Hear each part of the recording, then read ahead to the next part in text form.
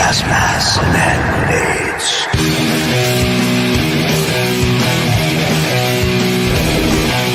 Gas masks and hand grenades.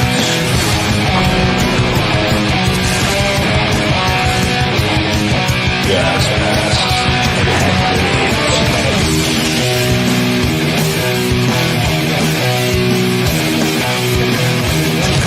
grenades. Gas masks and hand grenades.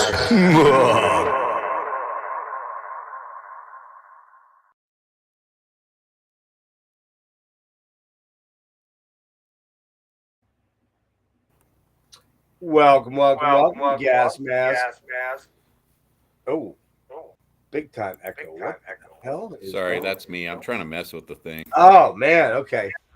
because I can't hear the music when you play it. It just Oh this is yeah, weird. that's right. Yeah. I remember that happened. Yeah, we do want to pick some tunes out. Well, I'm not sure what to tell you about that. I'll have to do some research on it. No, you're Anyways, good, man. welcome to Gas Mask Hand Grenades. I'm your host, Jeff. I got my partner in crime here, Mr. Dennis OG Press from Analog Archives. And we're back fairly quickly. I was pushing. Right? I was pushing. I'm like, I got to stay on him, man. We got to stay on task here. But for starters, before we get into that, we're doing a new Forgotten Metal Gems of the 80s and 90s. And we got some bangers tonight. We got some good choices. So if you're tuning in tonight, you're tuning in on a good night. But before we do that, I did want to say thanks to everybody that came in maybe for the birthday stream last night. Dennis, if you hung out the whole time, like Tim, I believe you did. Yeah, Tim. Yeah, I think Into the Coven was there too last night too. So thanks guys for being there. But man, we went late into the night from my end, man. I was pretty toasty and I did not sleep very well because I had a lot of homework to do today for this. So I'm going to be about half like loopy today. So, but I'm not drinking and I'm not smoking. So we're going to do this clear. Yeah. The channel where music melts your mind. There you go. The channel where music melts your mind. So, all right. Anyway, we're back here to do Dennis. We're back to do another Forgotten Metal Gems. And we picked some killer stuff, I think, this time around, man. Yep. Not that we haven't in the past. We try to always pick good stuff, but every now and again you get a stinker. But this one, I think we got lucky. We just, I think we even picked these like at the end of the stream too, and we're just like, yeah, we'll do this. Yeah, I think we're gonna probably go with that again tonight. I have one or two ideas, but I think we're gonna go with that tonight. But yeah, we got some bangers here, and why don't you tell folks what you picked first? Because we're gonna be running through your picks first, then we'll go to mine. So we're. Well, I picked Angus. And hang on, before you get into telling, why did you pick them? If you can think of it, what? Okay, so Angus was the first band. I picked them because I really like. They're kind of an underground band that not a lot of people talk about, and I remember just listening to that record and being like, "Damn, this record's sick! Why didn't I ever buy this?" Which just so happened I found an OG cassette after that. Yeah, you really? Yeah, sealed too. And I was like, oh fuck yeah, dude. Where did you find that? I mean, it just kind of worked out. So did you find it online or locally? No, I found it at a store. I went to a store in Sacramento. You gotta be kidding me. Dude, I found a bunch of OG shit. So this store always has OG shit. Like it's called The Cave. And if you go on their webpage, like right now they have like the Autopsy OG. Like they have so many records, but I mean they're super expensive, like $270 or something like that. But this one was, $10 sealed. So, I'm just getting the cassette, but they did have a lot of records too. I picked up some OGs that I was gonna do an update video, but I just me and YouTube, dude. It's just finding the time. Is this recent? Just recent. Maybe like 2 months ago. Holy shit. You luck out. Yeah. You're in the right place at the right time all the time, seems like. Sometimes, yeah. No, I found some good stuff there. I mean, mainly I think my biggest score there was getting a Brother Lynch Hung cassette sealed. What'd you get? Brother Lynch, he's a Sacramento gangster rapper. Oh, But okay, yeah. they had one of his OG cassettes sealed, not at that store, but at a different record store. So I went to 2 stores Oh, wow. and I found that one sealed, and it was like said something on the cassette like out of print or something like that. And shit, that cassette goes for bank, not opened but sealed. I don't Wow. know if you guys know this now, but if you go onto eBay, the big thing right now is sealed cassette tapes going for hella money, Are you serious? but they have to be sealed, and they're Yeah, going like yeah. Pearl Jam's going for like $400 and stuff like What? that. Oh my God! No way. That's stupid, dude. That It's is just like VHS. If you have a that is sealed yeah. VHS, it's going for money. But That's I insane. even man. have a bunch of sealed cassettes because I found some at another time, like Typo Negative and Iron Maiden and Korn and all that stuff. So I Right? just bought them all for like $2. I mean, and they Oh go for yeah. Yeah, you can turn around and flip them at some point in time. Yeah. yeah. I'm waiting. I'm waiting to see what it does, but right So now you they're picked Angus. Well, who else? Tell us. Hexenhaus. Hexenhaus. Hexenhaus. And one more. Then you picked Jaguar. Jaguar. What? Okay. What was the? I know why you picked Hexenhaus because I think I know why you picked them. But That was our speed thrash attack. yes, band. exactly. And I usually pick the thrash band. Yep, you're the And that was thrash guy. I'm the guy that that was usually my brings a thrash little. pick. I'll bring a little hair to the thing. Not my hair, but some hair metal and some more. I've always loved that Jaguar record, the first one. Obviously, Yeah. we'll talk about the second one in a little bit, but right. that first one, dude, is a total New Wabum fucking masterpiece. Yeah, and it's right borders on so speed. many. Borders on speed a little bit too. Yeah, it's got some speed in there riffs. for the time it came out, and definitely the cover's horrible, but Oh yeah, dude, I kind of like the cover for some weird reason. It's endearing to me. You're right. It's awful, but it catches my eye all the time. You know what I mean? It does. It's like I just don't know what it is. Honestly. Yeah, I don't know what it is either. I think it's the poker chips throw me off. I guess it might be. And the color palettes are what sucked me in. Yeah. I don't know, but all right. So and then Jaguar. So I picked Griffin. Yeah. Wearing the shirt. The Flight of the Griffin. I've been infatuated with that album for the last 2 months or so, and got Dennis into it. And then the second one as well, Protector of the Lair. And then I also picked a band that probably was kind of a tweener band, but turns out this fucking band is really good, man. That's Malice. And Malice, I always thought they were kind of a hair metal band. They're not really a hair metal band. Not really. No, they have a little bit of hair, but not really, man. They're more like, we'll get into what they're like. Kind of hairy. What's that? They're kind of hairy. I'm going to let my cat out. Hold on. Okay, yeah. They got a little bit of hair in them, but not a lot. So, but anyway, yeah. So we're gonna get into these albums here, and we'll give you a little bit of history here on Track of Doom, which is the first album, first full length from Angus, and it came out on Megaton. Looks like Megaton, which I don't know who that. Where's that label? Let me see. That was an Amsterdam, Netherlands label. There you go. So that makes sense then. But yeah, so other than that, I don't have a whole lot of info on it because there's not much out there. It says it was recorded at Studio SDP in Lisse, Holland, and co-produced by Angus. So I don't know who the producer was, but all right, man. So we ready to rock and roll on that one? You got that one up handy? Yeah, there it is. Look at that. Okay, let me Angus, pull up. Track of Doom. Let me take it out. All right. Wow. And you found that in the wild. Yeah, you can get this. It's not expensive at all. You can get the OG easy.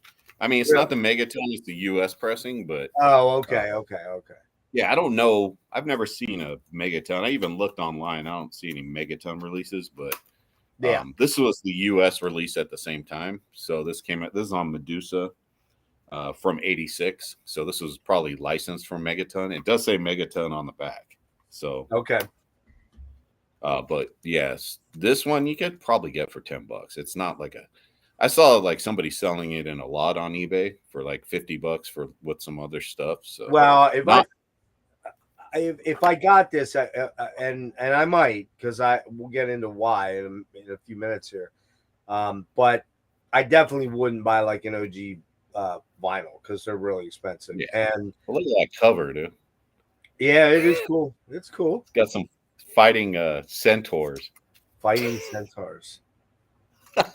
Who doesn't love fighting centaurs, man? Angus loves fighting centaurs. They do. They do.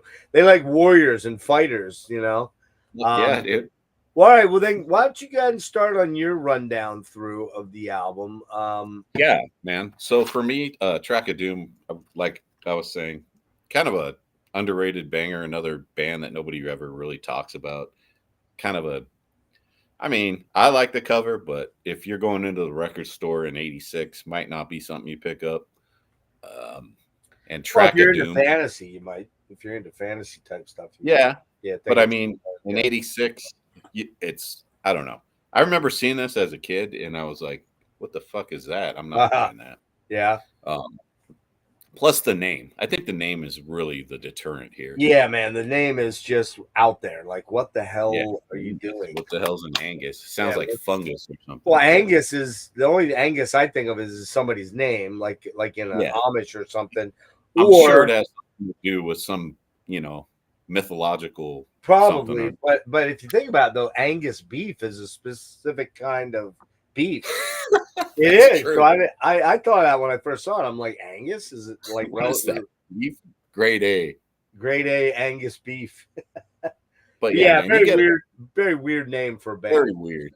But you get everything kind of on this record. You get some speed metal, you get some traditional, you get some. Now, here we go. So I'll just run down some of my favorite tracks. The Centaur, man, shredding, galloping, heavy fucking metal. That's the instrumental that goes into when giants collide. Yeah.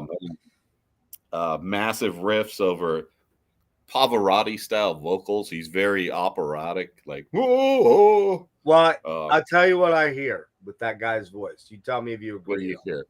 I hear three guys. It's a mixture of three guys, depending on what he's enunciating or what, the way he's theatrically singing a particular part. He's either a Ronnie James Dio kind of wannabe, the cleaner stuff, not the, not the when he goes higher. He also has some Biff Byford in there, quite a bit of Biff Byford if you listen. And lastly, and I don't know if you'll know this one, but do you know the band Magnum? Yeah. The UK band? Bob Catley. Yeah. He's got a huge amount of Bob Catley in his voice too, which is kind of weird. But I got to be honest with you. I first heard it, I was like, eh. But when I got on my second listens, I was like, all right, this is better than I thought it was. But initially, I was like, eh. It's kind of a record you have to get used to his vocals, but the music itself is just pummeling, man. Just like full speed ahead, fucking kick drums, just goes for the throat. And it does have, which is cool about like these bands, because they have these kind of these rhythms that remind me of kind of like early Slayer, like like these kind of. Where those bands, I kind of talk about this sometimes, is I always feel like Slayer had those, very new album type of rhythms in some of their stuff. Right. Early stuff, obviously. Nothing after Show No Mercy, but I hear that too in some of these rhythms, especially in this song, like Face the Slayer or Cryonics or something. And then Track of Doom, man, heavy. You got some Dio Dokken riffage here before going to kind of a speed metal attack. Actually, when I heard at the very beginning there, you went with Dokken. I went with Motley Crue. I went with Motley Crue. Looks That Kill. I can see that. It's in that. It's an 80s hair metal riff. Yeah. Heavyweight Warrior. Fucking, that's a heavy metal riff, man. Heavyweight Warrior. What a name for a song. Yeah, finally out. More of a straight up Maiden kind of banger. More proggy on that one. Yeah, for sure. The Gates, another shredder. Dragon Chase. I love this instrumental, man. Killer. Really Then it goes rippy. into Lost Control. I love the chorus on that one. Just it's a killer record, man. For me, I'm giving this a 8.5 out of 10. I would say the only thing that holds it back a little bit is the vocals, because for some people you're gonna are just gonna not like his vocal style. It's not super annoying, but it does kind of grate sometimes the way he pronunciates some things. He over embellishes certain words sometimes, and you get this sort of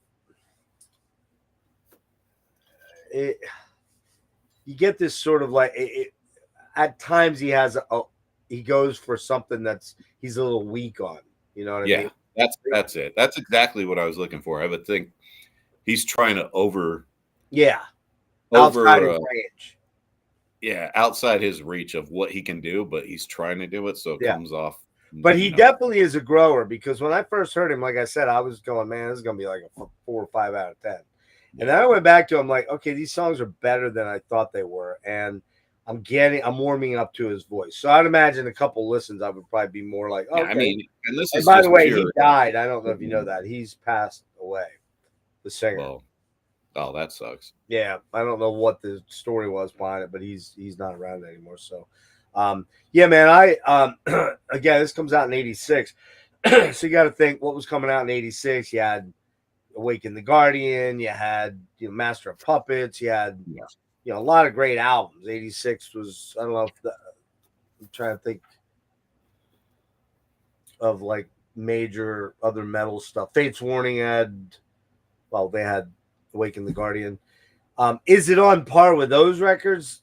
I don't think, not quite, but it's very good. There's a lot of really great songs on there. Like you said, the Centaur leads off. That's a banger of a track, and to go with an instrumental right off the bat, kind of ballsy on a record, kind of ballsy, right? Yeah. When Giants Collide, kind of thrashy, I called it thrash and roll, with lots of riffy sections. Singer has a decidedly Biff Byford sound to his voice, and slight little bit of Dio in their affectations to how he enunciates certain words. The riffs are pretty all over the place and solid, but not. And this is what I said initially. I'm not sure if I love this guy's voice, but I came around after a few more listens. So, Track of Doom kind of looks to kill. Very 80s chord progression. You said it. I just had it written out the same way. But pretty solid. The singer again, I'm like, the singer's the weak link. I think he is, but he's better than I thought he was with repeated listens. Somehow it works. Yeah, he starts growing on you as you're listening to it. Heavyweight Warriors. Let's see. Speedy metal riffer vocalist does show a little bit of weakness in this with the screams that he tries to do, and they steal some harmony leads right out of Iron Maiden, the song Iron Maiden for that one. Finally Out, cool intro musically, but man, that the singer on this one does bother me, the way he just goes on and on. He interjects too much stuff on this track, but I do like this track though, because it's kind of the proggy track. They got the intro acoustic part, which is really cool. And this is where I picked up that he started to sound like Bob Catley. The Gates, I really like the Gates. That's my favorite track. Yeah. So, how do you feel about that one? Oh, that's a banger, dude. That's probably the one we're gonna play off the album. Great driving metal track. So Ronnie James Dio vocals there. Then the Bob Catley thing comes in again. Pretty damn solid track otherwise, but could have done without the gang vocal bits. I'm never big on, like, oh, I'm insane. Like a whole bunch of people singing it. Dragon Chase is another solid riffy instrumental. So 2 instrumentals on the album. And I think it's only, about 38 minutes long, 39 minutes? Yeah. I think. But those instrumentals work too. Yeah, they do. They're good. They're good ones. And then Lost Control, the big proggy, epic heavy ending things. It's pretty solid. I wouldn't say it's one of my favorite tracks on the album, but it's pretty solid. I'm going with, you might be surprised, I'm going to go with a 7.25 on this one. I want to go a little higher, but I'm still, with his voice, I'm still like, do I really like this or don't I? I'm not sure. I think I Yeah. do. So it probably has room to grow into an 8.5, 9. With It's definitely a grower of a record, Yeah. especially his vocals. But honestly, when I first heard it, I loved it. So I didn't really have to like try. when did you but first I hear it? get- When did you get first it? hear it? Oh, I don't know, years ago. Oh, okay. So it's been a while then. Okay. Yeah, it's probably like 20 years ago I first heard it. I just never owned it because I didn't want to. It was all right. I'll say this: it's not a record I'm going to go search for, like on eBay or something like Right. that. Like maybe now, like where I could just probably get fucked up and be like, "Oh, I'm going to buy that Angus and spend fucking $50 Yeah. on an OG Spent press." way too damn much money on it. Yep, exactly. But All right. We're gonna for do. me, into the cup, into the what? Into the coven, man. 10 for him. All right. All right. We're gonna go with. I'm gonna try to play the one track here. Just give me one moment. 10 for Can't you. comment in the Into the text. Coven. Wait a minute. Is Into the Coven? Is that Frederick? I bet you it's Frederick, isn't it? I That's think it. Fucking it's gotta Frederick. be. It's gotta be Zunk. Gotta be Zunk. All right. Let me see. Hold on. Where's the freaking thing at? Where's the? Oh, there it is. All right. Pull that up. Pull that up there, and we're gonna go to the gates. About a 4-minute song. All right. Before I play it. Before I play that, though, I got to turn the echo cancellation off. Sorry. So let's not talk during it. I'm gonna mute myself anyways. All right, here we go.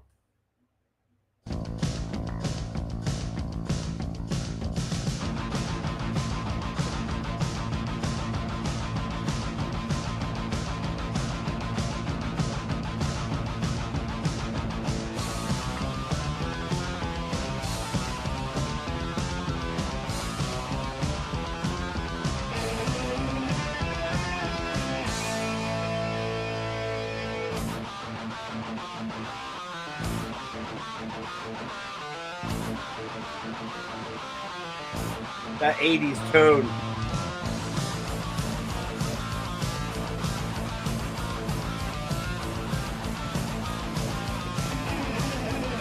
Run through the heaven's gates. Everybody know it's time. Run so you won't be late. It's all over our time. The gates are open for you and for me. Please don't you worry, for you'll never see. Very Dio sounding there.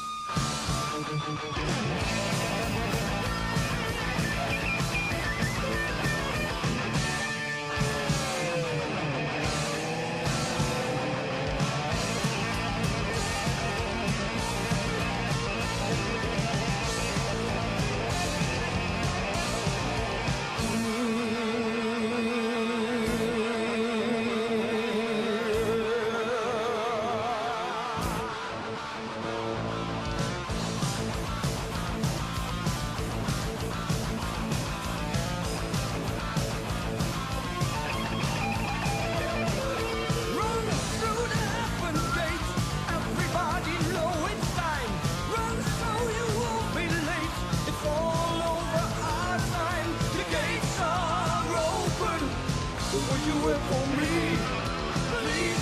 you worry, war you never see. The gates are open for you and for me. Please don't you worry, war you never see. The gates are open for you and for me.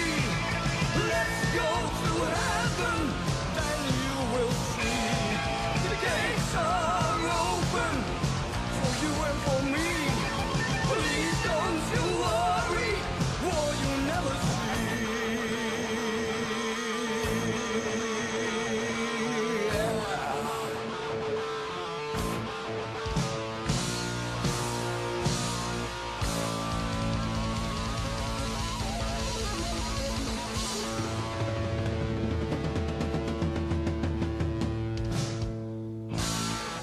Great song. All right. Let me get back over here and switch the audio back to. There we go. All right. So there you go. That's Angus off of Track of Doom. That was The Gates. One of the stronger tracks for me. Just super catchy, but super speedy and propelling you forward kind of music, you know. All right. Dennis, you ready to hit number 2? Yep. All right. I do not own this one, by the way. Oh, you don't? No. Oh, shit. I knew that. Okay, hang on. Is this it?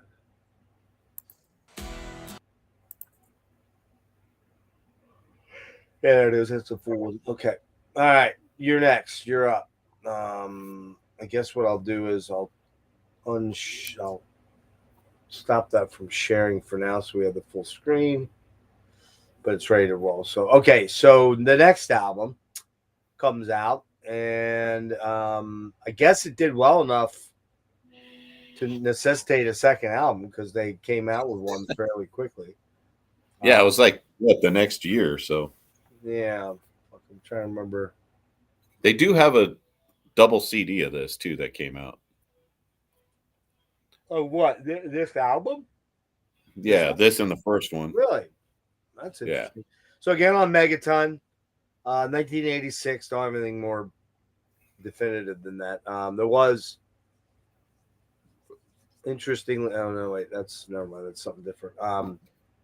Yeah. So this is kind of it. I mean, right? There's just 2, right? Yeah, that I know of anyway. Yeah. I don't think there was any EP for it either. But what's your assessment of this one? So this one kind of goes the same vein as the last record. It's a little bit toned down, I would say, than the first record, as far as like all-out attacks on some songs. Warriors of the World has more of a loudness style, the way he says stuff. Ah, yeah. Hadn't thought of that. You're right. Moving Fast, back to the double kick drum attack again. Banger. I love that song. Leather and Lace, that's a killer song. That's a pretty heavy banger.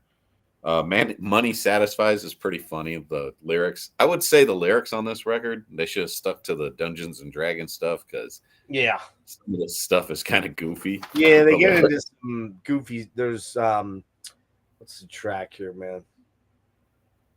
Freedom Fighter. Yeah, that one's kind of cheese. I'm a fool with love. I'm a fool with love, man. I got something to say about that song, I guarantee you. It's hang on.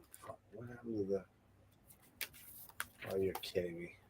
Oh, there it is. Looking for my notes here. Go ahead. Sorry, I interrupted you. Oh, you're good, man. Black Despair, another banger. I like that song a lot. 2086. It's got some heavy parts and then some fast parts. Cool track. Freedom Fighter, like I said, goofy lyrics. Something about like got your gun, you got to fight for freedom. I don't know. If God's in heaven, why is there hell on earth? That's a killer track. It's probably my favorite track. Yeah, it's a good song. Yeah, great ending track. Just a total epic heavy metal fucking speed metal banger, man. That's my track. I'm of this having record. issues here. I'm having stress with my. But as far as this record goes, it's still a good record. It's This just mic- not as good as the first mic record, in my stand. opinion. Just fell the fuck Oh. off onto the floor and crashed everywhere. Oh shit! Sorry. All right. Yeah, again with the, you know, the and you said you didn't have this one. No. Let's see, can I pull it up here? Where are you at? Come on now. There we go. Blow up. Blow up. What's your deal? Oh, there it is. Here's the artwork. Quick. Yeah, the artwork's cool. Not as cool as the first record though. Yeah, I think I kind of like the first one too. So there's your artwork for it there. I don't get a bigger window, sorry. You know, Dungeons and Dragons-y, sort of Fritz Lieber, sort of, you know, Michael Moorcock warrior in some world somewhere. You know, very Conan the Barbarian. Yeah, for sure. I kind of dig their logo with the sword, the way it's angled. Yeah, that's cool. Yeah, that's cool. But they didn't go all out in the art department, I would say. No. So, and the guys too are pretty. If you can pull up a picture of the guys, the only pictures I saw was them at a festival a couple years ago. And no, there's like they're wearing like bearskin vests or something. They look. Are you serious? Yeah, there's like weird. They're again one of those bands that like didn't know what to do. So one's wearing like a bearskin vest, and then the other guy's wearing like a pink sleeveless with like a metal chain. That's just like all over the place. I'm trying to find that they were trying for some kind of identity, but didn't know how to do it. I'm only seeing newer pictures. Weirdly, you got. I think it's on Warriors or. I don't know where I saw that photo. I just I mean, the only one I have is this one here that comes up readily. That's like a newer photo. What's that? Yeah, it's real. That's like a newer photo. Yeah, it's if you look here.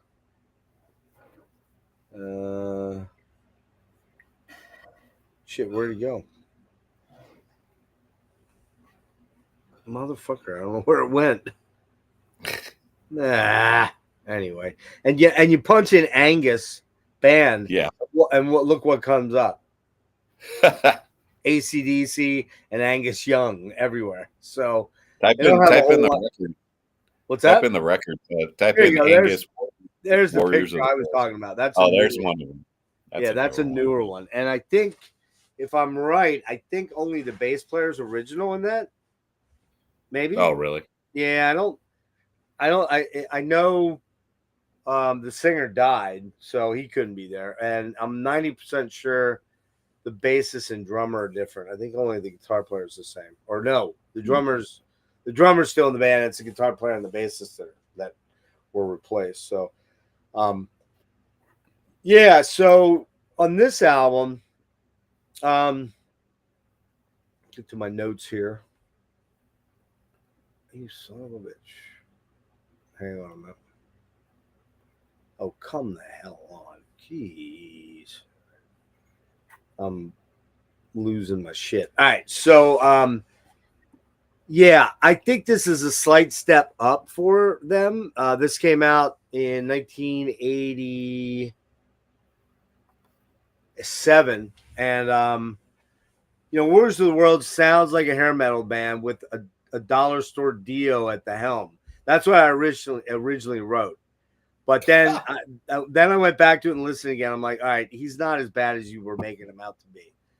He's no Dio, but he's not that bad, right?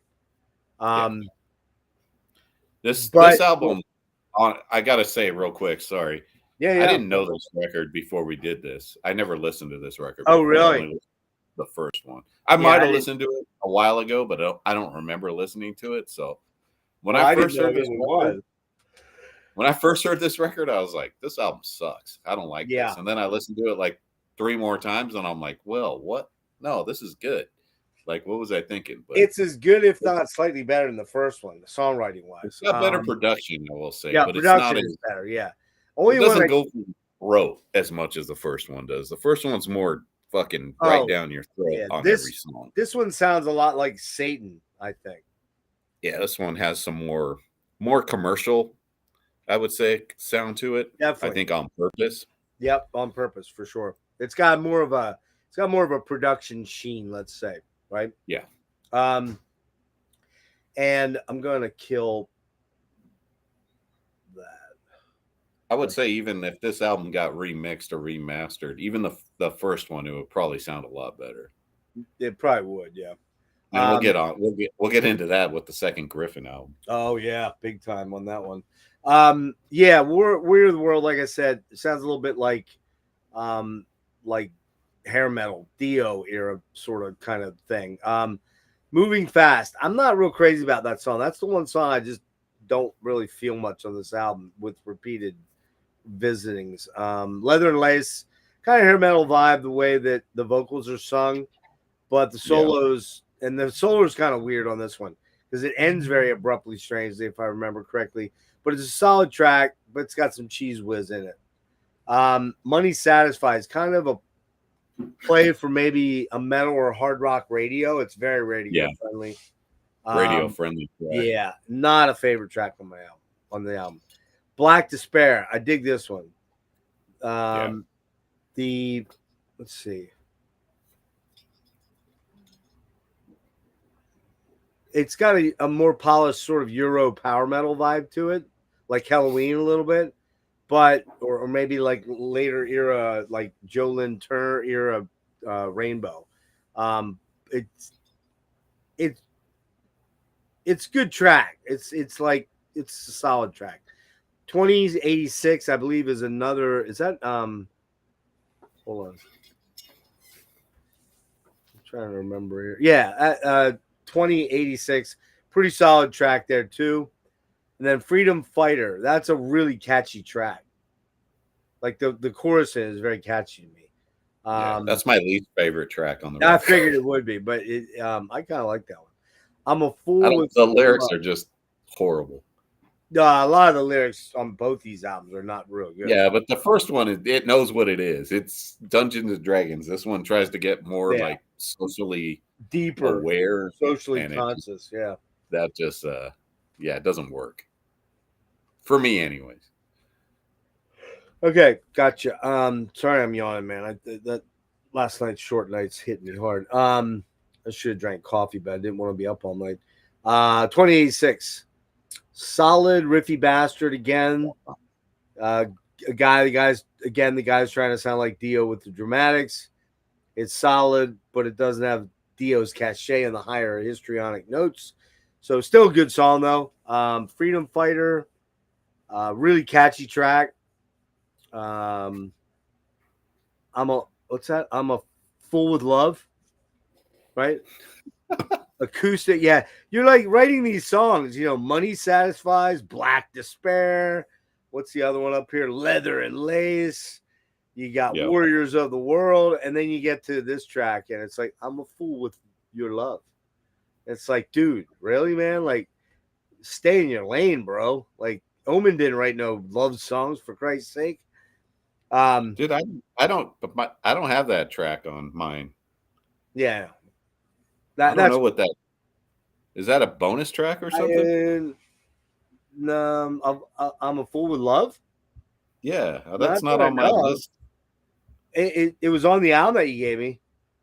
Huh. Yeah. On the one I listened to, it's not on there. That's interesting. Online, did you find it? Yeah, I mean, even Spotify doesn't have that track on it either. Yeah, I don't know what the deal is with that, but it's sappy. You were spared. And then what's the other track here? If God's in heaven, why is there hell below? Yeah. That's a pretty fucking. I like this track. Yeah, I like this track a lot. In fact, we'll play this one. It's the drum sounds that 80s drum sound, but the rest of it's very Judas Priesty, very Maideny, Judas Priesty, New Wabamy. I'm going with a 7.5 on this one. Solid metal album. possibly a slight step up from Melissa, or not Melissa. The prior one, what's it called? Track What? of Track of Doom? Track of Doom. Yeah, I don't know why I threw Melissa in there.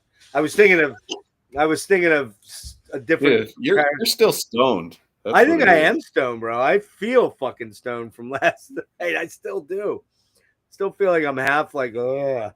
Anyway, I gave it a 7.5. I would buy these if I found them like in a cheap bin for like $7.50 to like $8-10, because I look for them online. Dude, I just looked on Metal Archives. There's no song "Fool for Love." I don't know. Oh, I'm a fool for love. That's not on my track list. That's weird. Yeah, it's on the album. I guess I'm glad I don't have that. It's the one track. It's kind of lame. Like I said, what I noticed about this guy was he started to sound like fucking Lou Gramm from Foreigner to me. Like he just had a Lou Gramm Foreigner vibe to his voice, you know? Okay. Like, you're as cold as ice. I'm willing to sacrifice our love. It's got that vibe to his voice. But anyway, 7.5 out of 10. Not bad. Not bad album at all. So, all right. I'm gonna go. I didn't do my rating, but I'm gonna do a 7 out of 10. Like I said. Are you? Okay, you dropped it a little bit. Yeah, I don't like this record as much as I like the first one. The first record to me is a kind of like I would put Track of Doom. I could play that right along with Omen, the first Omen record. Oh my man, that's high praise. Holy shit. It's in that I'm not saying they're at the same level. I'm saying they would go hand in hand type of thing. Right. Just that Dungeons and Dragons type of dragon shit. Which that's what I really like about the first record. It just sticks to its guns. The whole thing is it's like epic gladiator music. It's gladiator centaurs and giants and dragons. All right, we're gonna get into Hexenhaus, and do I need to do a little history on that for people? Yeah. Okay, so Hexenhaus, there it is. Come on. Wait, you son of a bit. Why can't I get that?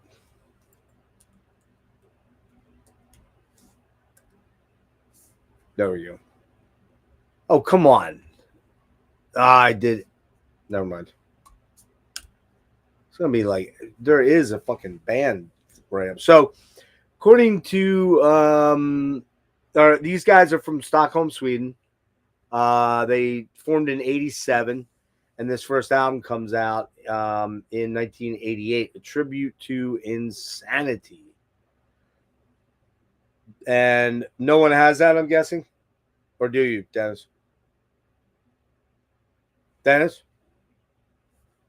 Sorry, I was on mute. Oh. Yeah, I have it. Do you have that one? Okay. Yeah. So, a tribute to Insanity came out October 17, 1988. This was on Active Records, which is a UK label, which I think was absorbed by Earache. Is that right? Maybe? Probably. Yeah, mine's the US. So Active was the international label, the European one. Mine's on Metal Blade. Oh, it is Metal Blade. Okay. Yeah. Why don't you start talking about this one? I'll be right back. I got to go to Little Boy's room fast. So, all right, let me grab my notes. Yeah. Get into that album. I'll be right back. Oh, shit. All right. Sorry about that. I drank a lot of fluid. I'm trying to get rid of my stoniness. Got you. All right, there's the record. If you guys can, or the cassette, sorry, upside down. Take it out. You know, the big thing about this is obviously it's got the same cover as Morbid Angels, Blessed Are the Sick. So everybody always talks about it. Like you can't get anywhere without somebody mentioning it. Every review is like, they stole that from Morbid Angel when this actually came out before Morbid Angel. So it's like a famous painting. From what I read, Hexenhaus actually had copyright to use this at the time. I don't know if Morbid Angel did. I don't know who did the painting or anything like that. But this is the OG Metal Blade version of the cassette, which I've had forever. I want to say I probably got it in the early 90s, I would say. It was like one of those bands that never really was like super popular. Like they didn't have like videos or anything like that I know of that came out here. Um, but for some reason, I decided to buy this, and I probably bought it when I was listening to a lot of death metal. It came out in '88, so I was already listening to death metal. So it wasn't something like that I would actually buy at the time. Might have read a review or two in Metal Forces or something, so I purchased it. But this album's a fucking blazer, man. Very badass thrash metal record. But it has kind of a corner feel to it. Corner, Bay Area stuff too. Like you can hear some Testament in there, some Dark Angel. The production's killer. It's got Mike Weed on guitar. He's like the alternate fucking Yngwie from Sweden. Yeah, some of the songs goes with an intro, of course, and then Eaten Alive, heavy crunching riffage. You know what this record reminds me a lot of too is Possessed at the Gates. And it sounds a lot like At the Gates. Not that they stole it, and just that's what I'm hearing a lot of, but with different vocals, obviously. Yeah, you mentioned the Mike Weed connection to the guy from King Diamond. I had no idea he played in this band. I was blown away by it. He just fucking shreds. Oh my god, he's insane. Much tastier than Yngwie, but in that Yngwie vein, man. He can fly on the fretboard, and the guitar work on these albums is some of the best guitar work I've ever heard in a long while, frankly. Yeah. Delusions, another banger. Chugfest has his vocals kind of sound like a dry kind of Tom Warrior on here. Like Delusions or Delirium? Yeah, Delirium. Delirious, yeah. Okay. Yeah. If you want to like try to compare him to somebody, but it's not over the top Tom Warrior, but I could hear some Tom Warrior. As Darkness Falls, more of a catchy riff, kind of slightly Slayer-ish, going into full on thrash attack, killer song, man. Just a banger, man. We should play this song, As Darkness Falls. Which one? As Darkness Falls. On the first album? Oh no, shit! I'm on the second album. Oh, you're on the second. I was going to say, what the fuck? No, that's right. That's the first record. Yeah.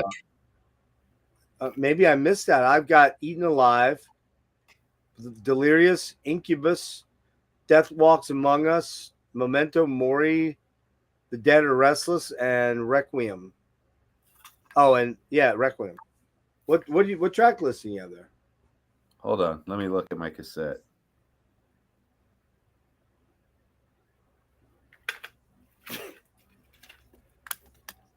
Well, anyways, that song's badass. Yeah. Well, we missed. You know what? Because I'm pretty like still out of it and kind of like it's the last song on side one. Yeah, we didn't do the Angus track. Sorry. So let's do that. I gotta pull up a window. Hold on. Got me second guessing myself here, Jeff. What about that track? Yeah, that's the last track on the first side. Okay. Oh wait, shit. Hang on. Jesus balls, dude. Seriously? Jesus' balls? What? We need I had this up and then I think I deep sixed it. Angus albums. There we go. And there is that one and there's that one. Okay, so we did. Come on. Turn off. It's up. All right, I'm gonna mute and then I'll try to listen to it on the. Yeah. Here we go. I think I got it.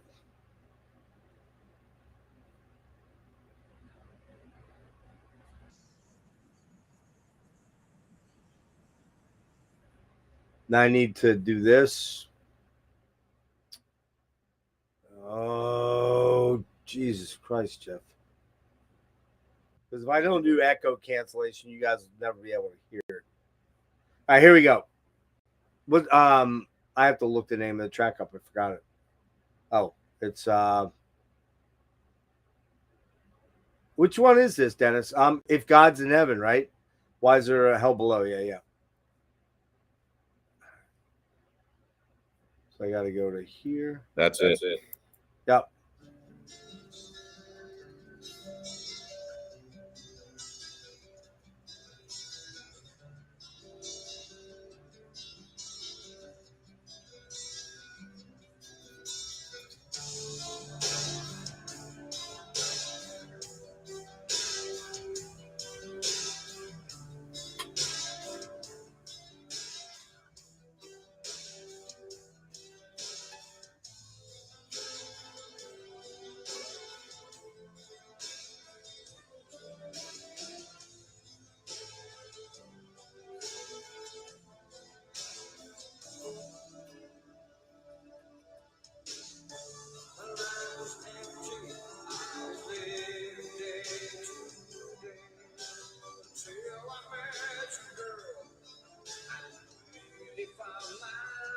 Man, those lyrics.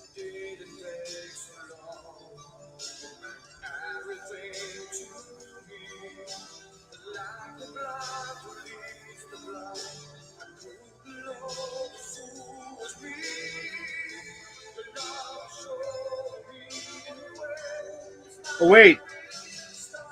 This is that song. I'm a fool with love. Nice. We'll listen to this one and last track. But you see why this is the weak track on the album. And this is the track I don't know. Yeah, but it's on this version right there. It is. I'm a fool with love. Oh, I think Frederick said that was a bonus track on the reissue. Okay. Pretty weak AOR to me.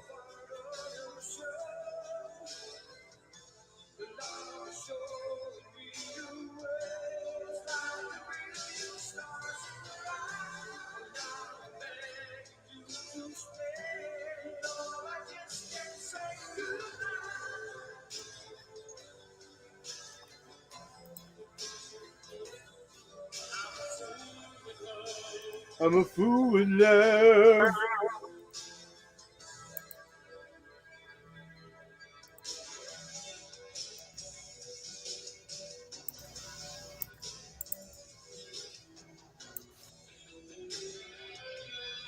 This part's cool.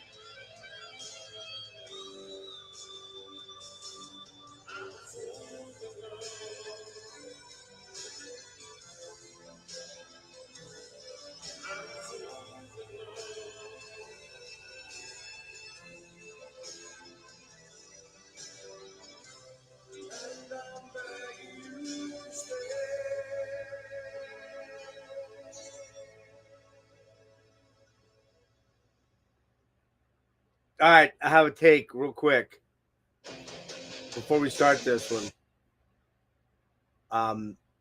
Hopefully I'm not echoing too bad, but for that track, I'm like, it's got to be a ballad. As soon as it started with the acoustic intro, the drums sound pretty terrible. There's a lot of synthy bits that are super cheesy. It dances into Foreigner territory with the guy sort of sounding like Tom Jones and Lou Gramm. Super lame, but I can't lie, I kind of like the song. I'm gay. What can I say? I must be gay. I don't know. Not really, but I like that track, even though it's totally out of place on this album. Even as a bonus track, it's totally out of place. All right, here we go with If God's in Heaven, Why Is There Hell on Earth?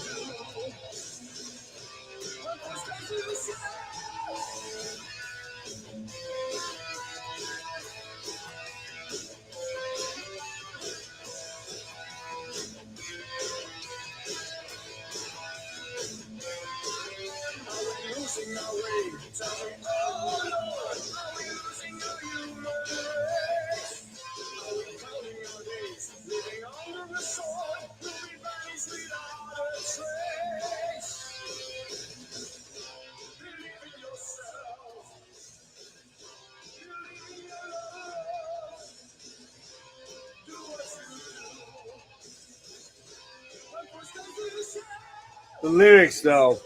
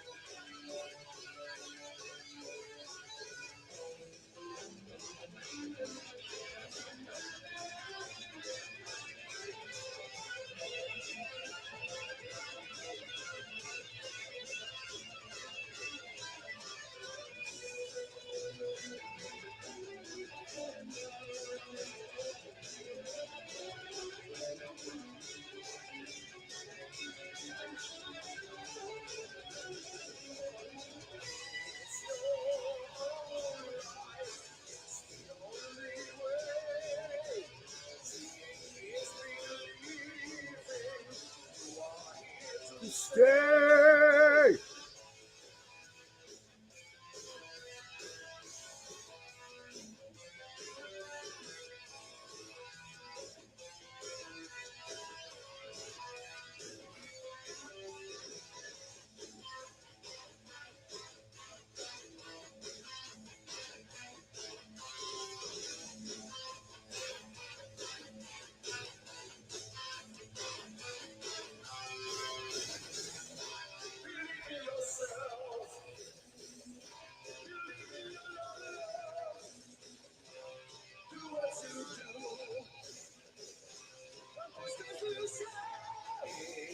Your life, only way. Leaving here to stay.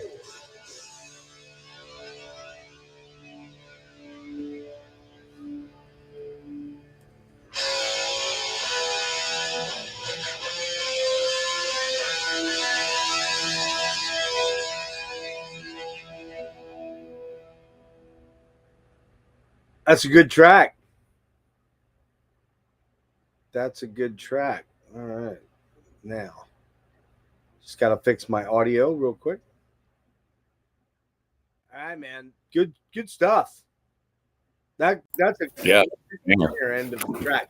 The guy is not the greatest lyricist, though. If you listen to these lyrics, the album, they're kind of like, okay, that was kind of cool. Oh, that's really bad. you know, kind of that kind of thing. But I'm pretty sure English isn't his first language, so yeah. The thing that you like, that bugged me about his vocals. So you can still kind of hear it there when he would do the "It's my life, Yeah. it is here to stay." That's what I was saying. Pavarotti was just Yeah. got that operatic, Yeah, like, it's very oh, operatic. whoa. Yeah. Yeah. But then he reaches for a couple notes in there that aren't really there for him, like I think he wants to do like a Dio, like "You're the last in line." He can't get that rasp in there, and it just sounds kind of funky, you know what I mean? So, but there you go. You got bonus tracks. You got the Bonus cheesy, tracks. the cheesy hair ballad that I'm sure made Frederick's butthole pucker up. He probably's like, "Oh, he's playing this ballad." Oh, good to see you, by the way, Mister Frederick Zunko. You've had a rough couple weeks, man. So our condolences in losing your mom, buddy. Oh man, sorry, yeah, man. I know. Sorry. I know you lived with her and took care of her, and that had to be a tough blow. But she had a long life, so some of us don't even get that chance, All right, moving on to Hexenhaus. You did you already go through the first album? I went through half of it, and then you told me the song wasn't on there, and I'm like, what? Yeah. Oh, well, so again, maybe I was looking at Metal Archives, dude. Let me make sure, because you said you didn't have this track on yours, right? Is that what you said? No, I have it. I'm talking As Darkness Falls. Yeah, where's it at? Well, then I don't have it on mine. I must have, maybe I missed writing it down. I could have. Yeah, I guess I did. I didn't think I did, though. That's kind of weird. Hang on, let me see something here. And we're talking about a tribute to Insanity, right? Right. The first album, right? Yeah, it's song 4. What the fuck? Dude, I missed it. I jumped it. My bad. And that's the one you want to hear, you said, right? Yeah, it's my favorite song on the record. That's cool. We'll do that then. All right. Yeah, banger of a song. I'll get back to it. Incubus, Up-Tempo, Ripper, again. Kind of a mix between Coroner and Bay Area thrash. Really killer track. Death Walks Among Us. Killer solos, man. This guy, he goes ape shit on this stuff. Another crunch fest. Riffs galore. Memento Morris. Love the chorus on this.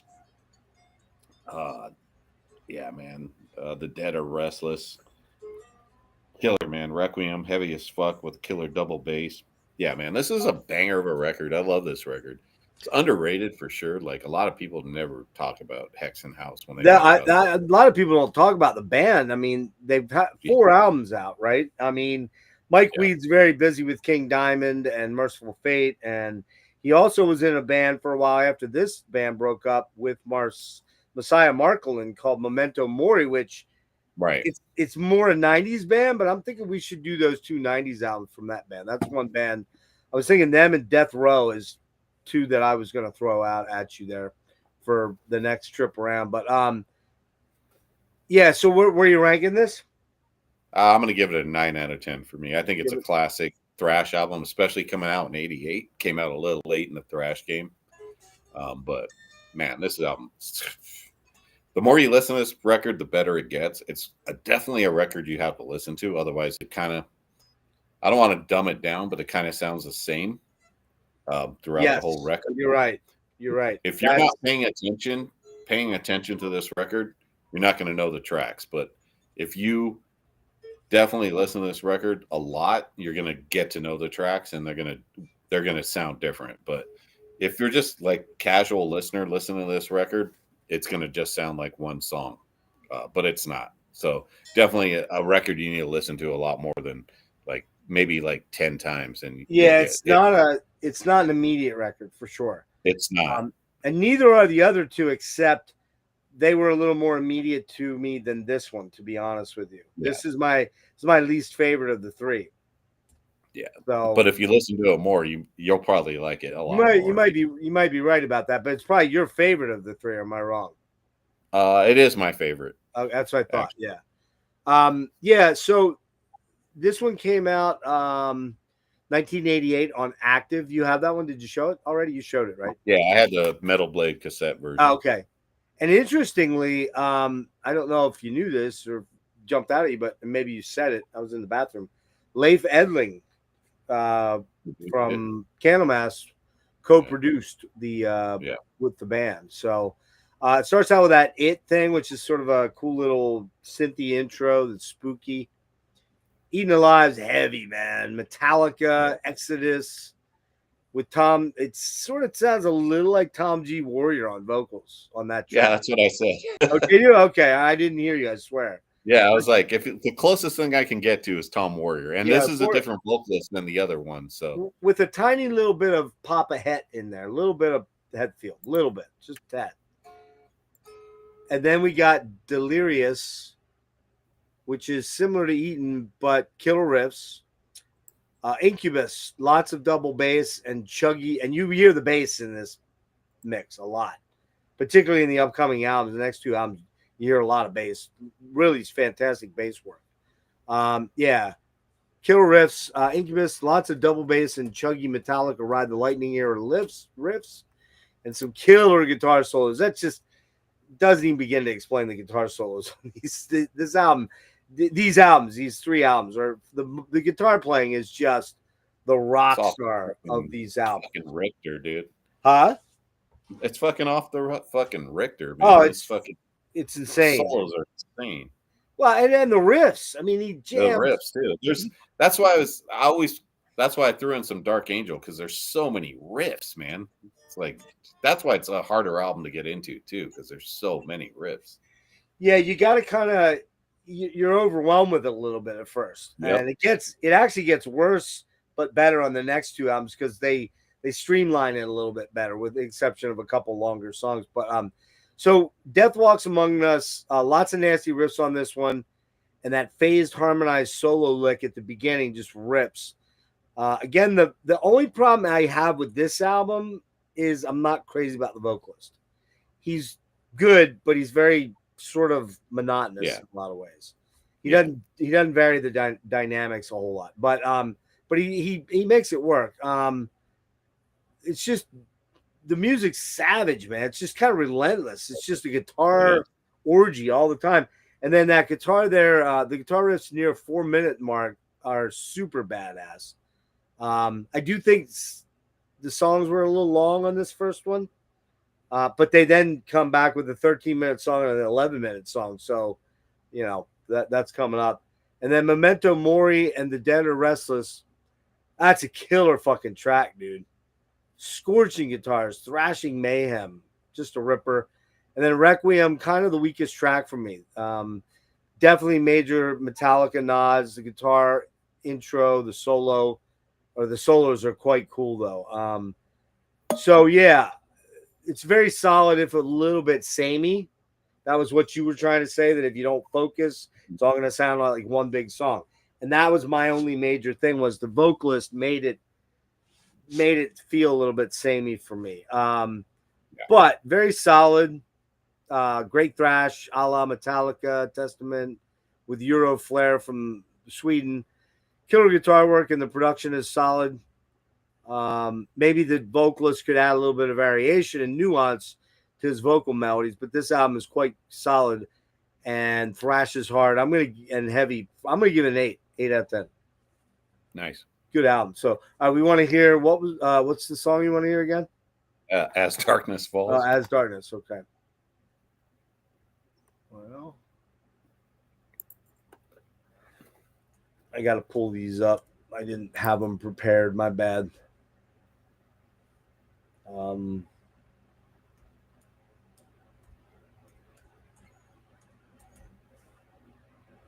What's the album that we're doing? Tribute to Sanity or Edge of Eternity? No, Edge of Eternity's Flow. Yeah, we're doing the first one, Tribute to Sanity, right? Yep. All right, and the song we want is, please have, this fucker didn't put time. There we go. As Darkness Falls. Give me one sec. We'll jump over here. Oh, stop doing that. What, tribute to Sanity, right? All right, and the song. Okay. Here we go. We're rocking and rolling with this now.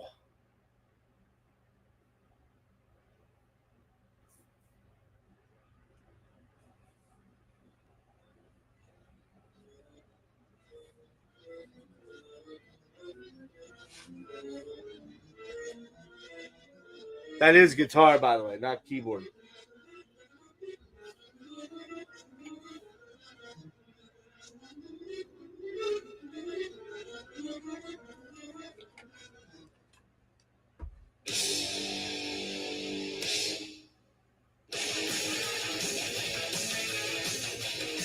Man.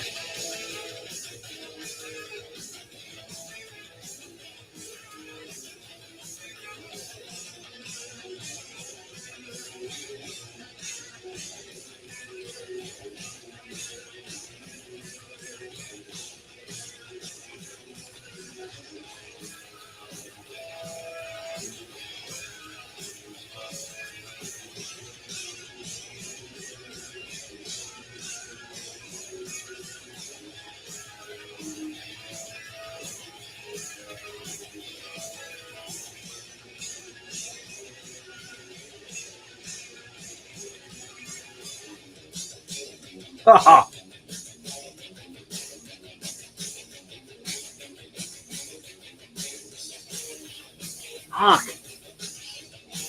There's a Metallica. Dun, dun, dun, dun.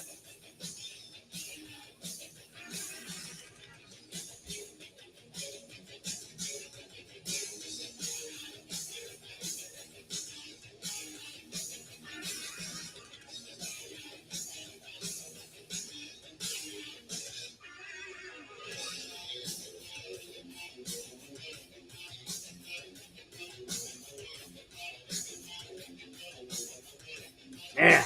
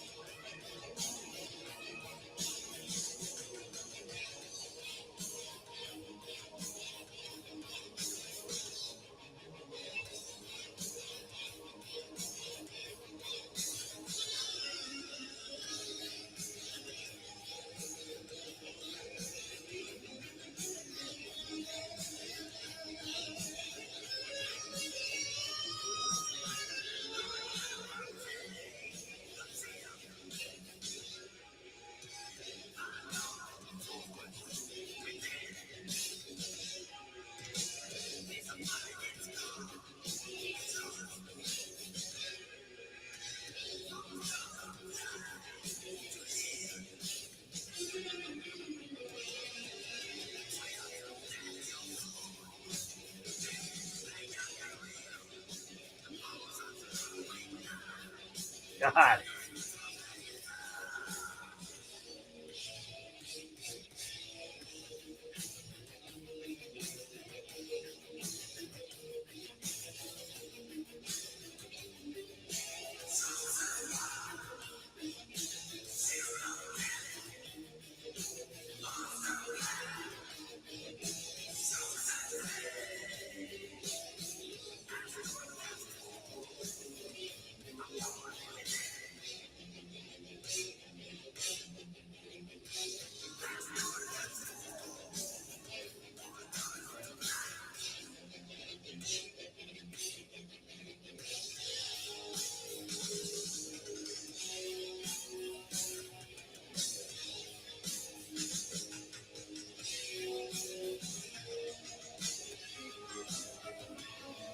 That's so cool. Man.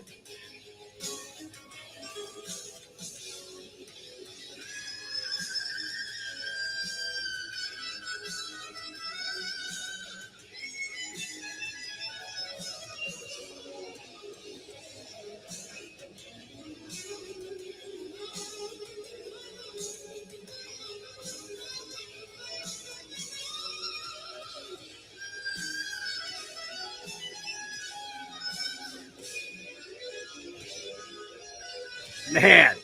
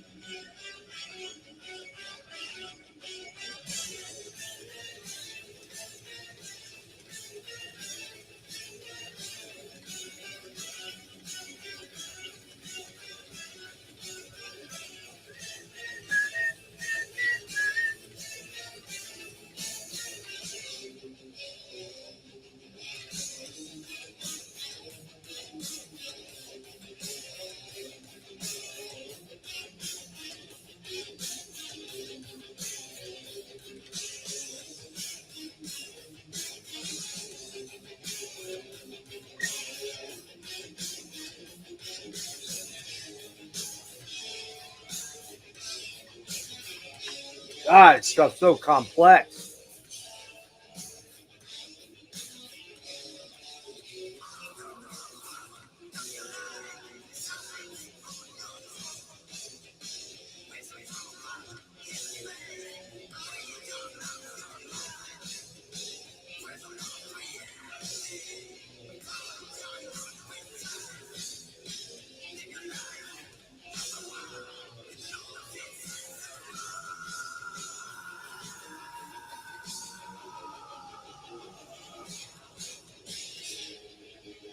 Two minutes to midnight.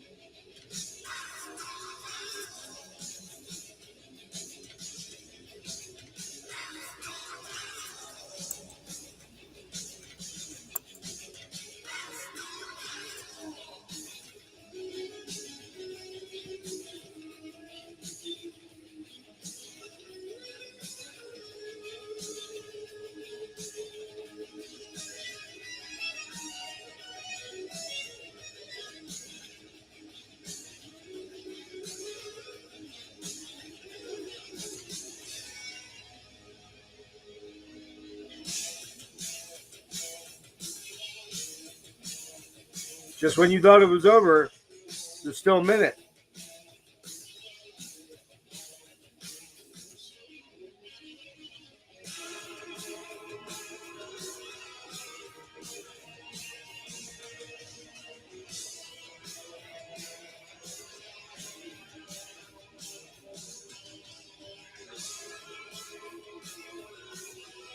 Unreal.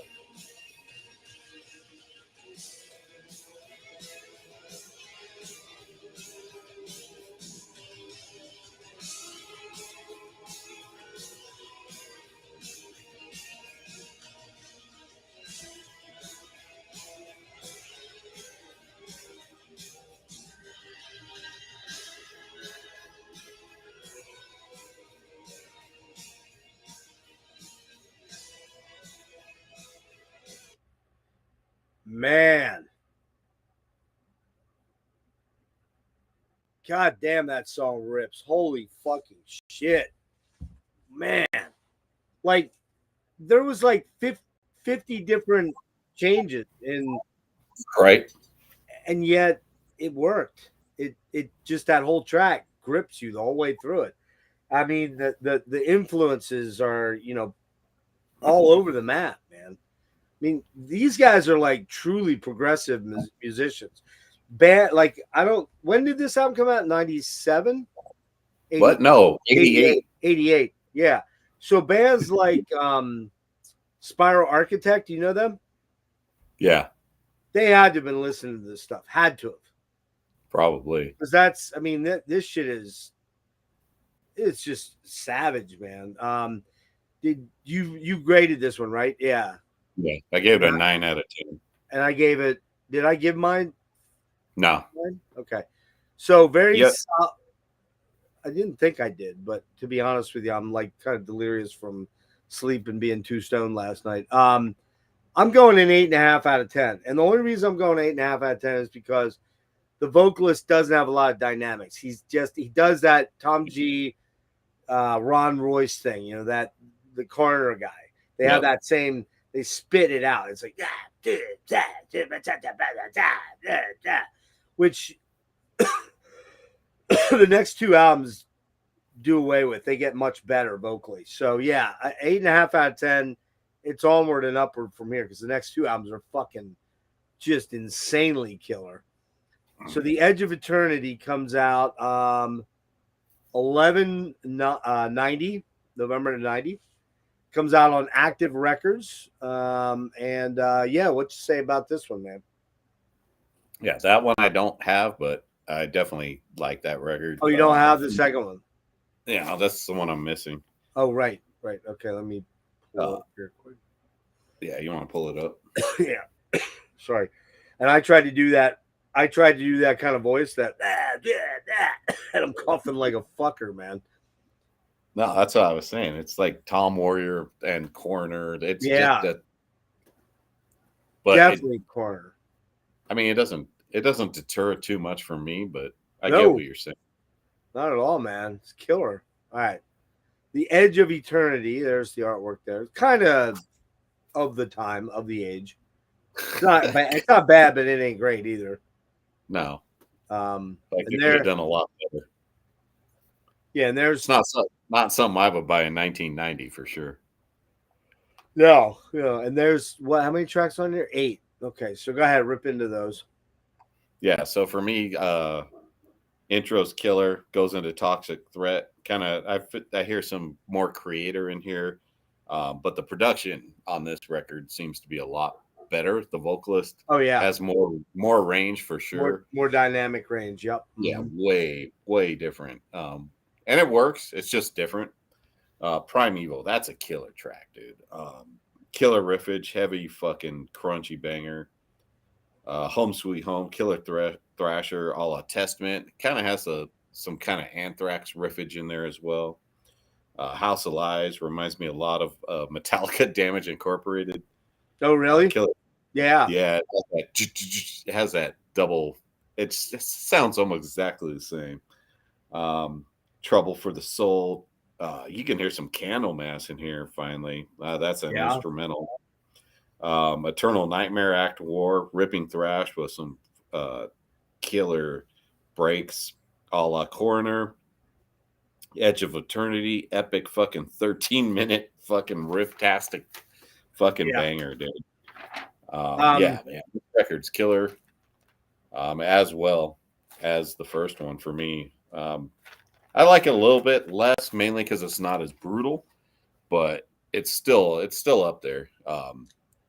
It's a fucking banger. Definitely like an 8.5 out of 10 for me. Yeah, I like the vocals too. Like it takes a little bit of getting used to if you're used to the first vocalist, but I like the production. It has a really good, like, warm sound to it.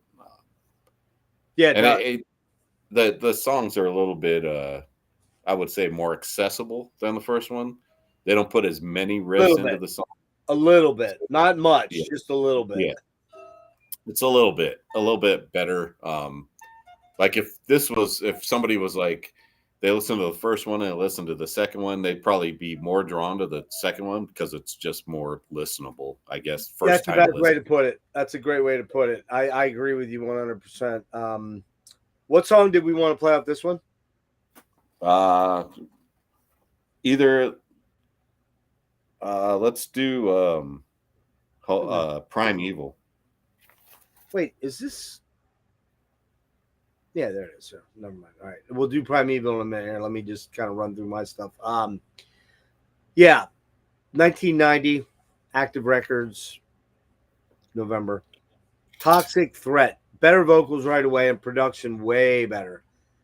Still very thrashy. Riffs, hundreds of them on this one. Oh man, what did I write? What did I write there? Fuck, that's all fucked up. Yeah, killer guitar solos. I don't know what I wrote there, but it all got garbled up and I can't understand what I was trying to say. Primeval is kind of riffy, chuggy, staccato. That kind of, it's a great song, man. And did you say Disposable Heroes? No, I said on the next one. No, sorry. House of Lies reminds me of Damage Incorporated. Okay, so Primeval reminds me a lot of Damage. Reminds me of Disposable Heroes. That you know, you know, I can't remember the words, but first you die. Why don't you die? Yeah, that's what it reminded me of. Great song. Home Sweet Home, another, in parentheses, I said something there and I didn't write the rest of it down. Another Nightmare or something like that. Banger, killer solos all over the place. And all over the album. Love the screams on this one. And the robotic voices are, and the robotic voices, it's killer shit, even though it sounds a lot like Welcome to the Church of Lies by Forbidden Chalice of Blood. If you listen to House of Lies, dude, it sounds, he does the exact enunciation of Welcome to the Church of Lies. And this one was after Forbidden Evil. So they probably heard it, and the vocalist appropriated it without even knowing it. A Temple for Their Soul has some Arabic Dorian scale licks in it, some mysterious guitar melodies and riffs in this one. Super killer track. Instrumental though, and then it leads into Eternal Nightmare Act 1, which is what, 13 minutes long, right? Yeah, I love it. I love every minute of it. That song fucking rules. It's just a killer track, man. Killer solos all over the place. Love the screams on this one. Oh no, I'm back to that one. Where am I at here? Shit. Yeah, we're at, I jumped. Eternal Nightmare, a twisting, riffy, spiraling track that is pretty beastly and fast as fuck. Super thrashy. The guitar work is special on this track. God tier shit. Just an amazing track. Yeah, I love that song, man. At the end of it, then the last song is At the Edge of Eternity. It's a monster mega banger there. The writing on this track is monumental. The guitars are amazing. The singing is very good. The whole track kicks ass. And it kind of encompasses so many different metal genres into one and does it well. Singing is far better and production is killer. The guitar playing is sick as fuck. And the tunes are much better in terms of memorability. Yeah. I'm going to, that's really hard to say when you're going on 3 hours after you were up for 32 or whatever. But anyways, I'm going 9.5 on this one, man. Oh, wow. Huh? I said, all right, nice. Yeah, my only issue with it is the drums sound like a lot of 80s drums. But what are you going to do, you know? All right, Awakening is the next one. I'll be right over there. Hang on.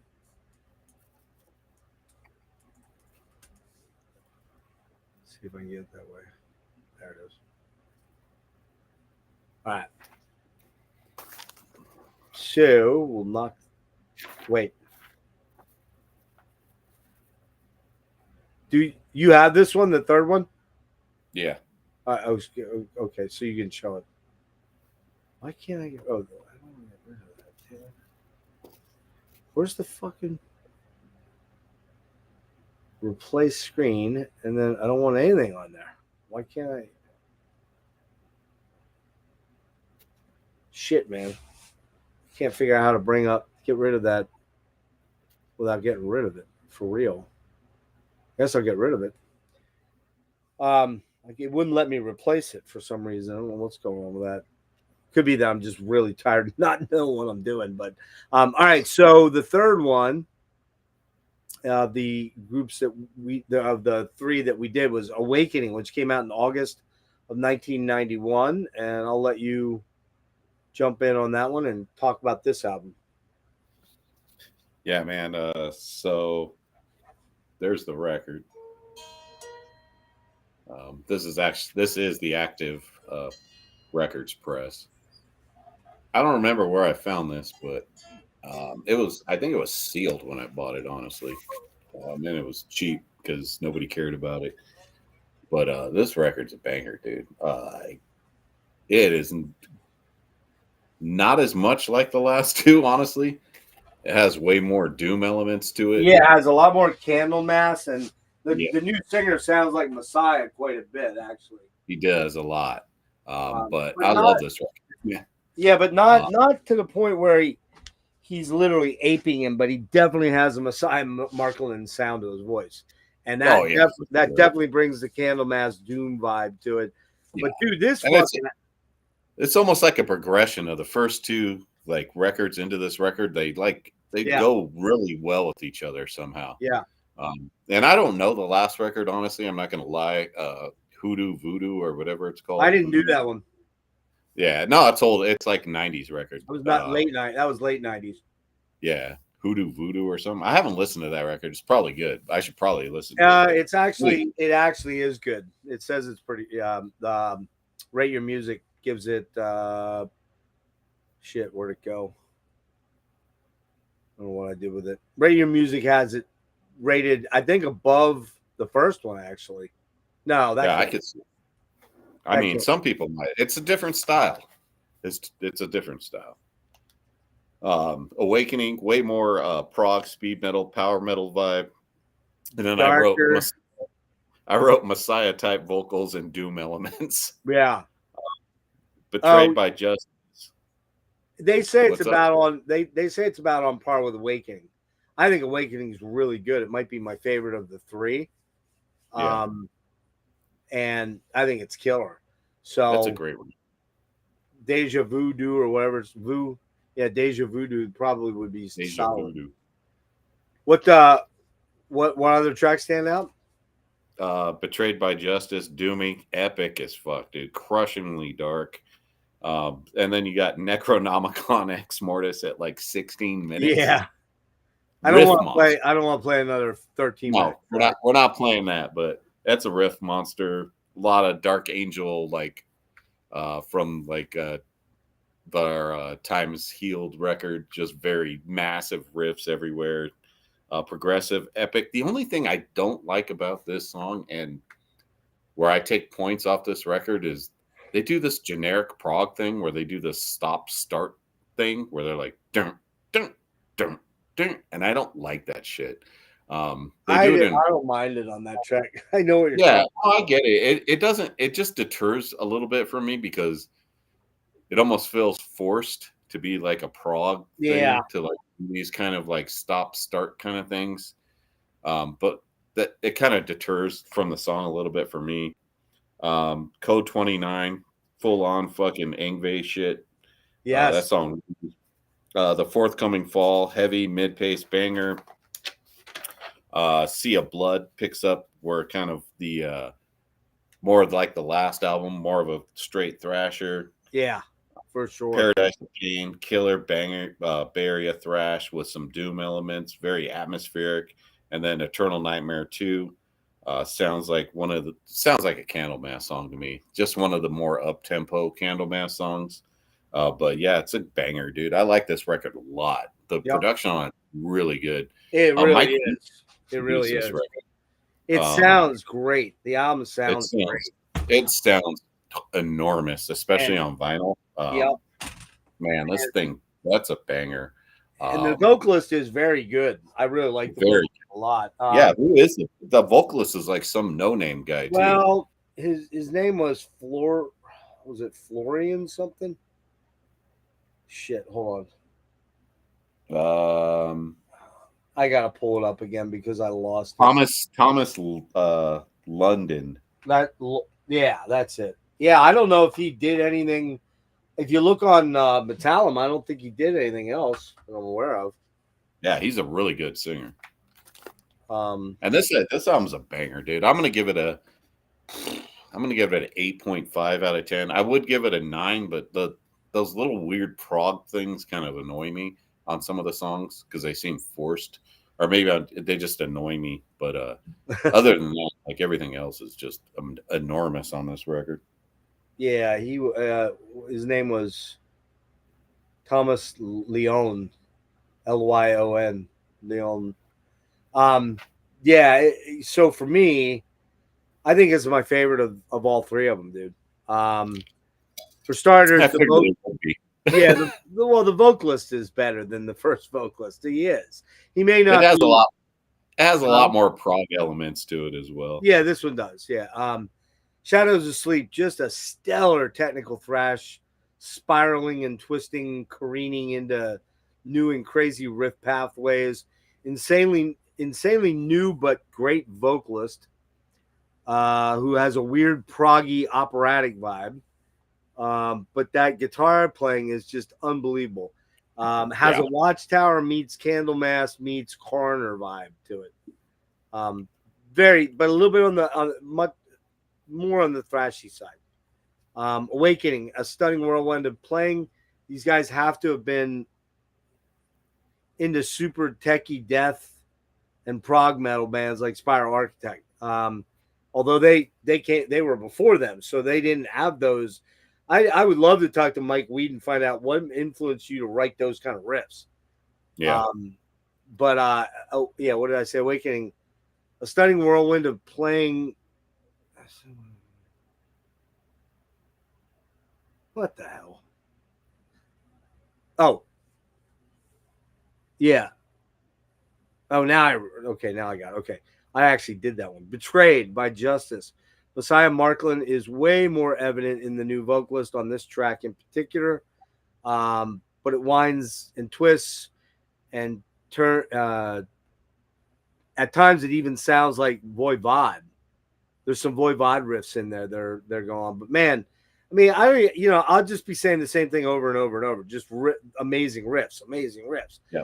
And they never end. And what the other thing they don't do a lot of is they don't repeat a lot. You don't hear like down, down, down, down, down, down, down. You don't hear that 6 times in this song. You might be lucky if you get the same passage back a second time. It's just all the guitar playing is just sick on this album. Necronomicon Ex Mortis. The crazy riff monster, progressive thrash, disaster piece, masterpiece. That's what I called it. Everything in one. It's a disaster piece, masterpiece. It's beyond wicked. That song is just fucking amazing. Yeah. And it's 12 minutes? 16 minutes.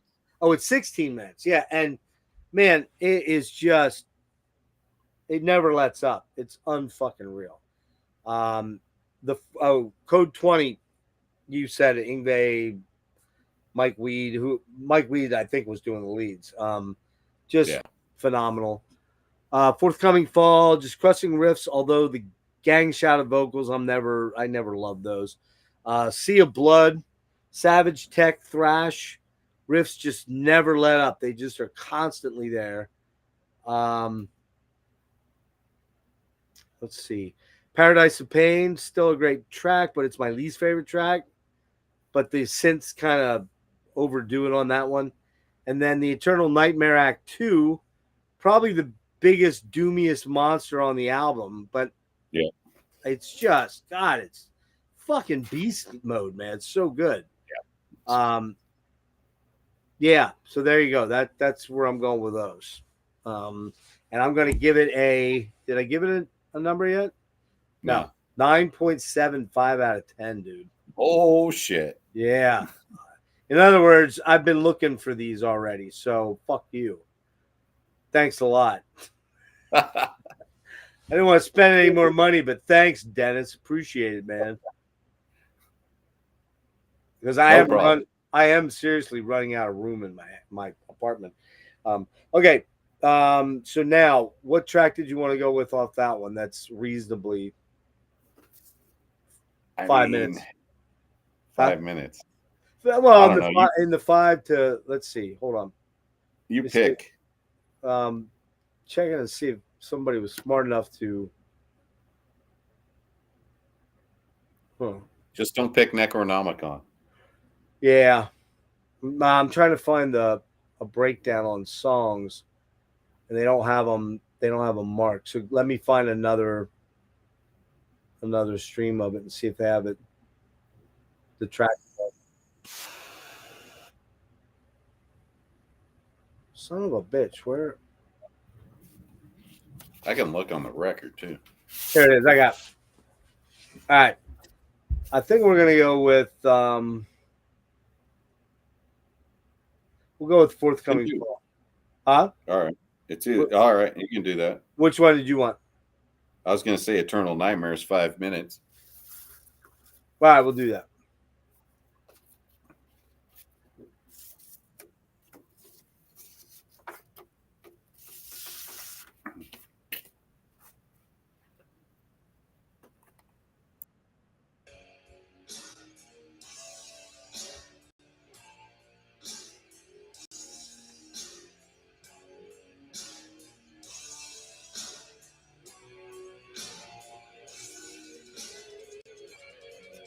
That's so cool.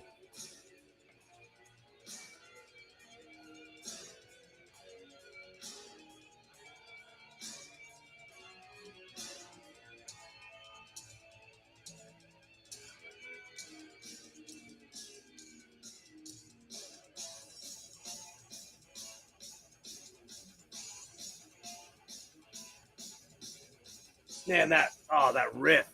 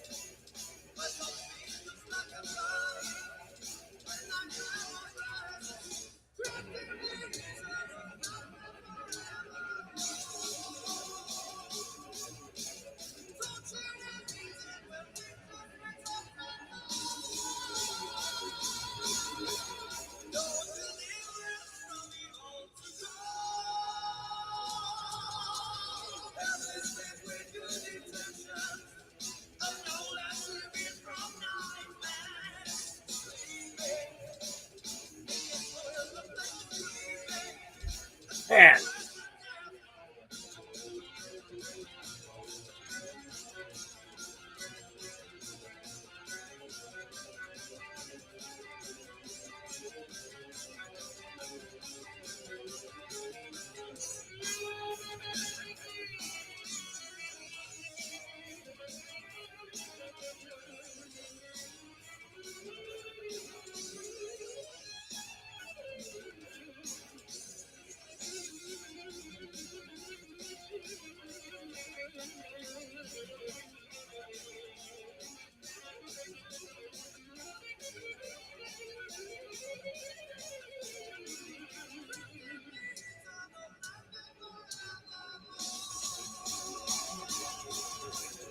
God, savage.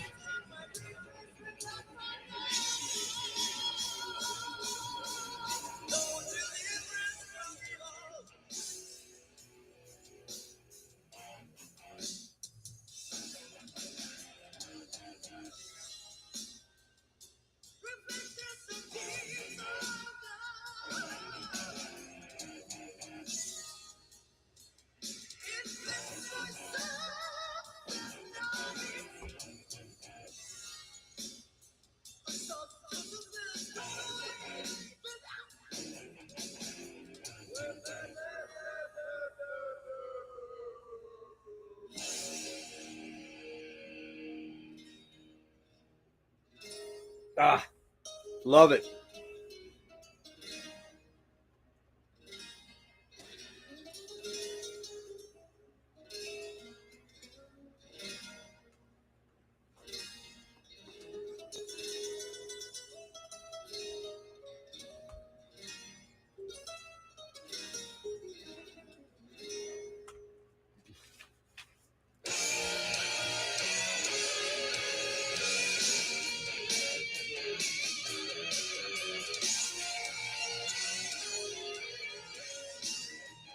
What a killer song.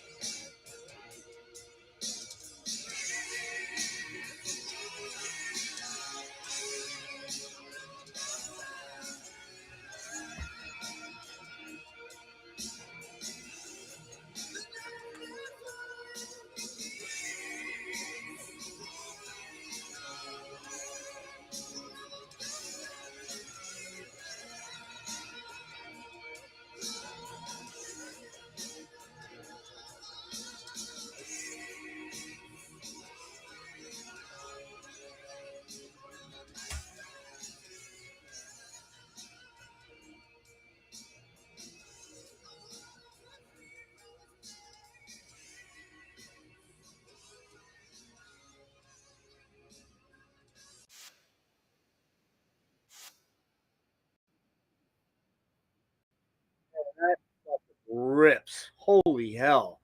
Are you? I mean, that is like every genre I love: thrash, traditional, progressive metal, all rolled into one with almost perfect song parts in every phase. And the whole album's like that. I mean, I almost could give it a 10 out of 10, but I didn't because I've only had a couple listens and I didn't want to be like super like recency biased or Yeah. anything like that. But dude, I mean, that amazing album and amazing song there. Yeah. Fucking banger, man. Yeah. So, all right.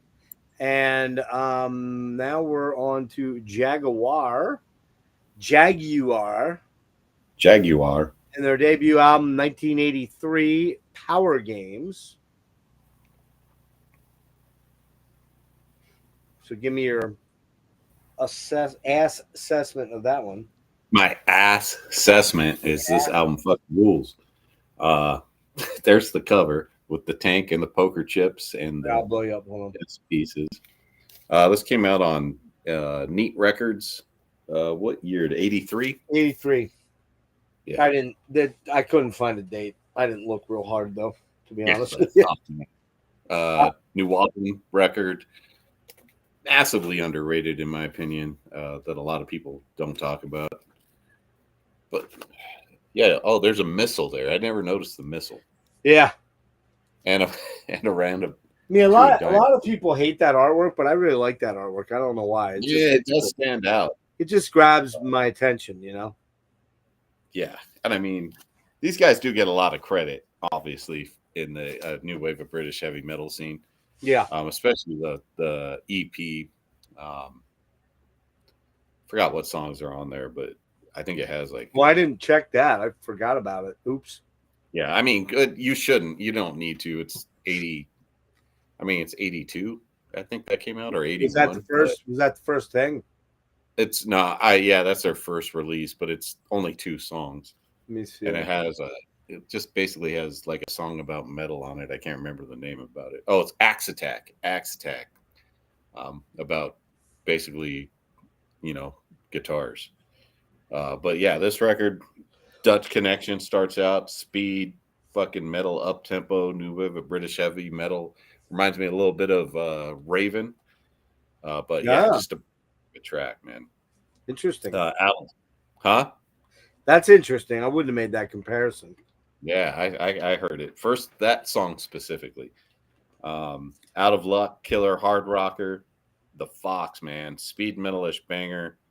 Again, it has those kind of show no mercy riffs, those riffs in it. Killer shit, man. Master Game, killer song. 80s power ballad, but it's catchy. Yeah, that's a killer song too. Which No one? Lies. Which one? Master Game, the ballad. Yeah, okay. And then No Lies, another up-tempo rocker. Vocals kind of remind me of Devil Went Down to Georgia, the way he sings it. It's kind of like this rapping type of thing. But it's a killer song. We should play that song. It's pretty funny. Which one you want to do? No Lies. Hang on. Run for Your Life. Killer track. Very Maidenish. I'm pretty sure it's a Maiden has an exact riff just like this. I thought this was more Def Leppard. This song, it has Yeah. that fucking Maiden dun dun dun dun dun dun dun dun dun dun dun. Yeah, dude. What Maiden song is that? Dun, dun, dun, dun, dun. But Prisoner, another faster galloping track. Prisoner, isn't it? Isn't it Prisoner? I'm not a prisoner. I'm a free man. It builds up. Whoa. Yeah. I think it's Prisoner you're thinking of. Maybe. I don't know. It's off Number of the Beast for sure. Well, that would be Prisoner then. Yeah. Could be. But they have a song called Prisoner on here too. Yeah, I know. That was what was weird. Yeah. You said it Ain't right No when you said Fancy. Mid-paced rocker, pretty cool. Raw Deal. I love the bass at the beginning of this. That's a bad. We should play Raw Deal. Dude, That's the bass on this album is all over the album. It's great. It's great. And then finishing off with Cold Heart, fast and upbeat banger. You can hear where Dave Mustaine heard. It has some Megadeth type of stuff in here. But yeah, man, this record's a banger, dude. I love this record. I've always have ever since I heard it. Yeah, just fucking freak. For What are you going with that one? dude, I'm going 9.5 out of 10. Ooh. I'll give it a little bit of a downgrade just because of the ballad on it. It's a cool song, but it does the same thing. It's like acoustic, fast part, acoustic, fast part, not fast, but metal part, acoustic, metal part, acoustic, metal part. It doesn't really go anywhere from there. It's just those like very, it probably was supposed to be the song that would be on the radio if it had one.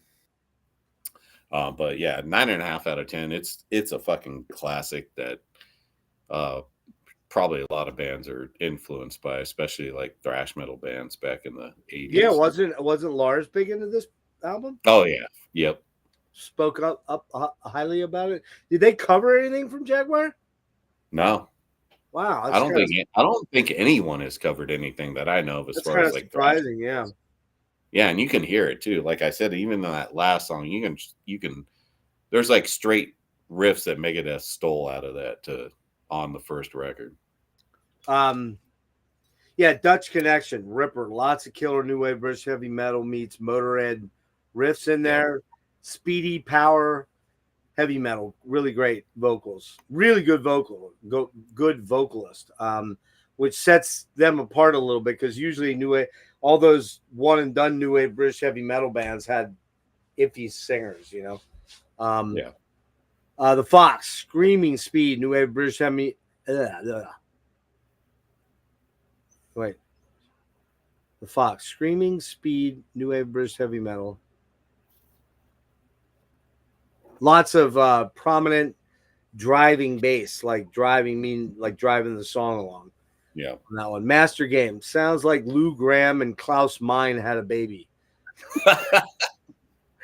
And the intro, it sounds a lot like a Scorpions ripoff.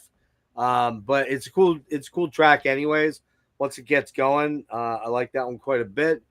No Lies, pretty solid riffy song.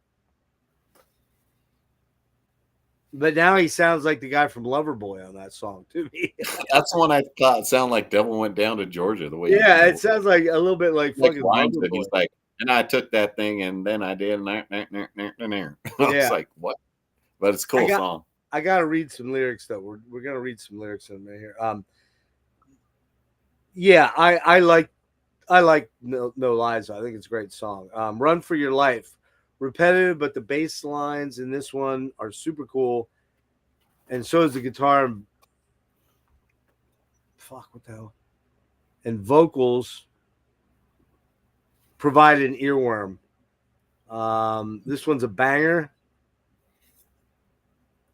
Kind of like a speedier or gnarlier Def Leppard at times. Prisoner, solid. Another Fantasy has a decidedly cool Maiden Wrathchild vibe. Lifts lots. Man, I didn't. It's clear I didn't edit this thing for errors, spelling errors, because I got a bunch of words. I'm going, what the fuck was I writing there? So where was I at here? It was sounds a lot like Lou Graham. No, I was on this one down here. Cold Heart, another solid ripper, lots of great bass and heavy speed, new wave British heavy metal riffs.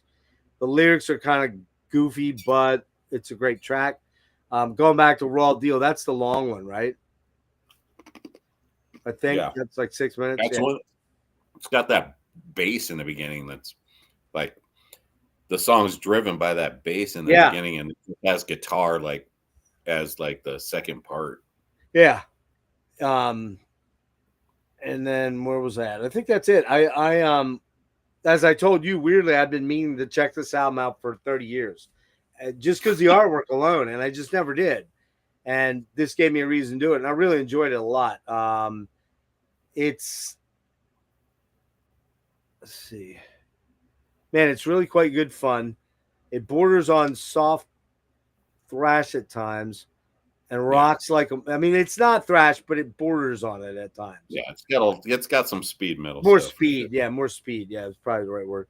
Rocks like a motherfucker and it's not particularly stellar in any specific definable way, but it's just super solid. So it's super catchy too. Yeah. Like, I'm going with an 8.25, not quite a 9. Yeah. So what song do we want to do on that one? either I don't know, man. You could do don't do Raw Deal. That's long, isn't it? That's the longest track, I believe. Yeah. Come on. I don't know. Just do maybe the Fox. I can do that. The Fox is cool.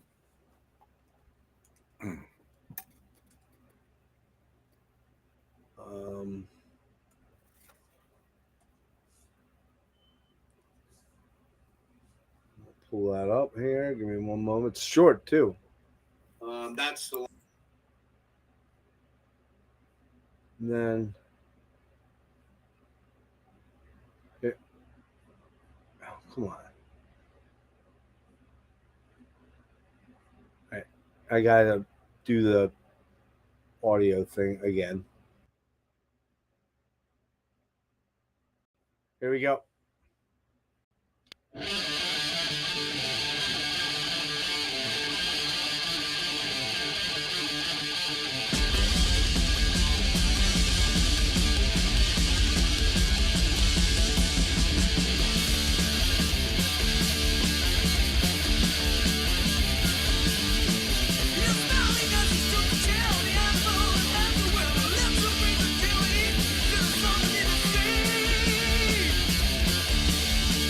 You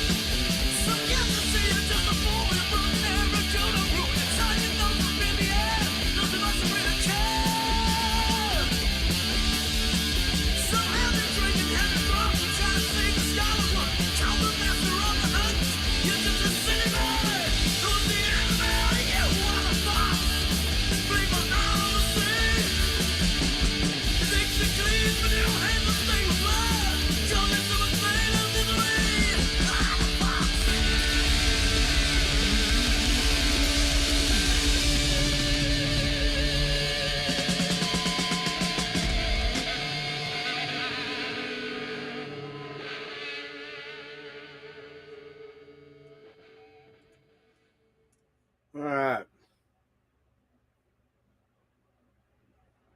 All righty. Jaguar. Not bad. Not bad. Let's see. Do that. Oh, no, I don't want to do that. Let me get out of there. So we'll do that. Okay.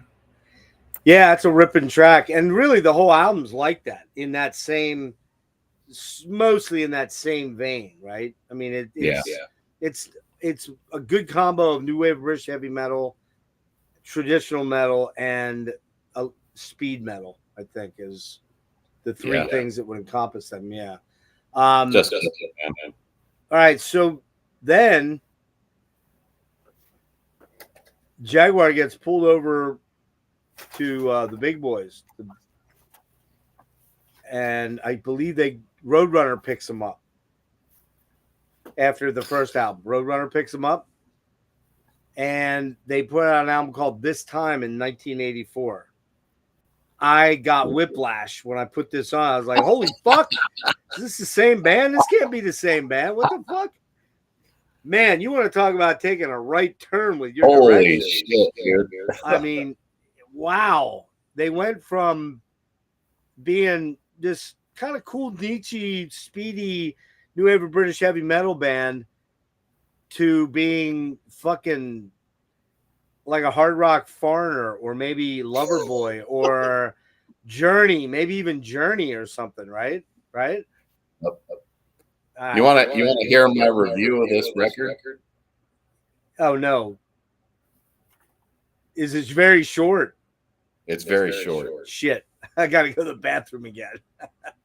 Oh, Talk about Jaguar for me. I'll be right back. I gotta go.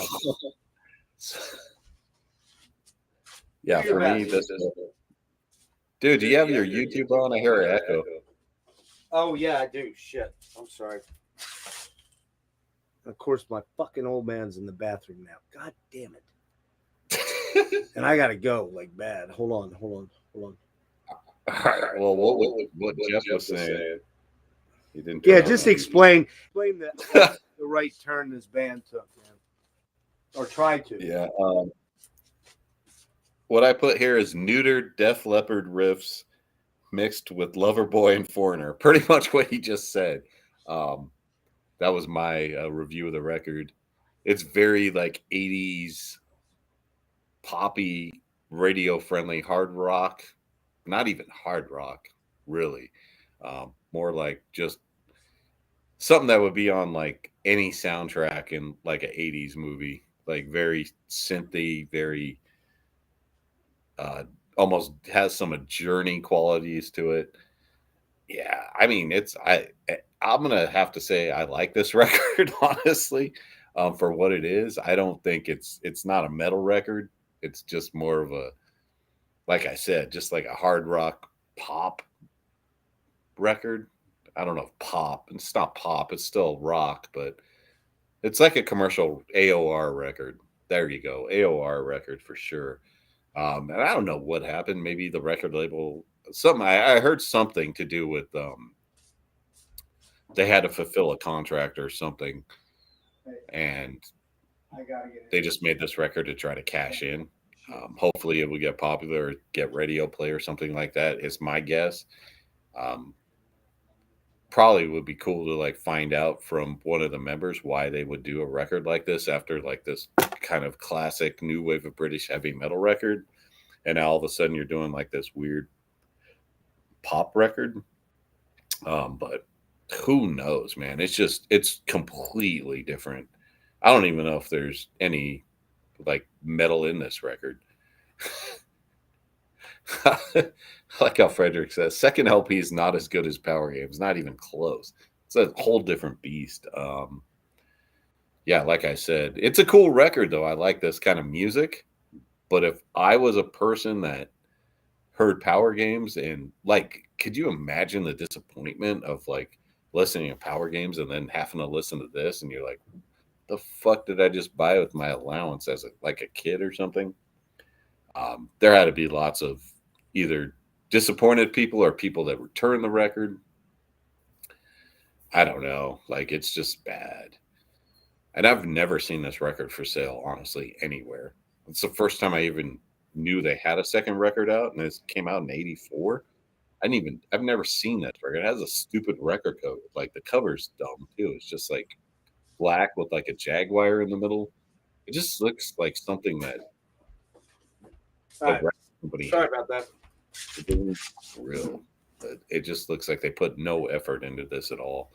But like I said, it's recorded really well, and I mean, for what it is, it's cool as like a soundtrack to. You own this one? No, I didn't even know it existed until we started doing this. Okay.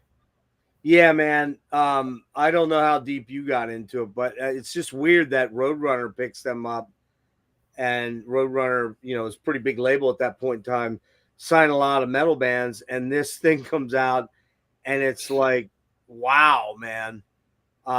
As I said, this sounds way more like Journey or Heavy Foreigner or even fucking Survivor, like Yep. Rise It Up. It's got that vibes going on.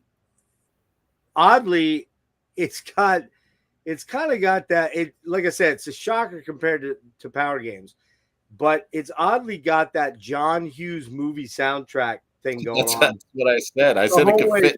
Okay, I didn't hear you. I swear. So we were right on the. No, same I page. knew we were going to be on the same page. Yeah, with it. yeah. I mean, Even when we said my whole review of it was neutered Def Leppard riffs mixed with Loverboy and Foreigner.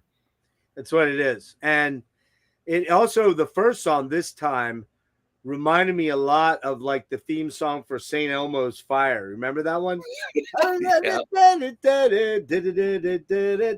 Man in Motion or whatever it was called. No, St. Elmo's Fire. It reminded me of that song a lot. So Last Flight, man, very wimpy, but tuneful. They went literally from a speed new wave British heavy metal band right into AOR slop rock. I don't know who got a hold of them, but somebody's like, hey man, if you write wimpy songs that like chicks, get wet to, you're in, man. It's all good. You're good to go. So another radio friendly song, Taste for Freedom. A Taste of Freedom, the intro to that sounds like I'm coming home from Ozzy. I'm coming home. That times have changed. It's exactly the same thing. Another Lost Weekend, man. Here we go. Another John Hughes soundtrack, AOR bland as fuck song. And then you got this one, man. This is just the name of this song. Right away, I'm like, oh boy, this is going to be a winner. Stand Up, Tumble Down. That's the name of the song. Stand Up, Tumble Down. Oh, man. Complete trash except the bass lines. Super radio limp friendly. Sleepwalker, kind of lame. 80s AOR. Tear the Shackles Down. Jesus. The schmaltzy AOR rockers just don't end. Lame as fuck, but weirdly endearing. I don't know, man. I don't know. It's like sometimes I hear these 80s albums and I think this is terrible, but I like it. Why? Exactly. Like, that's what I said. I said this album sucks, but somehow I like it. So you know what this reminds me of? This album reminds me of another band we did a lot earlier. I'll sing you the song. 'Cause I'm ready to strike. King Cobra. Yeah. King Cobra puts out a banger of a first album, and they followed up with an album that you kind of liked, Thrill of a Lifetime, that is just a lame piece of shit. And I kind of like this record too, even though it's lame. What did you give it as a mark?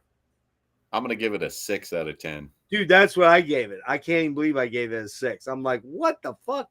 But there's something about it that, like Night of Long Shadows, like the last song, Night of Long Shadows. I should hate that song, but I don't. It's just way too long and cheesy as fuck. Yeah, John Parr, metal theologian. What's up, man? The second sat around at my local for a while. It's not necessary to own that at all.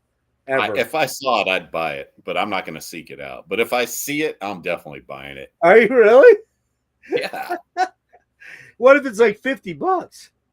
Oh, I'm not $50. Oh, I'm you talking mean like like you mean if it's like $10 or something? yeah, $10 or Yeah. $15. I'd still buy it.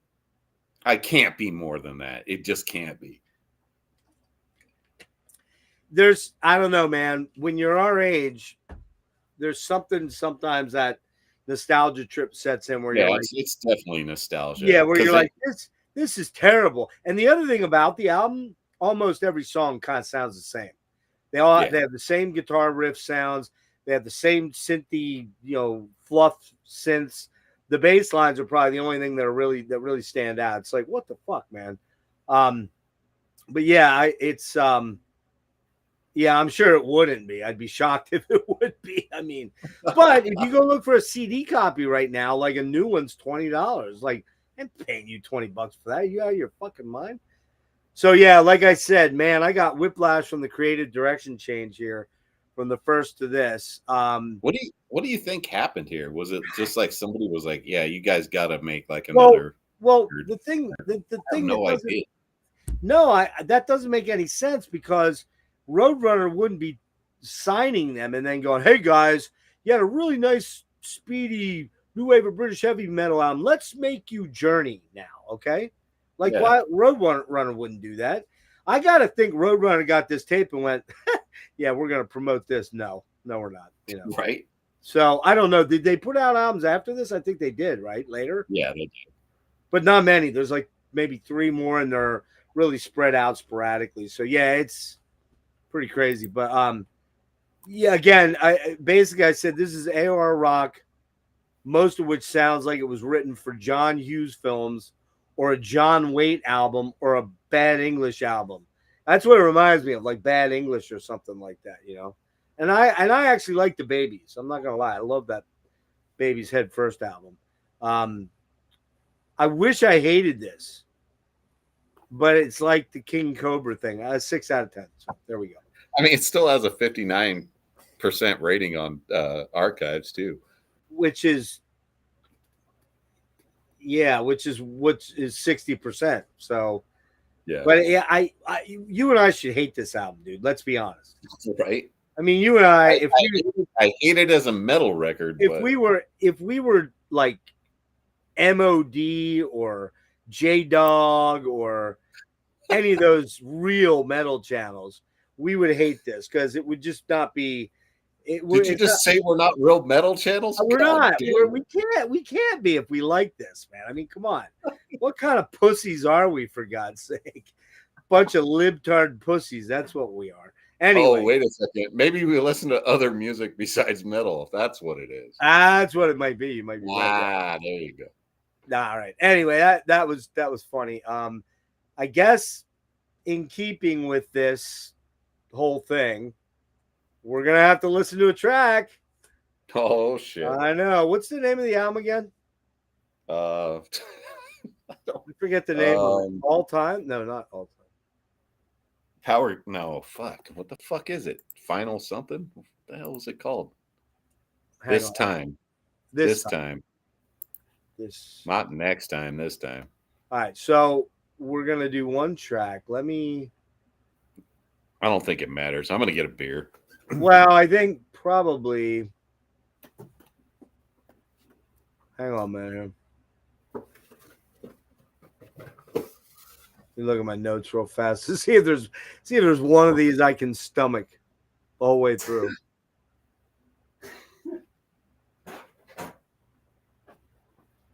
How about? Well, I think we'll just do the opening. Yeah, we'll do the opening track. Yeah, why not? It's probably, unironically, probably the last time we'll ever listen to it.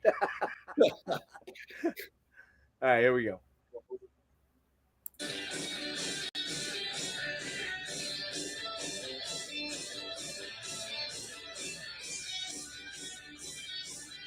Those drums, ew.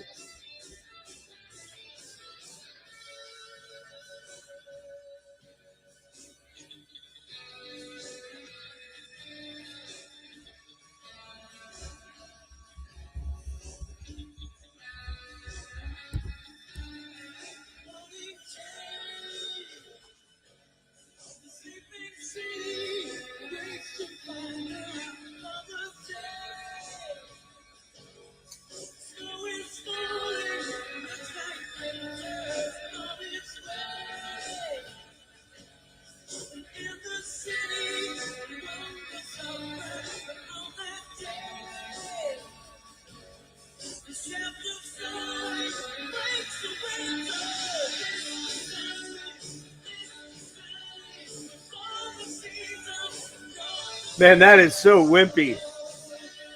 But that's the whole get the man in motion.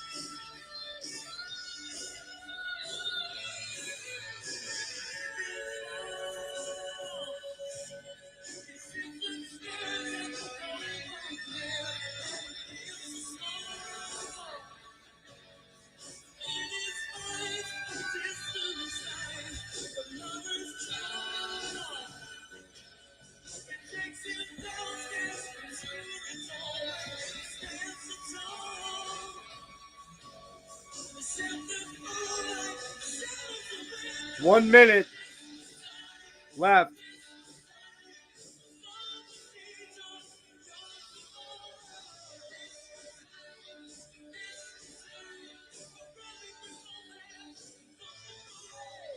I can see the video, Dennis. Here you go, ready?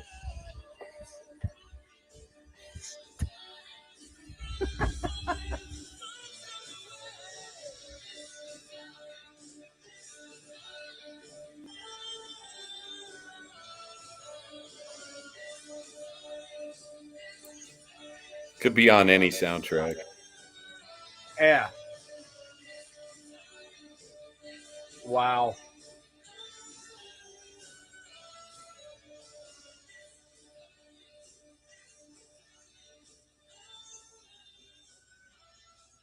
Okay, so pretty much the whole album sounds that way. The rest of the album, they all kind of sound like that track, more or less. Yeah. But here's the positives. There are positives, believe it or not. Number one, you can't not say that wasn't catchy. It kind of is. That is catchy as fuck, dude. It's lame as fuck, but it's catchy as hell, right? Hang on, oh man. Sorry, I just got like one of those piercing high-pitched things went into my ear there for a minute. And you know what? The guy has a good voice. I mean, he does. On the first album, he's got a good voice. He's got a good voice here. He's got a really good voice for AOR. Like I said, he sounds like a slightly heavier Lou Gramm from Foreigner. And, you know, Foreigner's got some great songs. So you'll survive, Frederick. You'll survive. Trust me. You'll live to fight another day, my friend. Because why? Why, Frederick? Because this time I know you're gonna be all right. This time. There you go. All right. Yeah. So there you go. 6 out of 10 for that Jaguar album, which is probably 6 points more higher than it should be. But Dennis and I are old men, and we're soft on that 80s schlop that we kind of takes us back to being teenagers again. So, all right.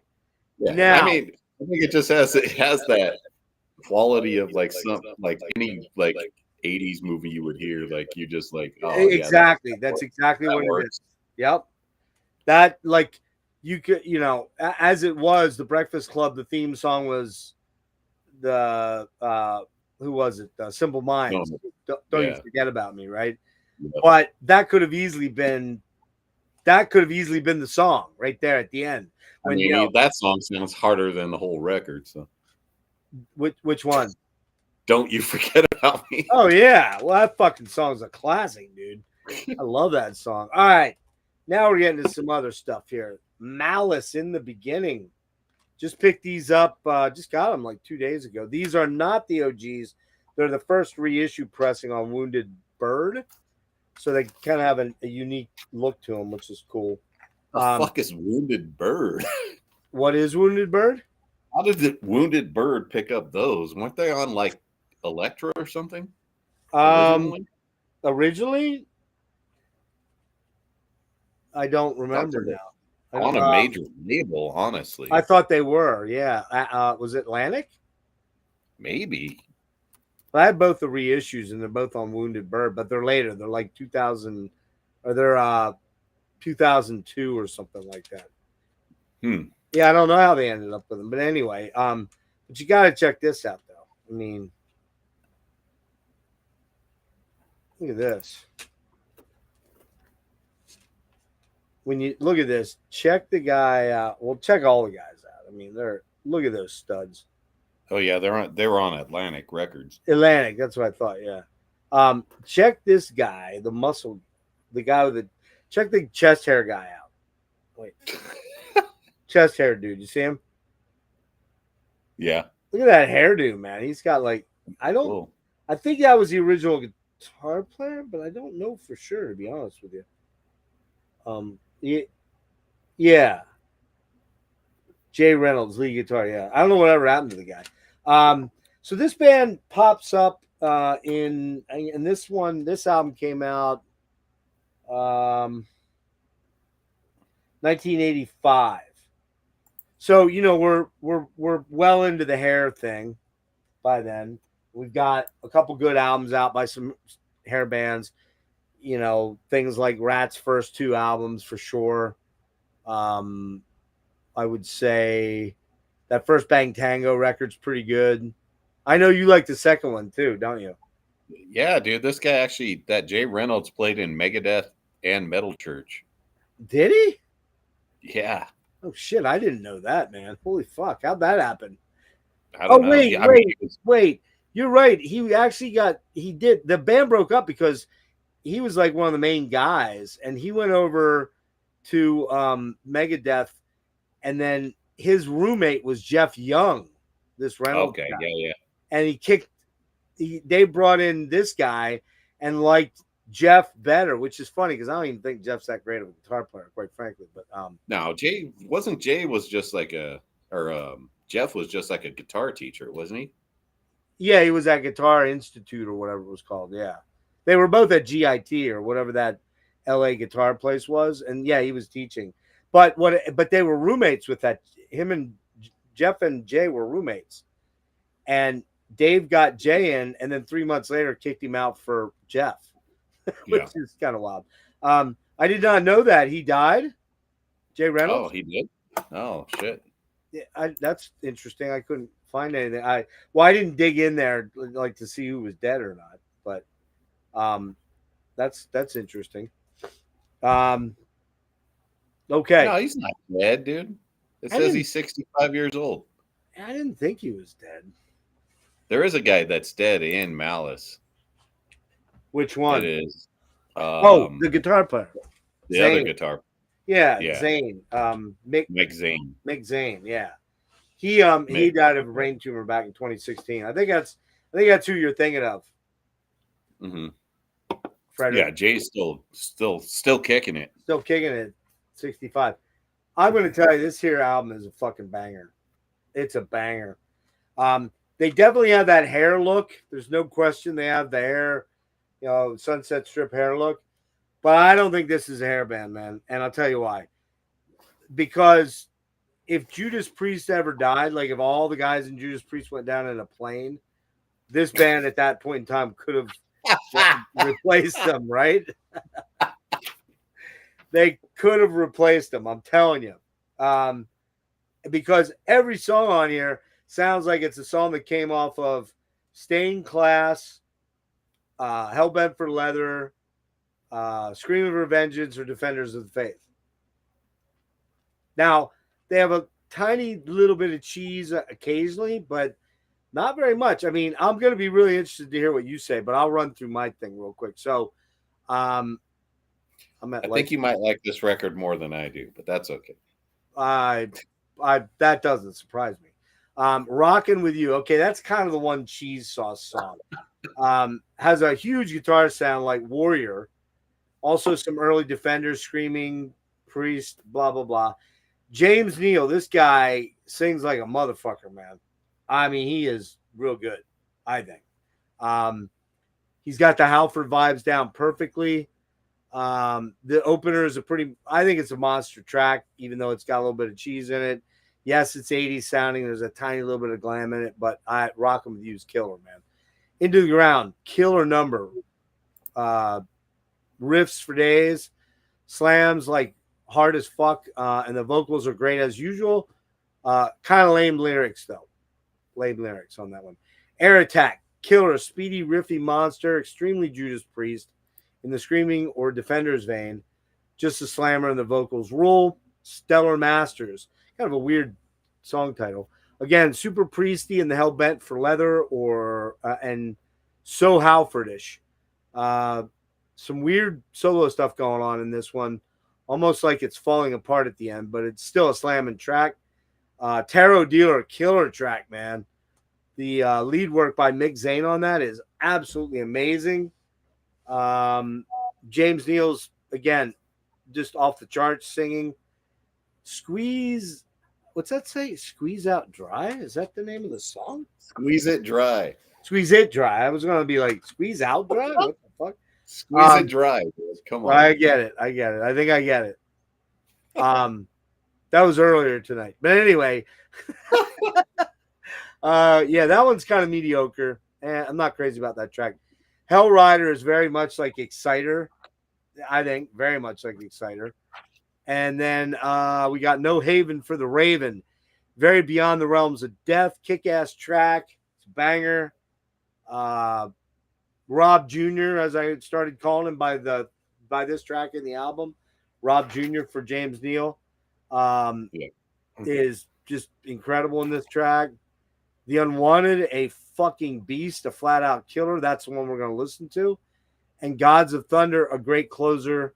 Crazy Halford screams at the end there. A mega banger. This album rules. No other way around it. For me, Dennis's opinion will not matter on this one. I'm just saying right now, putting that out there. It's a ripper, man. It's fucking ripper, man. James Neal's voice kicks ass. I'm going 9 out of 10. 9 out of 10. Wow. 9 out of 10 for Malice in the beginning. All right. Yep. Mm-hmm. Your turn. Okay, my turn. Rockin' With You, AOR-ish 80s radio hard rock metal. Kind of reminds me of Metal Health. A little bit. The way he sings part of this song reminds me of Metal Health. Into the Ground, okay rocker. It's an okay song. Air Attack, badass Priest. Worship, 80s fucking Priest. Massive Halford, that same thing as you. Huge. Stellar Masters, more Priest. Halford Worship, rules. I love this song. Tarot Dealer, really cool track. Kind of rainbowish to me. Honestly. Very rainbowish, yeah. Which is strange because they have Tarot Woman on theirs. So yeah. On Dry. Kind of lackadaisical. I put lackadaisical party jam again. I hear some Quiet Riot, Party All Night in this one. Yeah. Instead of Party All Night, it's Squeeze It Dry. Yeah. It's Hell Rider, more Priest, fast jam. I like this one, but it's lacking something for me. No Haven for the Raven, kind of boring, but an earworm. Picks up towards the end, but too long. Chorus is like 87 times. It's like No Haven for the Raven, like at least 20 times in the song. The Unwanted, it's an okay rocker. And then Gods Thunder. I just put cool Priest cover. Very Priest. Very, very. His voice is awesome. Man, his like voice you, is Rob Halford. killer. Like you're on mute, dude. I'm on mute. Yeah, now you're not. What happened there? That's weird. Yeah, very, very, very, very, very, very Rob Halford, man. Very Rob Halford. Like, But it's weird because he doesn't sound like Rob Halford on every track, but on like some of the tracks he's less Halford, and then some of them you could probably say Rob Halford singing on this song. you could almost say it's Rob. Yeah, he's Yeah. that close. He's that close. He's Like, to be close. honest with you, I think he would have been a much better replacement than Ripper. He's that. Oh yeah, for that sure. He's that on it, man. But But yeah, I'm not saying I don't like this record. I just think it has some kind of generic points to it, some generic parts that are kind of boring to me. I still like the record. I'm going to give it a 6 out of 10. That's not good. I thought Dude, you it has Squeeze It Dry on it, which is like a -2 right there. Yeah, Squeeze It Dry is rough. I'll give you that. That's my one off. All right, here goes Tarot Dealer.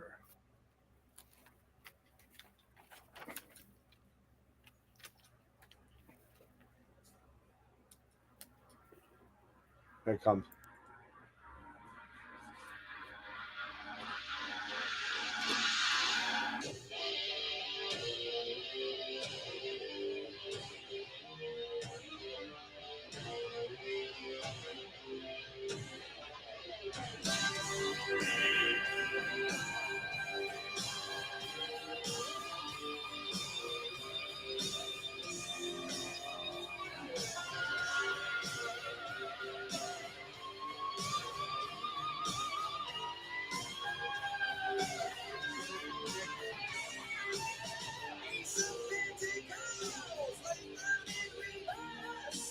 Right there.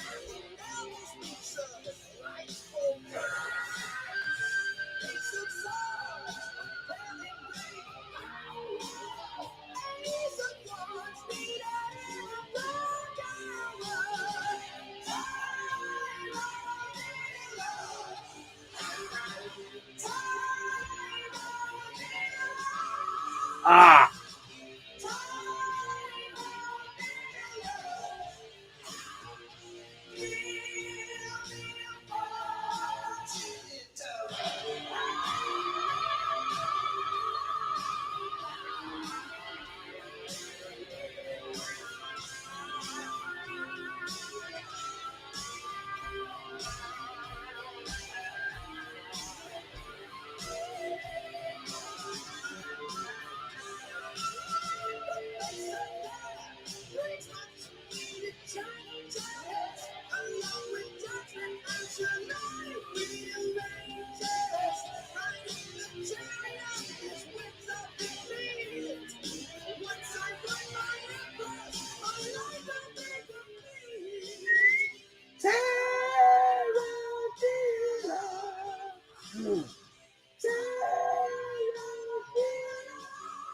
Ah, that scream.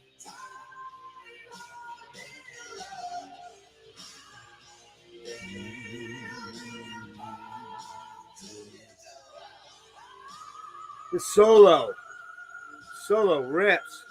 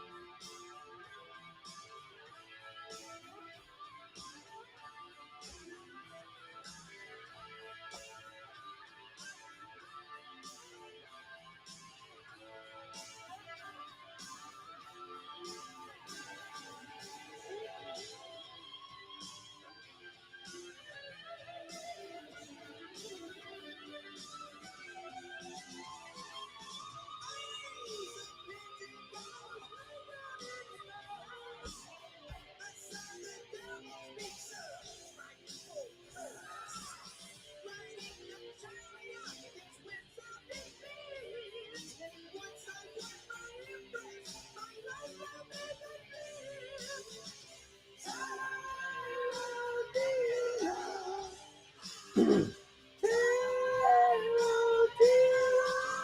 man.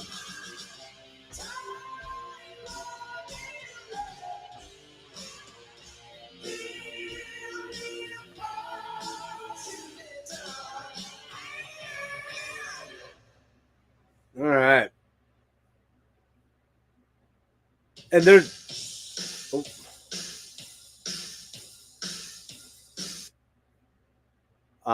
there's a couple other speedier tracks on there, and then I think the album's great.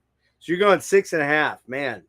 What a disappointment you are tonight. All right. Anyway, Sorry, dude. It's just not okay. I have to explain. all right. This band, like when this album came out, it was marketed with Slayer and all those other bands. So I thought it was like a speed metal, like thrash band. And Right. It wasn't. So, and my friend had this record, and I was like, "What is this shit? Like, this is not. This is like Judas Priest. This is not thrash." So I always had like a kind of You got a bias built in there. You got bias. I had a a bias jag built in. on.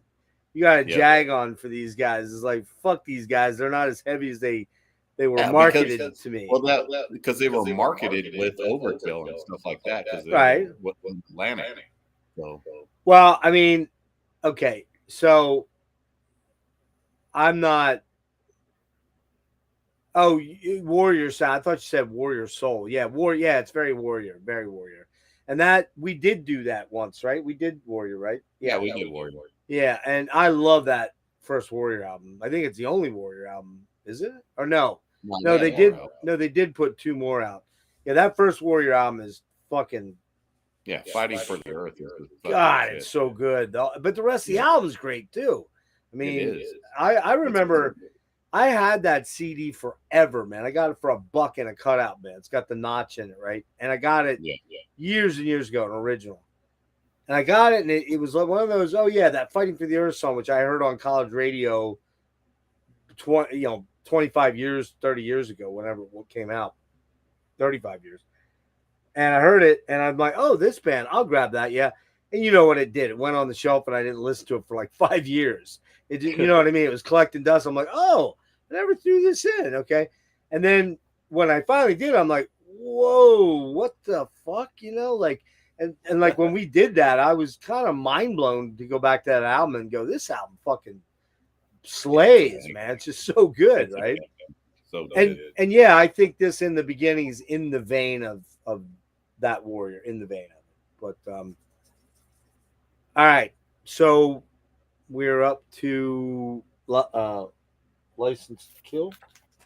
License to Kill. Are you? You have YouTube on my hair? I'm hearing it. Oh fuck! Did I forget to? God damn it! Remind me before I start yakking the next song we play to go in there and because I forget. Oh wait, that's the old one. What's the new one? Yeah, there it is. No, where the fuck is it? You have it. Did you say you had that one? Yeah, I got it. Pull it out because I don't know what I did with mine. It was sitting here a minute ago. You want me to pull it out? There you go. There you go. Look at you. Look at you, you bastard. You've got that's an OG, I guess, right? Yeah. I was looking for it today. I don't know if it was ever re-released, but yeah, on Atlantic. Yeah, it was re-released one time, I think. Yeah. Nice. Dude, what's with this cover? Why is it? It looks so brutal. I love that cover. I think it's wicked. Blood everywhere. I know it's fucking. It's pretty evil, man. Pretty evil. I think it's cool. I like the way the figure has the axe. The axe is really present, but his face is like This guy, this guy's feeling it, man. Look at that. Oh yeah, that guy. Yeah. That's guy, the main too. dude. That's the main dude. That guy. So where's the other This guitar guy's player? balding, That's and then you got these guys. That Yeah, are just, they're in it. So This the guy's like, don't talk to me. I'm fucking jamming. the blonde haired dude there is, I believe he's the one that's dead. I believe. Jim. Yeah, Yaz. He's definitely died. He died of a heart attack. Yes. But I don't see the That's Jay Reynolds right there. Jay Reynolds, right? in the Yeah. middle. No, this guy's Jay Reynolds. Oh, that is him. Oh, That's Jay Reynolds, and this is Mick Zane right here. that's okay. Mick Zane's the guy that's dead. Yeah. There's another guy in the band that died too, but he was an original member. So yeah, dude, I gotta say, I fucking love this album, man. I love this one too. I love it. Reminds me of what's that movie with fucking the serial killer dude that Christian kills those Bale? guys? Christian Yeah. Bale. Yeah, American Psycho. American Psycho. It totally reminds me. Yeah, of it does a little bit. Yeah. All right. License to Kill comes out. Shit, I didn't write the year down. Is that 80? Blow me down. Blow me down. What? Oh yeah. When was that? Was that 87, dude? Yeah. 87. Okay. So this one here, let's see, where's that? Where am I at? Hold on, give me 1 second. Sinister Double. Man, that first track is just so good, man. Love that first track so much. It's still JP, it's still Judas Priest worship, though. You know, it's definitely still Judas Priest. License to Kill is a little more rat and hair sounding, but still a ripper.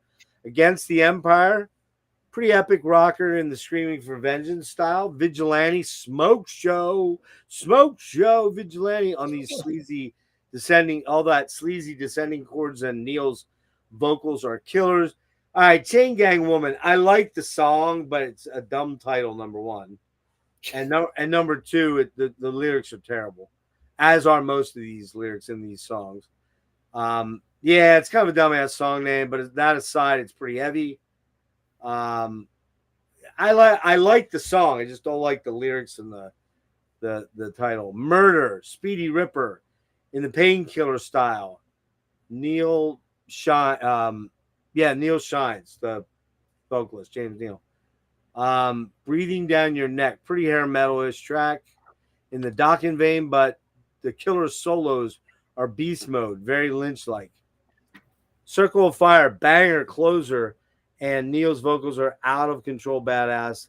This guy was a monster vocalist.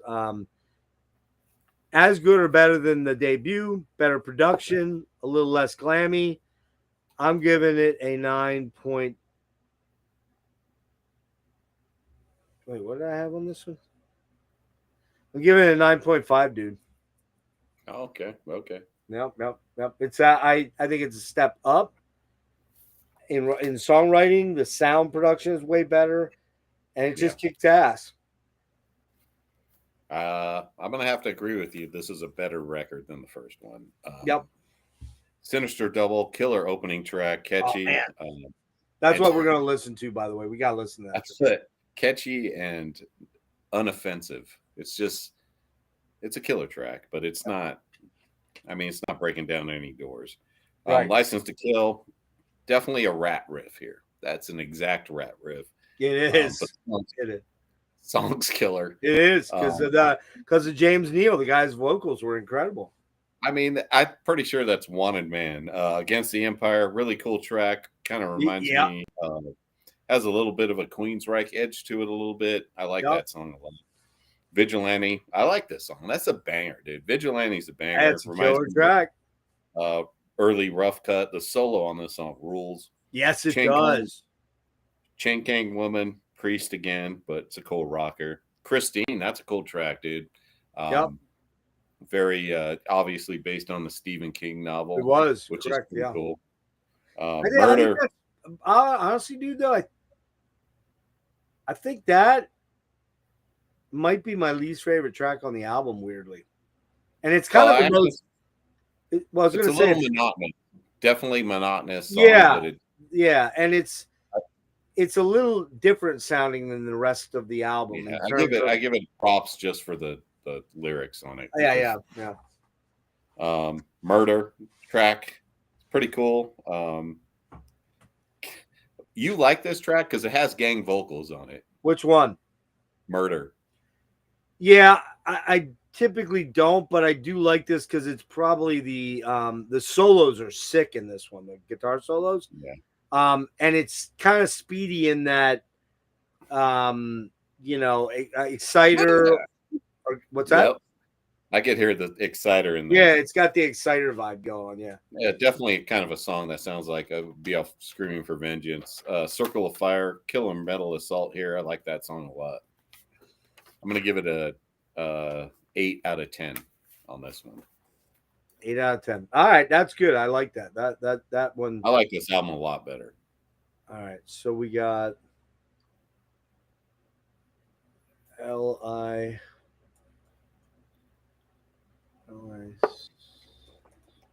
Come on, man. All right, we're gonna. You agree the first track? Yeah, it's cool.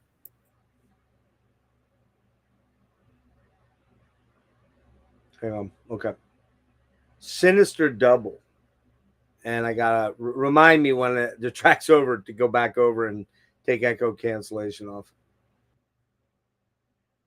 All right, here we go.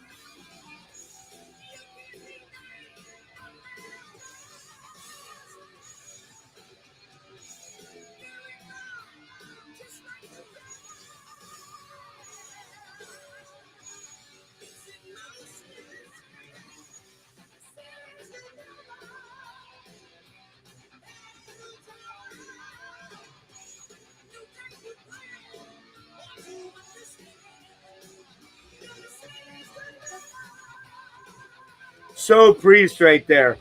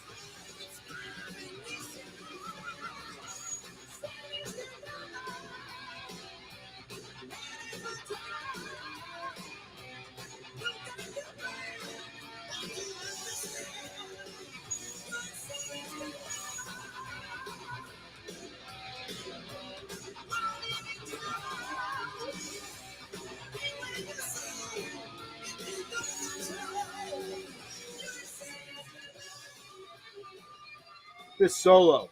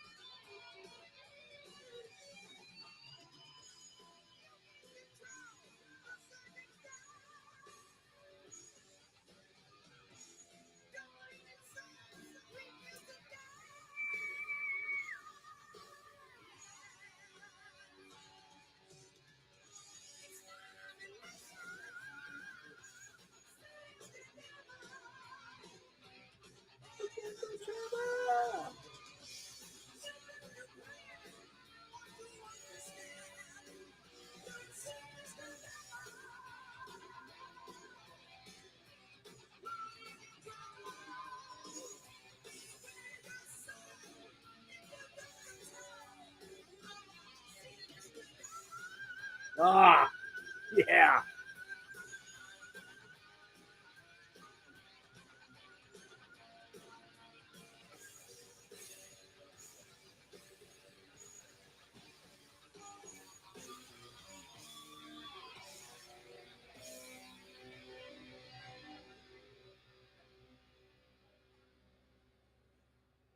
Man,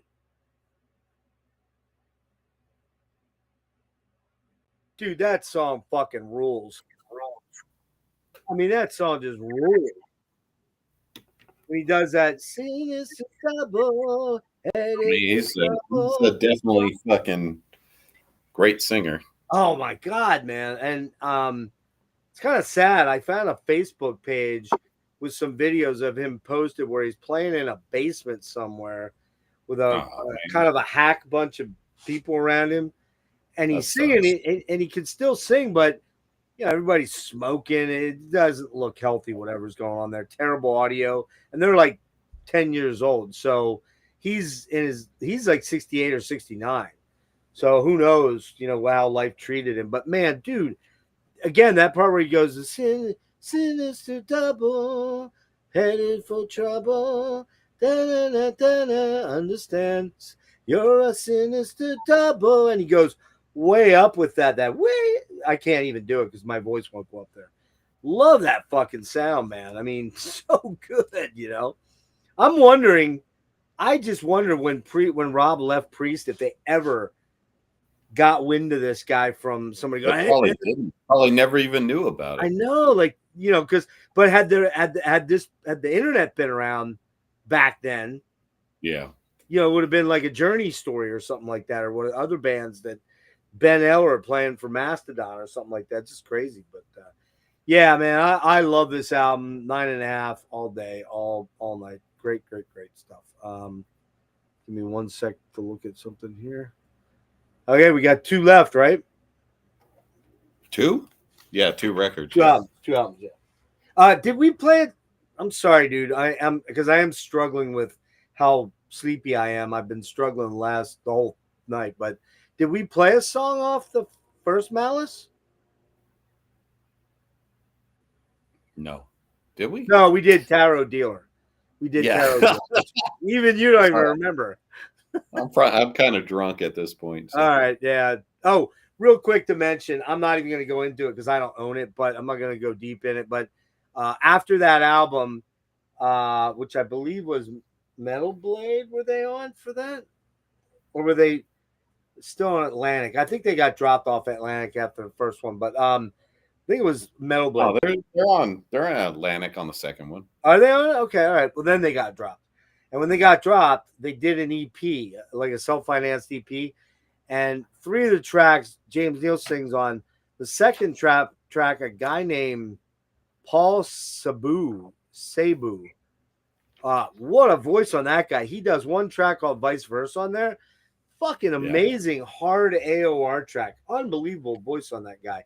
The rest of the stuff, Death or Glory, it doesn't sound like he was very invested in these tracks because they're not that great. So, Crazy in the Night. If I ran across it somewhere for $10-15, I'd snag it, but I'm not hunting for it ever. All right. We're up to Griffin. Now I'm going to come clean here. I only learned about this band 2 months ago, 3 months ago, maybe. I don't know this guy. I've never met him or hung out with him on streams or anything, but a guy named Black Leather Eyes. Do you know who that is? Yeah, that's my homie. Black Leather? Yeah. He's in the UK, right? Yep. All right. Well, he was That's talking James. about, Is that James? James is Black Leather Eyes, right? I guess. Yeah, I think. Sorry, man. If I get your name wrong, that's just me. I don't know like everybody's name. I like to talk to a lot of people, but no. He actually ripped me some a record off of vinyl for me. Oh, He sent it nice. to me. Oh, that's cool. So, Well, he posted about this album about 2 months ago, maybe 3, maybe late January, mid-January. And I read it and I'm like, oh, you know, I looked at the artwork and I'm like, oh, it's okay. I like that artwork. It's kind of cool. And it's either going to be really bad or it's going to be worse than that. That's what I was expecting. But Black Leather Eyes said, in his thing, one of the greatest unknown heavy Jason. metal. Oh, thanks, man. Jason, not Jason. James. Okay, Jason. Cool, Jason. Thank you for recommending Griffin to me. I went out and I listened to right away. I went and listened to this Flight of the Griffin, and that was it. One listen, I was in, man. I'm like, all right, sign me up. Where do I get this? And then I found out they had a second CD, and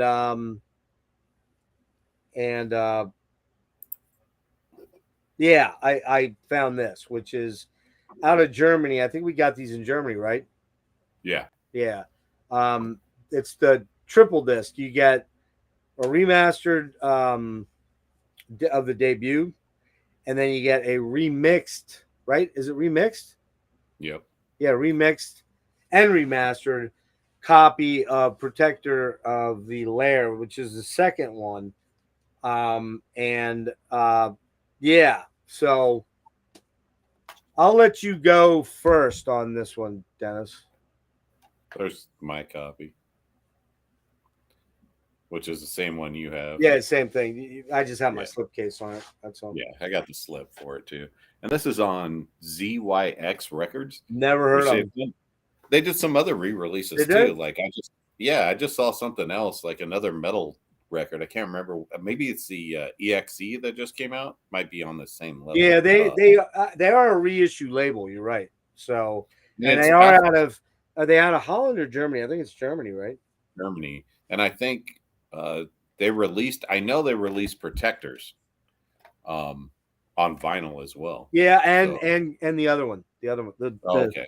the debut too. Flight. Yeah, Yeah, which I was hunting around a little bit for, but it's a little saltier than I want to go for.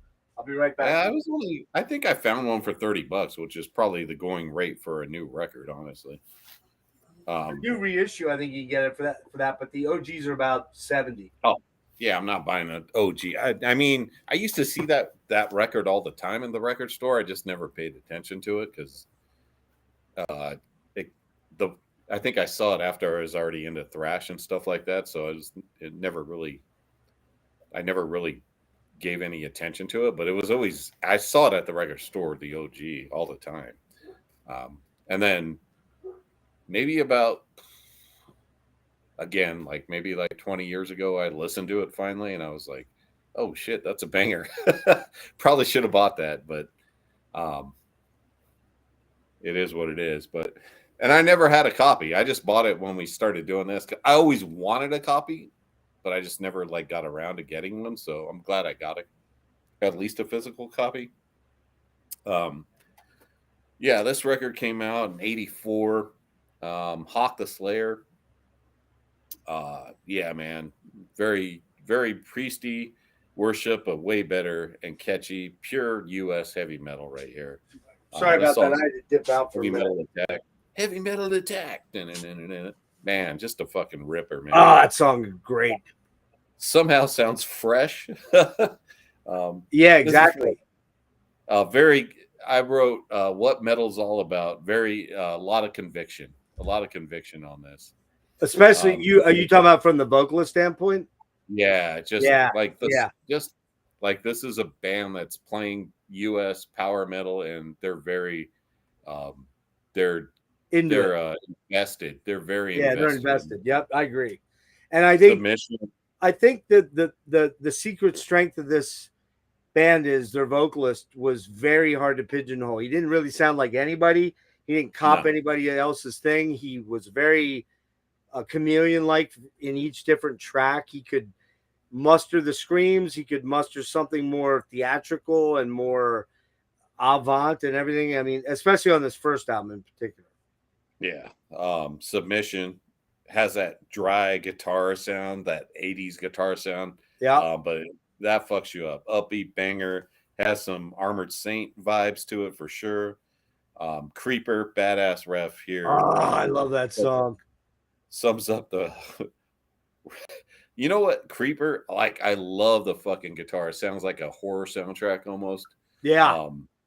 I love these are like those bands that would pop up on Metal Massacre. Like that were like really good, but they never came out with a record. But But this they never band came did. out with a record. Yeah, that you Yeah, they it'd be have like one some good band track. name like Viper or something like that. That you're like, Yeah, that song's Viper. sick. Yeah. But they were just killer. Flight of the Griffin, epic, heavy fucking metal here. Vocals, guitar shred. This is like you're driving around in the 80s on a with a fucking driving a Camaro with the windows open. Yes. Fucking Yes. banging. Fire in For the sure. sky. Cool chugs, banger, mid paced with some killer riffage. Hell runneth over. Kind of gets more to a new wave of British heavy metal sound on here. Banger, Judgment Day, Ripper, U.S. metal again, Galloper. I hear some Armored Saint again in here. Yes. Just a banger. Traveling in Time, epic, fucking banger to end things off. Fucking crushes, man. You know what this song reminds me of, dude? This song reminds me of Tyrant. Yeah, man. The Another first, good. the first tyrant. The first tyrant. Yep. Yep. I agree. Yep, I agree. Yeah, there and there's another band. You know, they put out 2 albums, a third later, much later with Rob Lowe. Yeah. But and we did those guys, didn't we? We did Tyrant, We right? did. Yeah. Yeah. Yeah, I agree. It's very in that vein of this band is impossible to just lump into one place. They just don't. I'm telling you, man, the guitar work on here is fucking savage. It's so Smokes. good. It's so good. The two, you know, and they wrote really generally very catchy Very fucking catchy songs, dude. but they're catchy, but they're not hooky. In other words, they don't sound radio friendly at all. They're heavy. Definitely. Heavy. Both these guitar players, killer players. But again, I think McKay is his name, right? Does it have it on? No, you have the same thing I do. Hold on. Yeah, I'm not going to be able to read that. Yeah, I might not be able to either, but let me see. William is it William? Like, oh, here I got it. William Roderick McKay. Another thing, the lyrics are really good on these songs when they're not doing like a heavy metal attack. That's pretty basic, kind of speaks for itself. But otherwise, the lyrics are really good on these songs too. Yeah. And I think Hawk the Slayer was actually a movie. I think it had fucking what's the dude from Ripley's Believe It or Not? No, I don't know. God, I know the host. You mean from Ripley? Yeah. It wasn't Rod Steiger, was it, or Rod Serling? No. God, what was his name? God, I'm gonna pull it up. I don't remember. Keep going, dude. All right. Oh, so mine. Flight of the Griffin, 1984. Hawk the Slayer opens with a goofy intro, but it sets the stage for a rager. Speedy heavy metal track. Killer screams, unique vocals by William McKay. Very speedy metal with epic riffs and solos. Heavy metal attack. Killer track. Heavy metal attack. Love the fucking chorus refrains. Monster track, very adventurous, especially the whoa transitional part there. Whoa, it's like really weird, man. I would love to play this whole album, and you can find it out there very easily. But we might sneak 2 tracks in here. Submission, killer track, guitars and vocals are super catchy. Creeper might be my favorite song on the album. Flight of the Griffin, probably second favorite song. Epic proggy beast. Tons of sick riffs and solos all over the place. Such a kick-ass track. Fire in the Sky is another one which I think I might play. That song rules. McKay's voice on it is incredible. Hell Runneth Over, another banger. That's a pretty speedy one. Same with Judgment Day. Banger, no question about it. Traveling in Time, great ending tune. Some incendiary guitar all over that track. Very comparable to Jagdpanzer. With lots of pointers to Armored Saint, Lizzie Borden even a little bit, Agent Steel a little bit, Attacker. Yeah. Sure. Yeah, some Agent Steel for sure. And Attacker. I hear Attacker in here quite a bit too. I hear Adjacent Attacker. Maybe Liege Lord a little bit. I mean, it's fucking U.S. fucking power metal. Yeah, man. exactly. It's fucking insanely good. This is a 9.5 out of 10. The only production issue I have is the drums are a little flubby sounding, but that could have been my stream too. But man, just a fucking banger of an album, man. This just is one of those heavy metal albums that everybody loves. Traditional power, U.S. power metal. You must own this album. You're a fool if you don't own this album. Because it's that. I'm giving. I didn't give my rating, but I'm giving it a 9 out of 10. All right, that's good. I accept that. All right, we'll play 2 tracks off there. We'll do. How about Submission and Fire in the Sky? Doesn't matter. Well, you got to play Heavy Metal Attack, dude. Do we really? Yeah, it's such a good song. Well, all right. So I propose Submission and Fire in the Sky. Which one do I kick out for Heavy Metal Attack? I don't know. Hang on, I gotta pull up the. Come on, man. Where the fuck is Griffin full album? There we go. Sorry. All right, we'll do. All right, pull out Fire in the Sky. Submission's a banger. All right, we'll go with Submissions first. And gotta turn off my audio thing. And here we go. Ready, Freddie?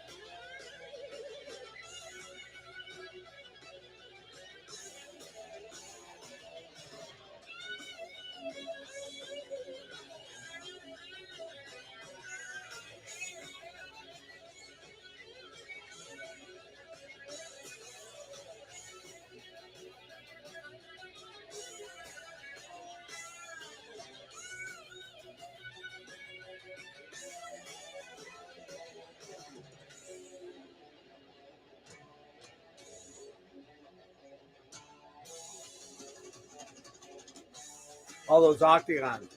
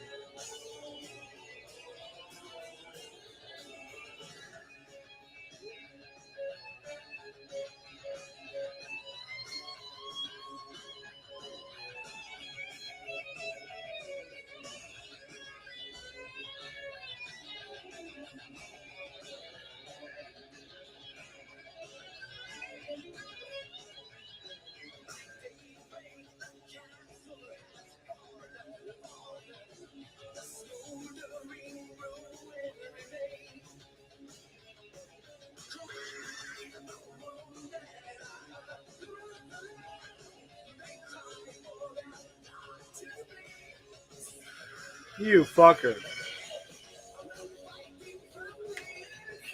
Of this?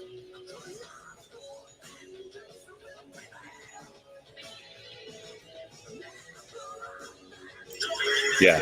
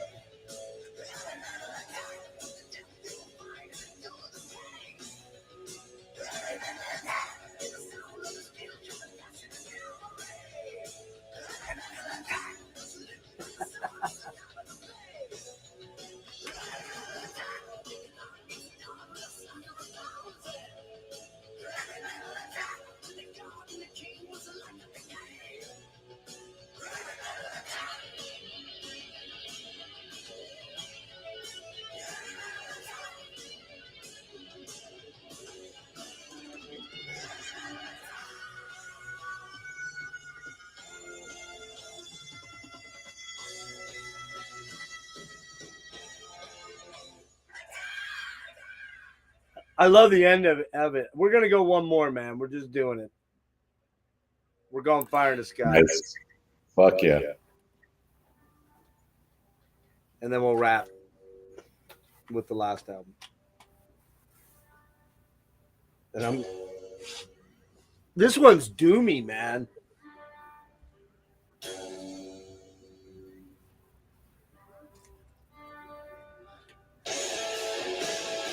Ah.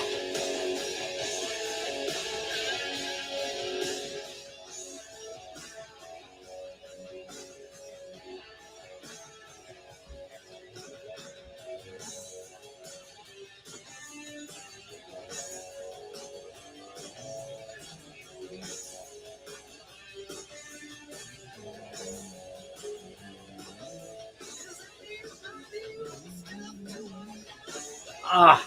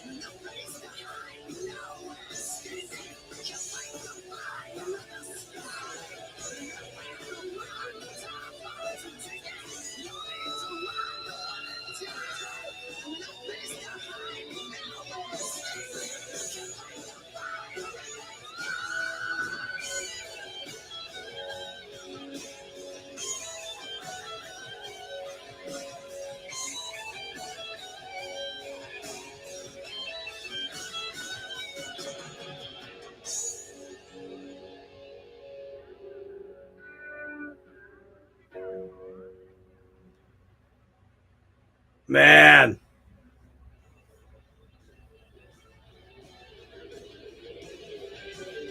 Hold on. Man, I wanted to keep going. I really struggle between the creeper and Fire in the Sky for the best track, man, because I didn't Yeah, banger. man, Fire in the Sky is so good. And I love the other two tracks too. So I mean, it's just a banger of an album, man. It's not a perfect 10. I'd love to give it a perfect 10, but it's not. But man, it's pretty fucking close. Now, a lot of people would say that this album, the follow-up, is their best. I'm not one of those people. Are you? I think it's on the same level for me. It's not their best. I like the first one a little bit better than this one, but I'm with you. And the reason I say that is, I'm gonna go first on this one just to kind of get so this comes out, and I think it was Steamhammer that put this out, I believe, in '86. Yeah. Protector of the Lair. It's in this box set that both Dennis and I have been showing you, and you can see there's all kind of demos and rehearsal stuff. And then there's a remix of the album. There's the original Protectors of the Lair, then there's a remix of it. The original really suffers from production issues. Everything sounds muffled. It sounds like a wet blanket's over everything. It's not, to me, it's not fiery at all. Did you read the liner notes? About what? About why the production's bad on the second record? I didn't actually. I didn't. You know what they blamed it on? What? That the bass had it had old strings on it. Are you serious? No, that's not what it is. I was like, what? No, I mean, they might not get a bright tone out of that, but the problem was who mixed it. It just sounds fucking, everything's fighting for space in there. There's no space, and it sounds like it's a very bass heavy production. Like everything's just super muffled. Right. There's very good songs on. Did you listen to the original version though? I did. Not off the CD though. Say again? Not off the CD. Oh, you mean the vinyl? Well, because if you look at our version, even the original's remastered. Yeah, which means they took either the analog tapes or a analog recording of it, right? Yeah, and remastered it, but the original sounds way worse than this. Oh, I get what you're saying now. I get what you're saying. Yeah, I get what you're saying now. Yeah, I bet it does. I mean, I actually listened to first before that even came in. I ordered that based on. Well, I love the first album, so I want it. I don't give a shit. And the other one coming along with it's a bonus. Then I got to listen to that. I listened on YouTube, which must be an OG because it sounds pretty bad. That's the OG. Yeah, it sounds pretty bad. Like really bad. Not pretty bad, like really bad. For my ears. I like stuff that has clarity, and it doesn't. The songs are all good, but I mean all the songs are pretty good, but like, for example, Cursed to Be the Deceiver, that's thrashy as fuck. Infinite Voyage, that one's a bit too long and repetitive. Hunger's great, heavy, speedy, near thrash. Still has a little bit of trad power sound in there. That was about vampirism, which I thought was kind of cool. Eulogy of Sorrow is pretty rad. Bizarre opening, kind of strange. And then you get to Tame the Lion, kind of a weird, angular, dissonant intro of chorus guitars that are dark and menacing. Crazy histrionic guitar soloing on that one. I do like Tame the Lion. Sanctuary is pretty thrashy. Entity Watching You from the Sky. Some cool Spanish acoustic guitar on there. And then the best track probably is the last track, but not the reprise part, the Poseidon Society. Poseidon Society. Yeah. That's got all the fucking killer banger riffs and stuff on it. I like this album, especially the new remix, which clears a lot of the muddy production up. And it's by and large heavier than the first album. It is heavier. It's more consistently heavier, like balls out, near thrash, speed metal. Yeah. My problem with it is I just don't think it's not as distinct to me as the first album. It doesn't have those standout moments like the first album has for me. That's weird. I thought you were gonna like this record more. No. I in fact, This has so much more going on. No, let me double check something here real quick. I gave the first one 9.5. Yeah. This is 8.5, man. It's 8.5. Even the remixed version of it. The problem is that when I listened to the first Griffin, the first time, I could actually remember 2 or 3 songs right away. Yeah. I could not do this with this one. Really? And I've listened to it 3 times and I still nothing jumps out at me. You're probably gonna have 1 or 2 that do, but I mentioned Cursed to be the Deceiver, Tame the Lion, and Poseidon Society and Hunger. So 4 tracks do stand out. They're just not as heavy metal attack. They're not as 8.5, obviously. Yeah, that's good. But do you see my point? I don't think any of the tracks on this that are standouts hold up to the standouts on Flight of the Griffin. Yeah. I feel like this, for me, this record's completely different than the first record. It is very different. Yeah. It's way more thrash. It's way more It's way more speed metal thrash than the other. Last thing, I know I'm interrupting you because I'm like getting so like heavy lidded here.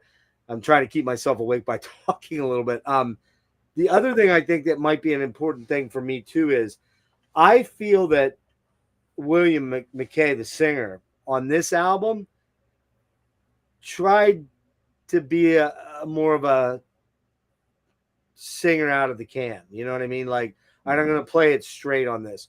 Whereas on the first album, man, he just did some weird shit that you're like, all right, that's fucking weird, but it works. You know what I mean? Yeah. If it didn't work, that album would suck. But it just worked the way he was somewhat histrionic and not a typical, okay, now I sing la la la la la la la, and then I go la la la la la la la. In other words, he was kind of thinking outside the box with his vocals, and on this new one, on the Protector, he kind of got a little bit more like, hey, maybe the guys in the band were like, dude, you're all over the place. You got to rein it in. I don't know. Who knows? But yeah. So go ahead. Your assessment. So I think too, what you're saying is they wanted to be more what was going on at the time. Right. That's what they were into, actually. They were like really into thrash metal at the time. Right. So they tried to make basically a thrash metal record. Not really thrash. This is more like a speed metal record. Yeah. I wouldn't call it thrash. It's more of a progressive. There's thrashy. There's a little bit of thrashy bits in there, but it's not pure thrash at all. Right. Yeah, man. The intro's killer. Infinite Voyage has a very Germanic sound. I hear a lot of like Angel Dust and Iron Angel in this song. Like, I hadn't thought of that. You're right. Yeah, man. And if you look, like if you go back and look at like ads, they're on the same ads with Iron Angel and Angel Dust at the time, which is kind of cool because they were on the same label, right? Steamhammer. Yeah. So that makes sense. That makes sense. Yeah. Cursed by the Deceiver, another speed banger. I hear some destruction in here for sure. Yeah. Riff after riff in here. Tame the Lion, crazy ass banger, man. Sick bass on this, proggy and brutal. This song kind of reminds me a little bit of Blind Illusion in parts too. Killer stuff. The acoustic outro, man. Fuck, dude, that shit rules. Entity, Watching from the Sky, more traditional sounding speed metal, early Halloween and Gravedigger on this one. Oh yeah, I forgot about Gravedigger. Yeah. Yep. Sanctuary. Fuck, dude. Once this song gets going, it thrashes. Truth to the Cross, very fast, proggy, and brutal. Has some parts that reminds me of Blessed Death. Actually, this I don't know record them. I reminds know me. the name, but I don't know them. Oh, you got to hear that. We should do Blessed Death, but that second album, it totally reminds me of Blessed You Death. can look right at here. that. That shit kills. And then Poseidon Society kind of it has that rushy kind of rush intro. It does. Proggy. Yep, mid-pace banger. That's a banger of a song, dude. That's a very good prog thrash speed metal song. I love this record. I wish the production was just so much better. It would have been so good. I mean, it is good. I like the remasters and the remixed versions. The original version it's pretty horrific to try to listen to, which I want to try to get an OG pressing just to hear like the vinyl. Mm-hmm. Now The wait, vinyl- you said you got an OG press just now for $25? Yeah, not of that, but of the first record. You're kidding me. No, it was on Where at? Discogs. Yeah, I went on there and it's like scuffs on side B. If you're not into scuffs, don't buy this. Oh, okay. All right. Okay. All right. I got But you. there's no skips or anything. Plays fine. Okay. I didn't see that one, and I looked on Discogs earlier today. Maybe It just popped up right I'm now. like, oh shit. Okay, well that's probably what it is. Fuck. You cunt, you. You bastard. You know it's my birthday tomorrow, Dennis. Just saying. All right, I might send it to you. Nah, you don't have to do that. But yeah, I like this album. Don't get me wrong, 8.5 is a good score. No, dude, it's a banger. I'm going to give it a 9 out of 10. I feel like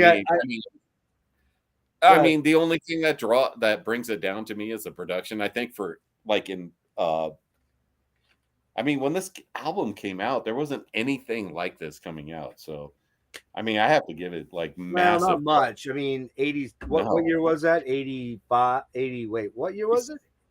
85 or 86. 86. Yeah, Yeah. dude. I mean, this thing has like it pulls every punch in the book. Like they're not leaving anything out in here.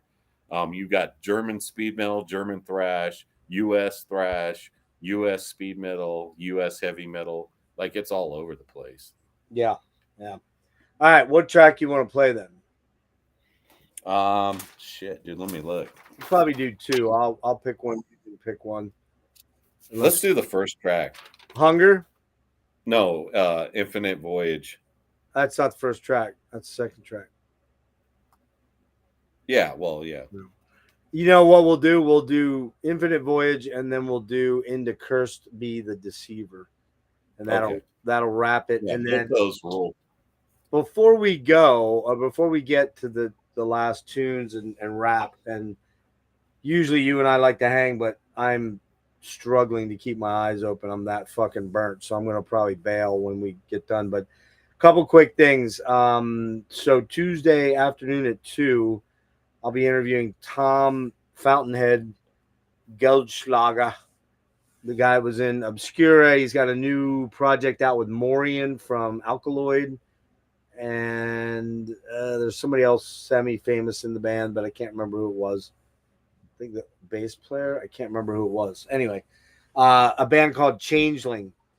If you like Gorgutsian stuff, you'll probably like Changeling. It's pretty dark, but it's also very mystical. There's chamber orchestra in it, and it's pretty wild. It's pretty trippy shit. That his new album comes out at the end of April, so I'm gonna have him on Thursday night. Jimmy and I are doing the Ruins of Beverast deep dive. Ruins of Beverast, deep dive, and then Friday and Saturday I'm supposed to be going to Philly to see Dismember and Exodus.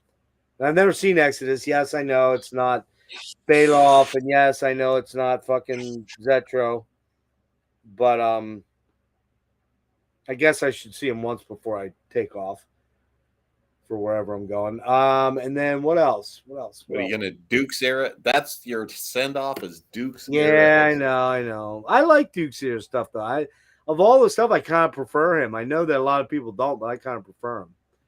I love that. I loved a Shovel-Headed Kill Machine is probably my favorite album of theirs. Yeah, that's a good one. It's a banger album.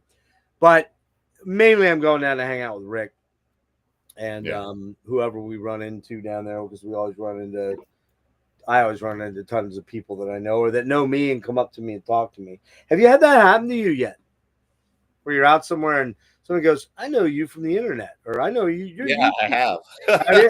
Isn't it fucking weird? Yeah. It's like you'll see somebody like it always happens to me at shows, not in the mall or something. No, it's only at shows. Yeah, but you'll see somebody like eyeing you. You'll be scanning the room, just people watching in between sets or whatever, and then you'll see that guy going, and it's always a guy. It's always a guy. It's not some fucking super hot chick. Of course That's not. always girls for me, but I'm sure it is. Yeah. Right. I'm buying that not at all. But anyway, we both wish. Well, you don't. You're married, but I wish. But it's never gonna happen. Trust me. But yeah, like what was it? Where was I at? Coroner in Philly. Like 3 people came up to me that knew the channel, and one I think in Baltimore, 1 or 2 maybe.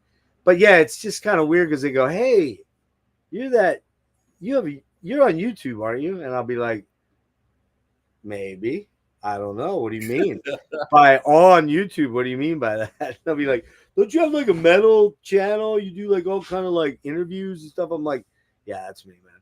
I mean, when I was in Denver, dude, at the Decibel thing, there was 2 dudes in front of me that were taller than me. Well, everybody's taller than me for the most part, but and I really wanted to be on the rail for Yob. And this guy, these 2 dudes were talking, and I kind of pushed up just close enough that I was, if any space open, I was going to go for it, right? And the next thing I know, the big tall dude, he had to be like 6'5", which is I'm only 5'7", so he's a big dude. And he goes, "Hey, you gas masks." I'm like, I don't know what you're talking about. And he goes, "Get out of here, man. You're fucking gas mask. You're Jeff, right?" I'm like, "Yeah, I am."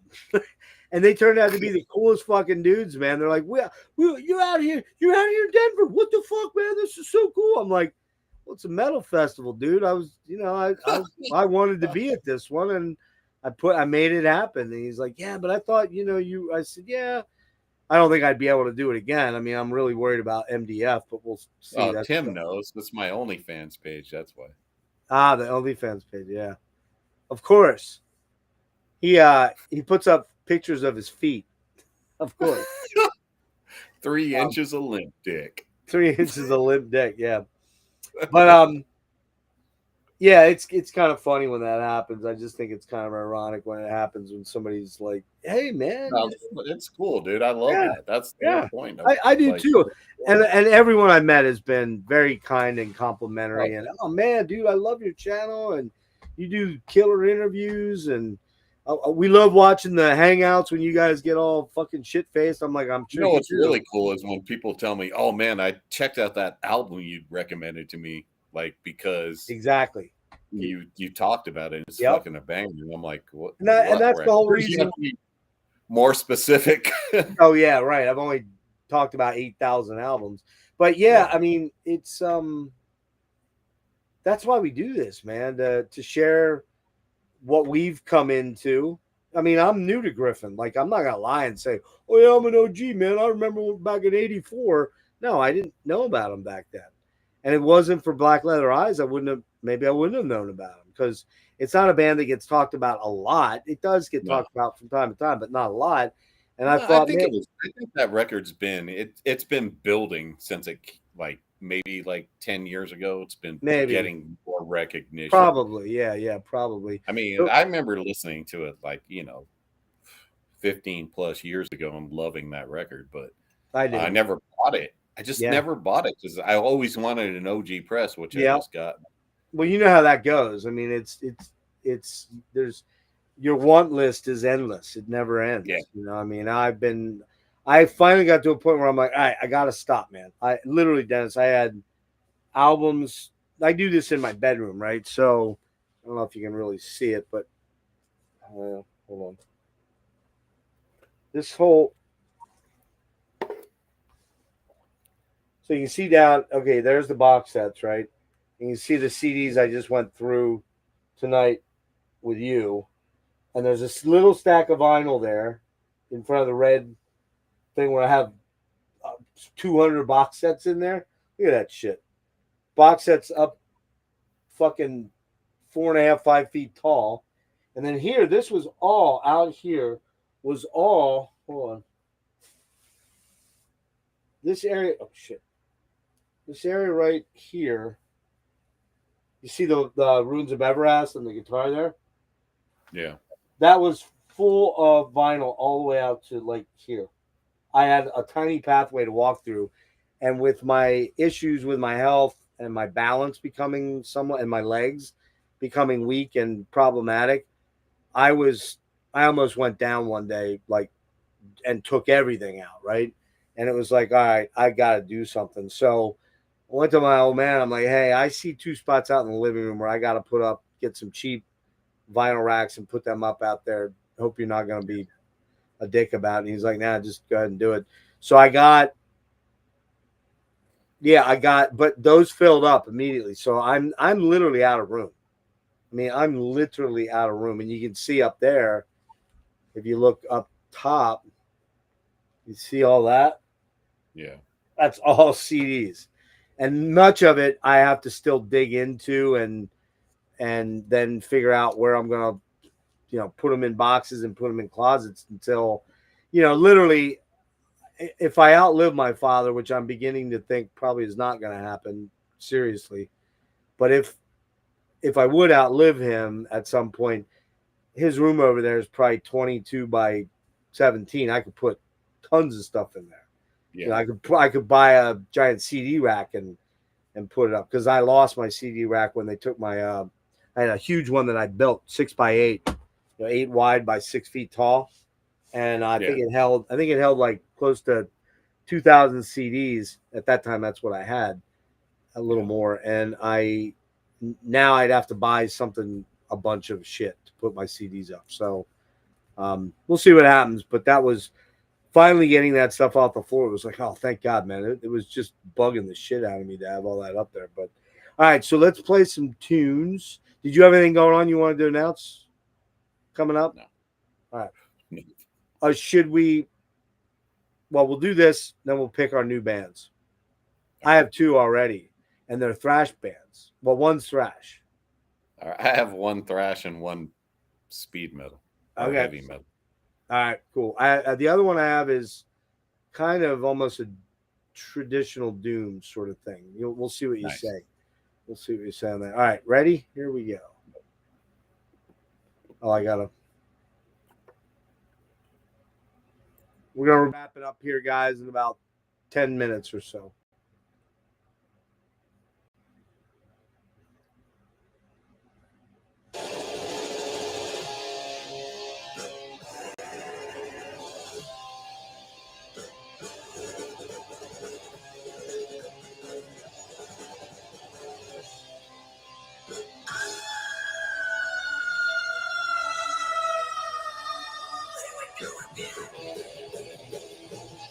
That's fast as hell.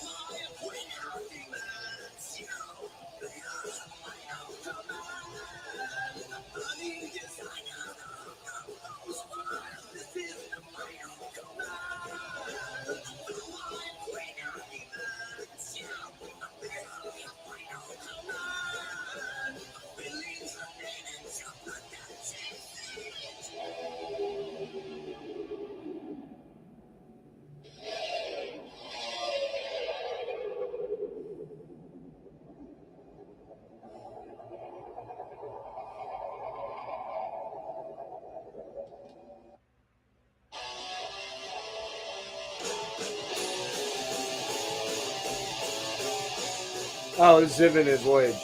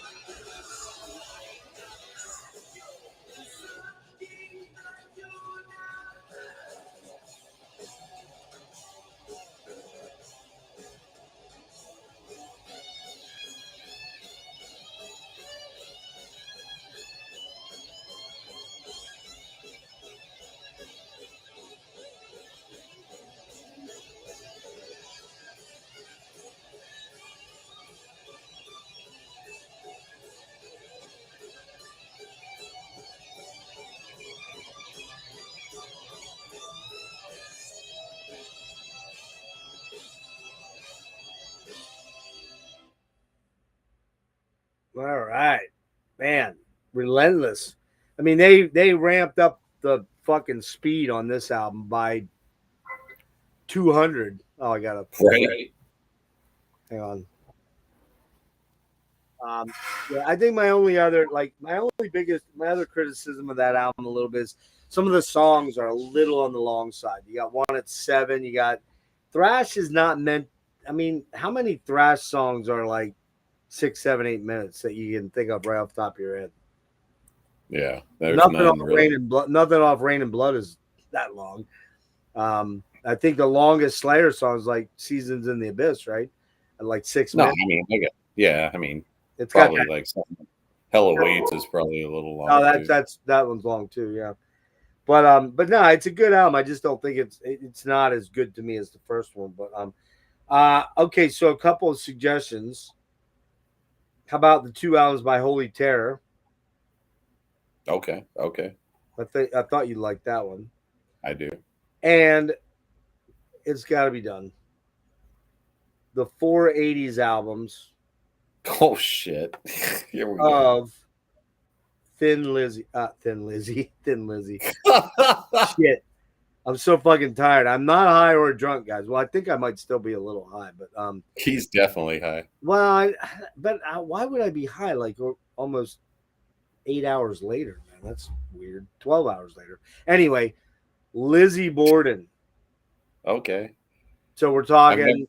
I don't think I've ever listened to a Lizzie Borden record. Well, with Lizzie, it's actually there's 2 EPs. Let me look at all that and see if that's going to be. And I know I have Lizzie Borden records. I just never listened to them. I have Visualize, Master Disguise, and Menace to Society. I don't have Love You to Pieces, but I'll pick it up on CD. They have put out stuff. They didn't put anything out in the 90s. And then they put something out in 2000, 2007, and 2018. But we're going to skip those and just do the key stuff in the 80s. They put out Love You to Pieces, the first album, in 85. They put out Menace to Society, which was my first one in 86. They put out Terrorizing an EP in 87, Visual Lies Studio, and I have that. Master Disguise, 89, I have that too. And so, yeah, why don't we do Lizzie? So that's, let me take a look at the EPs. If they're only like 10, 15 minutes, we can throw them in too. 2 Holy Terrors, then what do you got? I got Coven, 2 records. COVE. Oh, yeah, I want to do that. Yeah. And Anthem from Japan. Yeah, but Anthem has like 42 fucking albums. No, they only have 2 records in the 80s. Oh, you just want to do their 2 80s albums? Yeah. Okay, Anthem 2. What was the other one? I'm sorry. Coven. That's 2. Yep. And then I said Lizzie, which is 4 plus 2 EPs.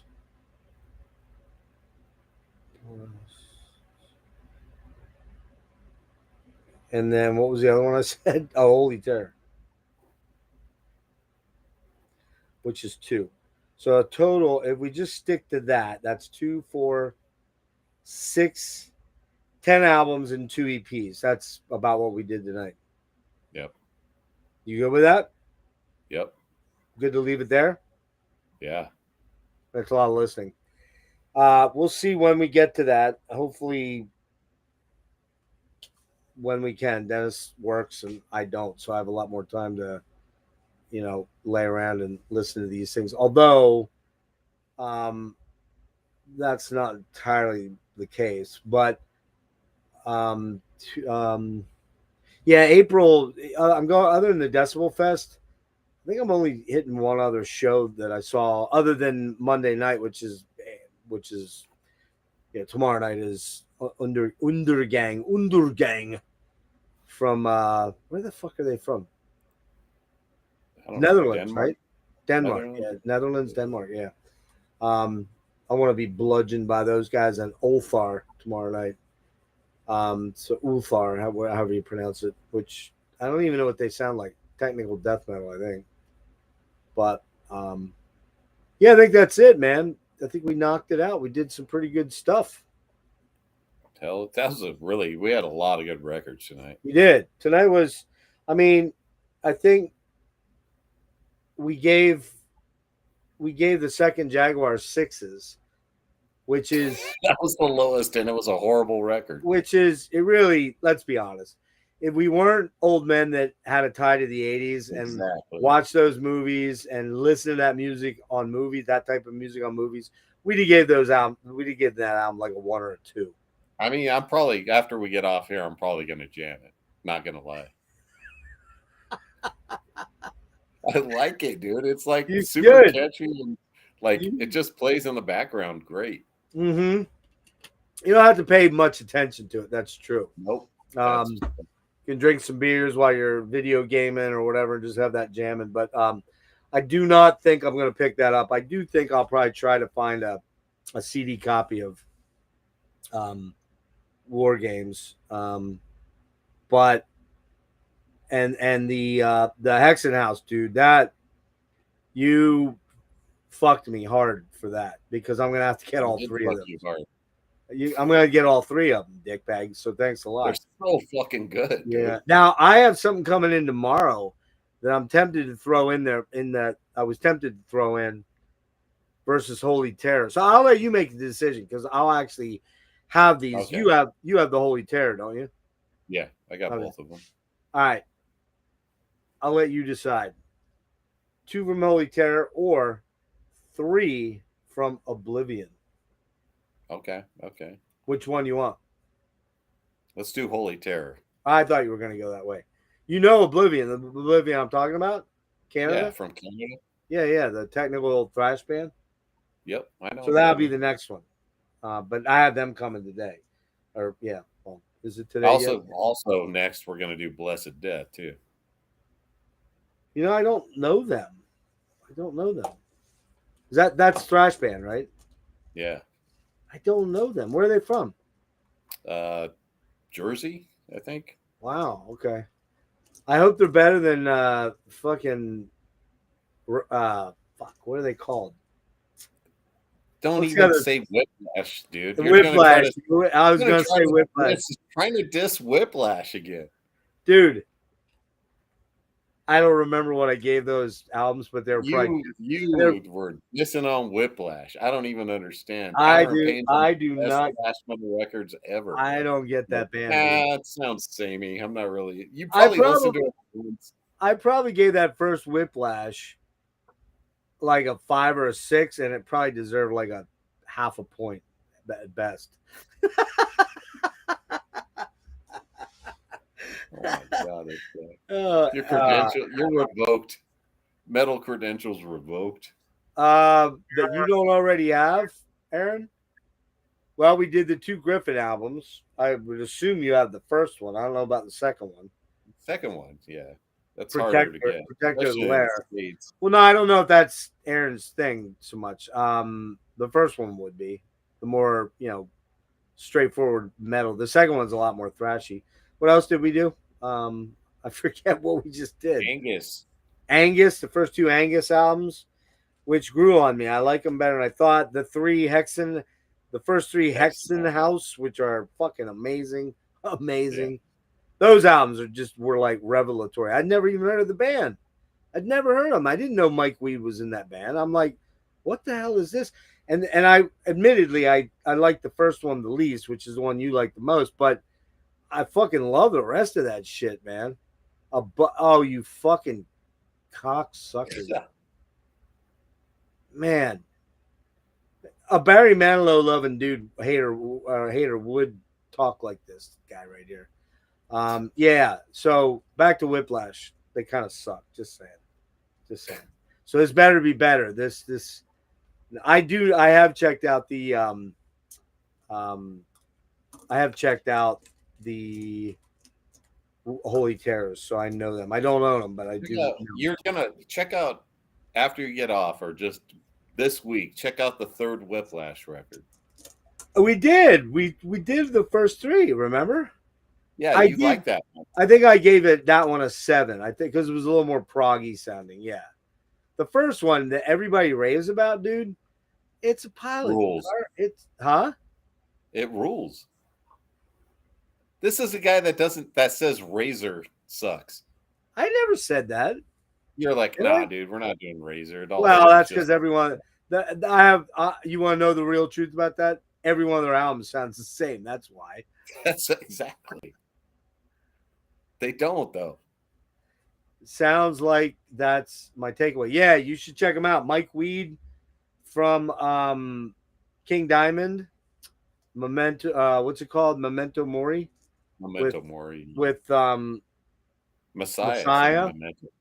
Yeah. And he had another. It was another band he did too. I can't. He's in a bunch of different bands. Mike Weed was. Yeah, you know what, dude? I was never impressed by Memento Mori, if I'm going to be honest. It was kind of like low rent Candlemass. Candlemass, yeah, I agree. Yeah, I mean, it's hard to fuck with the OG. You know what I mean? It's really hard to do that. And I, one of these days, I mean, I feel like I'm running out of time, no lie, but not to get morbid here, but I really would like to do a Candlemass deep dive for the whole catalog. Okay, I'm down. So I got to find the right people. If you and I and at least one more person, maybe Aaron would join us for that. I don't know. Yeah, Aaron, are you much of a Candlemass guy? Something tells me you're not. I don't know why. Look at this, a quarter. Yeah, I mean, you could buy. I was buying stuff in Santa Cruz for $1, so I probably bought a. But hold on though. Was that during Vinyl's dark days where you could go into any store and get virtually anything for nothing? Yeah. And then some dude decided, hey, let's create this market demand for vinyl. So let's go out and put this database together that starts to score these things so that people pay a lot of money. I mean, dude, I remember going into Stan's Record Bar downtown, which was kind of the only legit good out vinyl store you could go into here. And you could fucking buy virtually, honestly, man, you could buy virtually any album for between $2 and $9 for a top shelf mint copy of whatever. Now, granted, like something like, I don't know, this is, what year are we talking here? We're probably talking 2005, maybe a little before that, maybe the late 90s, early 2000s. But I wasn't doing vinyl back then. I just didn't care about vinyl. I had gotten rid of all my original vinyl. Luckily, I didn't have like a Storm of the Lights Bane or a, Anthems to the Welk or whatever's really going crazy, or any of these new wave of British heavy metal albums that, Aaron and Alan, I forgot his name there for a minute. Alan and like Ken from Ken's Death Metal Crypt, they have all that OG shit that they spend a good bit of money on. I'm just now, but those guys had it, like Aaron, like you to an extent too, from being from the Bay Area. You guys had it when you could accumulate it for next to nothing, Yeah. And now you can't. Like my collection, since I kind of had to start over last November, has probably cost me $10,000, I bet. But honestly, dude, like back then you had even you're saying late 90s, early 2000s, like people weren't buying that stuff for a reason because they didn't care about it. So, they didn't care. Yeah. Right. So when I saw it, I just bought it because I was like, oh shit, fucking Eyes of Horror by Possessed. I'll take another copy. $3. Oh, yeah. No. Like, makes sense.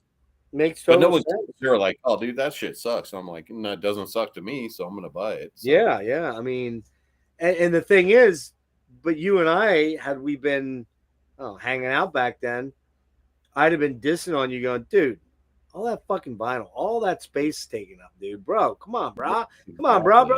Go with CD, bro. You have to think too, like with all the CDRs, like all the computer downloading. Oh, I had tons of that shit. Everybody was getting rid of it. We should do like a fucking stream about our. Do you guys still have a bunch of CDRs? I don't. I have. A huge chunk of them, unfortunately, got heisted when. I mean, I still have some. Yes, I probably have maybe a spindle full, but I used to have fucking like boxes full of Yep. live bootlegs that I never listened to that people would send me, a Porcupine Tree and all these Yeah. different prog bands and shit. And then I had the only thing I think I might still have, I think I have about 30 or 40 Pink Floyd bootlegs going all the way back to 60. When did they start? 7, 8? Can't remember. Maybe even earlier than that, 65, whatever it was. These are, and some of these bootlegs, no joke, were people walking in to the gig with a reel to reel and setting it up in front of the stage and putting 2 microphones up, and you'd be shocked at how fucking pristine these recordings are. They're amazing, right? Yeah. But what's that? You still have to fun. Yeah, I know. Yeah, I know. Yeah. Well, if you want to do the Candlemass thing with me, and I don't know if that's a joke, but that you're doing that. I'm assuming with the little asterisk you're joking that you don't like them. So, but if you do like them and you want to do it with Mr. Dennis and I, that'd be a fun time. The 3 of us deep diving that stuff. Even if you Yeah. don't like him, it'd be fun. Yeah, it'll still be fun. But I think that. Oh, by the way, nah, I can't say that. Never mind. I can't say it. Yes, I do have CDRs. I just don't think I have like boxes and boxes like I did, because if you remember, I've told the story, but I think you know that back in 21, when I was destitute and had no money and was living thanks to my old man, living off of, fucking food bank deliveries, giving me free food and then having to get food stamps for a while. This is all before I got disability. I could not pay my storage fee, and I got about $700 in arrears with them. And I finally managed to pull together what I thought I owed, which was like 550 or something, borrowed from a bunch of different people, saying, I promise, I'll sell stuff to pay back at worst. And here I went to pay it, and they're like, oh, well, you have a new month in there, and if you don't pay it by the end of Friday, we're contractually we can take all your stuff. And that's what they did, dude. They took everything. Thankfully, weirdly, about 10 days before that happened, I had decided with a lady friend of mine that I no longer see anymore, but she was like, you really got to get your CDs out of there just in case. I'm like, eh. And then one day I was like, you know what? Would you help me get all that stuff out? And I had to find places around our house, the other place when we lived in the house as opposed to the apartment. And it was touch and go. I had like boxes of CDs everywhere in every closet, jam packed with stuff. And had I not done that, I would have lost all that. I lost a $2,500 stereo, that bookcase that I built, all my furniture, pictures of my kids when they were little. I lost a big, you ever see those things that you put like clothes in for over summer if they're winter stuff? You shove them under a bed, like long, skinny plastic Tupperware sort of thing with a lid. Yep. So I had one of those. I had fucking some of the killerest, fairly rare Porcupine Tree posters. Like I had a 3x5, 3 foot by 5 foot Dead Wing poster that had it was from the DTS when they were trying to get everybody to go to 5.1 systems, which nobody did, or most people didn't. This poster, I had people offer me like $500 for it a while back. Damn. That went. Stuff from the Fillmore out in San Francisco. Yeah. I had signed autograph posters of when Porcupine Tree played there. Both times they make a poster of it, and those I probably could have sold for a couple $100 too.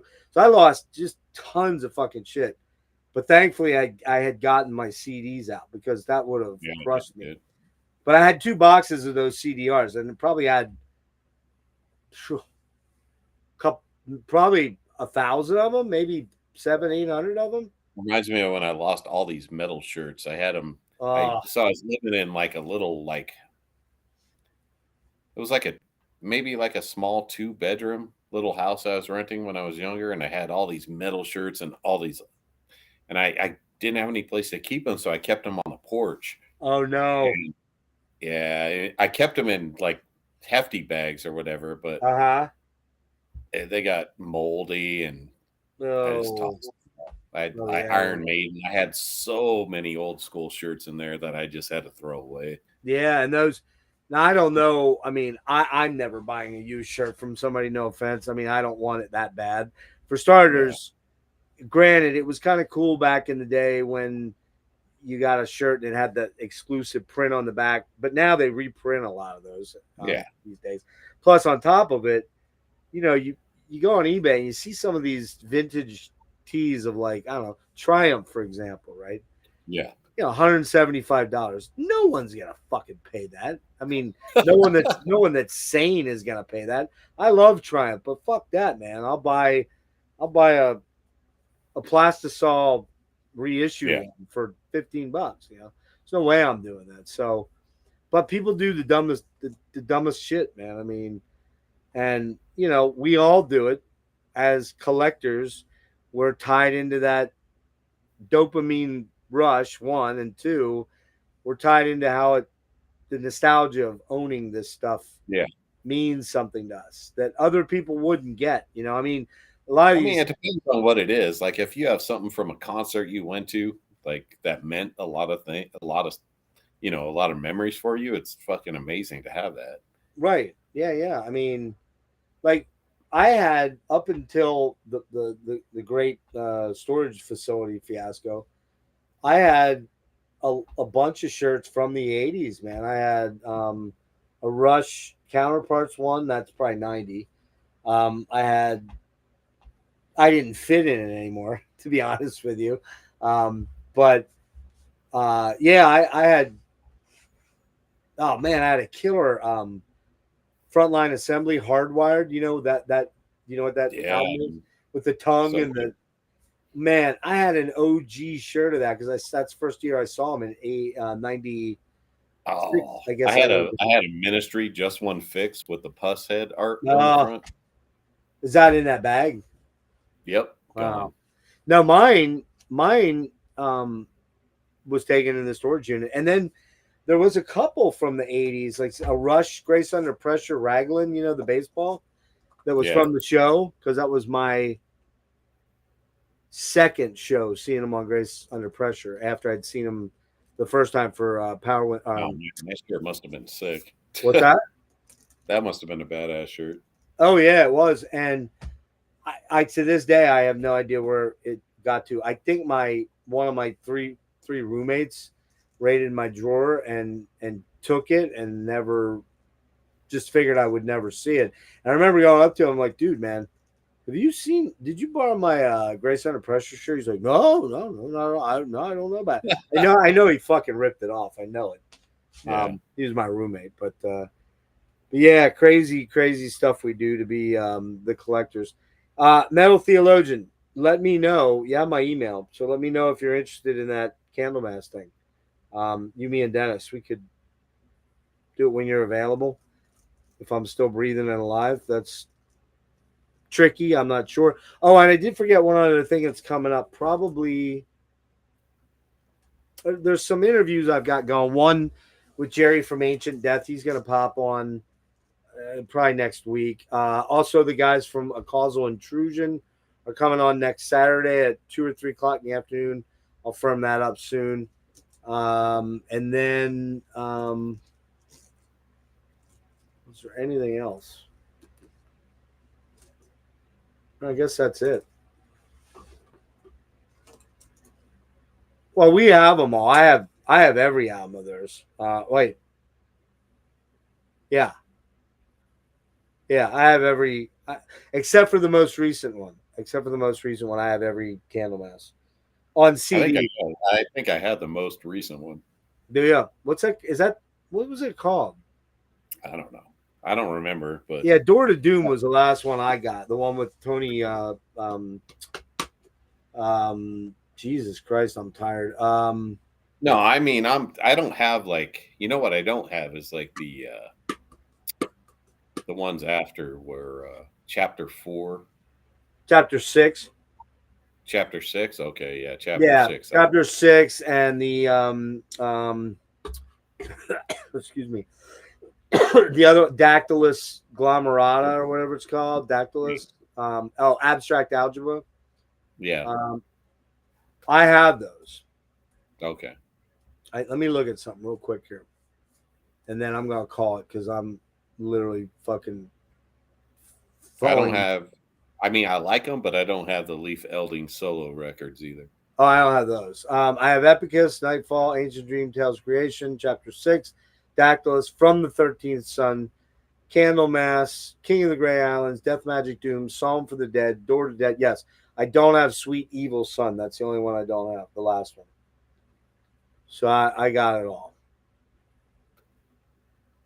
And would love to do that. Yeah, they're down in principle. You're not the best. Well, you got to listen to it and give us an opinion then. But that's up to you, man. If you don't feel like you want to be embroiled in that, it's not your thing. We what was the other one we were thinking, Dennis? What were the other? There were a couple bands we talked about doing, not named Razor, because we did talk about that. But what were the other bands that we said, nah, they should have their own deep dive? Y&T was one. Yeah, yep. Y&T definitely. That's been like since fucking 5 years ago, dude. No, it's not 5, but it's about 3. Yes, it is. It's when we first started. It's about 3, man. 3.5. Well, because we only started doing, dude, you and I only started doing Forgotten Metal Gems. It was something else. We called it something else. We did that. No, remember we did some like other stuff too, like deep dives more. Well, yeah, you came on the Death deep dive. You came on the Scorpions deep dive because remember you wanted to do some Scorpions on this. I'm like, nah, that we gotta address all those other. We did a full Scorpions. We did a full Blue Oyster Cult. Blue Oyster Cult, you, me, and Eli. You know what's the worst? We did a full Triumph. They got like 6 views. Yeah, that was a bummer, man. I mean, that was disappointing. We spent so much time on that fucking Triumph. Well, and in keeping that with that, actually, and Aldo Nova. Well, Aldo, Zebra, and Stone Fury were our first batch of albums that we did on. We called it something else though. What was it? Flashback to the 80s, or I don't remember. But we did that, and that's what kind of started the fire. That was, I want to tell you how long ago it was, man. It was here. And it was right after I moved in. It was 22, so not when we started. I mean, maybe when we started, but not when I started the channel. That was back further. But yeah. What's that? Did what? Well, no, I didn't know anything about it. I didn't know anything about it. No, it was called something else in the first episode, and I can't remember what the hell it was. Rick did. That was back when Rick was doing all my thumbnails. I remember that, dude. I think I called it Flashback to the 80s or something weird like that. Something like that. And then we did Zebras. We did 3 Zebras, right?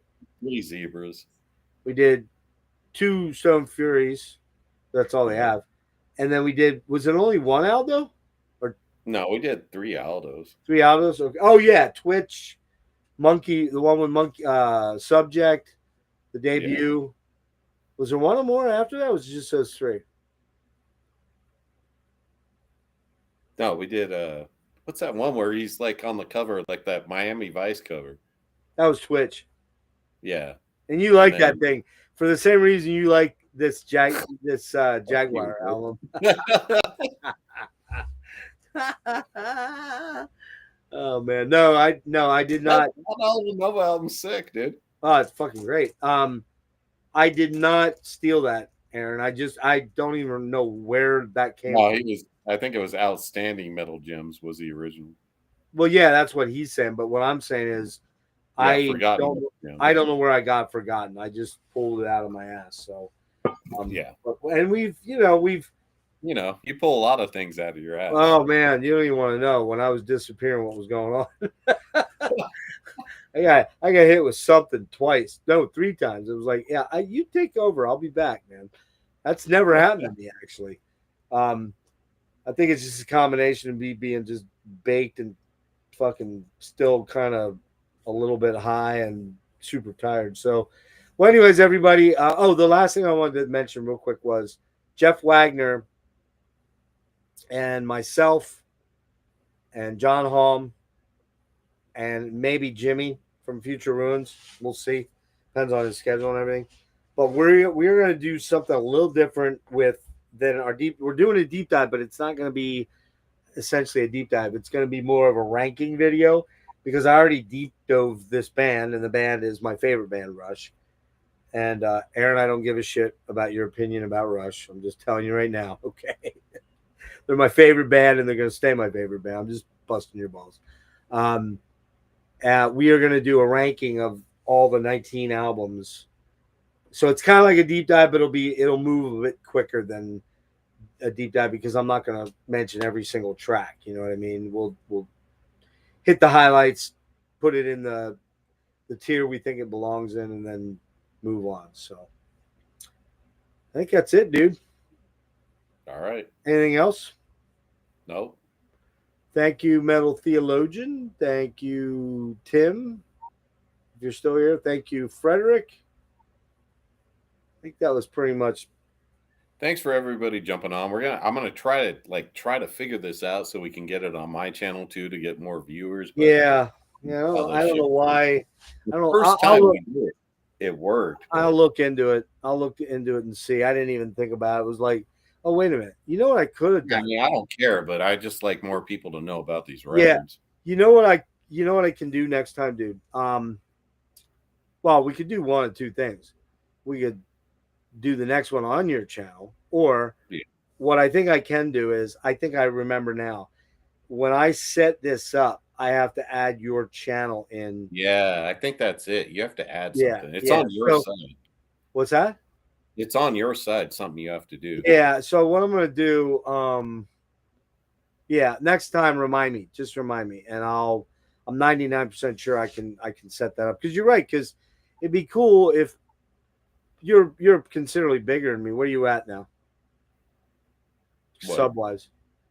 I don't over 3,000. Yeah, so you're twice the size of me, and you have a pretty devoted following. I mean, in more ways than one. You wish, bitch. I'm old. I'm not. You know what they called me in high school, man? One hung low.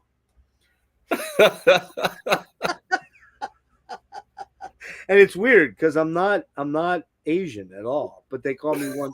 After we took our showers, they're like, "Hey, that guy's one hung low." It's probably because I have one ball that hangs down to my knees. Fucking funny shit. But yeah, it would be nice if we had, because I think we did have like close to 30 people in here last time. Then tonight, it got up to 21, but it's a Sunday and it's kind of later. Who knows? And who knows? Maybe people just hate me and don't want to. They only want to come to see you. So, no, but yeah, I'm saying that. I just want more people to see shit. Like, no, I put a lot. I know, man. Yeah, a lot. Like, pretty much every album we talked about tonight, we agreed was very good to excellent. Yeah, I mean, if you're gonna say the lowest record was Jaguar, fucking 80s AOR pop rock at a 6. This time. See, I still know the melody though. That tells me it tells me it was an earworm, This time. And then when you put it on later, after when we shut off here in a minute, get out your phone and put on John Parr's St. Elmo's Fire and play it simultaneously. I think they're the same song, more or less. More or less. What was that really? There was a really cool John Parr song. I can't remember the name of it. Man in Motion? Or no, that was St. Elmo's Fire. What the hell was that song? It was like his rock song. He had a rock song? Yeah, John Parr, dude. Remember that? Oh, I'm gonna look it up right now. I clearly I don't remember it. Yes, you do. You just forgot right now. Well, there's Restless Heart, Two Hearts, The Best, Westward O. Naughty, naughty. I don't remember that, dude. What? Yes, Hold you on. do. Hold on. Let me listen to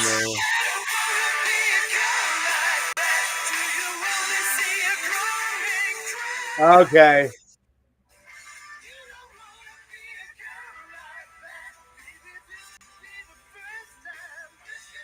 Yeah, okay.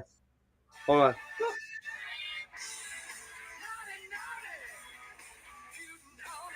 Okay, I didn't know that was him, dude. I did not know that was John Parr. Get the hell out of here. Fuck yeah. Oh my god, that's funny, man. Here's another one that I want people to know, but it's not really metal. So I guess it really wouldn't fit. But I don't know if I ever asked you about this. I probably did. But I'm gonna pull it up here, man. Hold on. This guy doesn't know naughty, naughty. Come on. I do now. Now you played it for me. But no, I wouldn't have known it off the top of my head.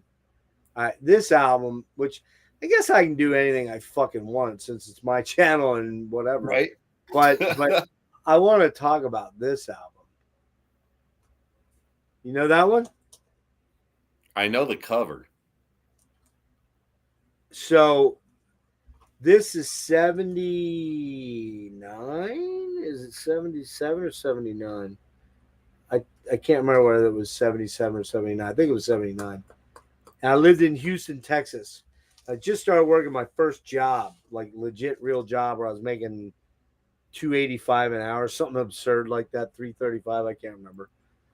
And it was at a restaurant, and I heard this, the lead single for this, and the lead single for The Pleasure Principle from Gary Newman being Nice. Cars, right? Yeah, Cars. And this song is Children of the Sun. You ever hear that song? Probably. People Sounds very. I'll sing a little bit for you because I know you love when I sing. Hang on here. Where's the hold it. Hang on. Shit, what's going on here, dude? Okay. People of the earth, can you hear me? Came a voice from the sky on that magical night. I don't have the highs he has. And it's about a fucking UFO coming down, landing, and taking people away. And it's children of the sun, children of the sun, children of the sun. You never heard that? I can't tell by your vocals, but I probably have. Well, fuck you then. We've already, this thing's demonetized, so we're gonna listen to that one song before we go, real quick. Hold on, I gotta take a piss. All right, Talk about something. No, I'm gonna talk naughty to Aaron. Aaron, what are you wearing?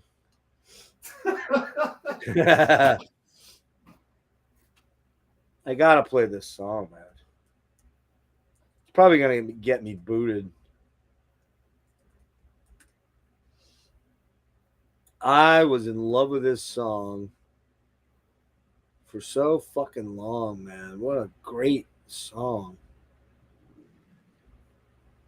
And I forgot about the intro bit that makes it really long. Billy Thorpe, hell yeah, Children of the Sun, man. I love the whole album's really good. We Welcome You, Coming Home, I think is, I forget the name. I forget all the names of the songs, but I love that, man. Goddess of the Night. Oh, Goddess of the Night. Oh, man, how's it go? I'm in love, Goddess of the Night. I think that's kind of it, right? Am I off on that? I could be off. Let me see. I love that album. That's one of the few OG albums I still have in my collection that I don't even have that on CD, weirdly, because I had the OG vinyl in 79. Is that 79? It's got to be 79.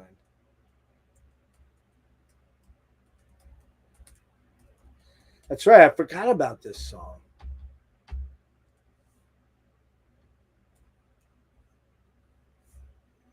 Let's check it out.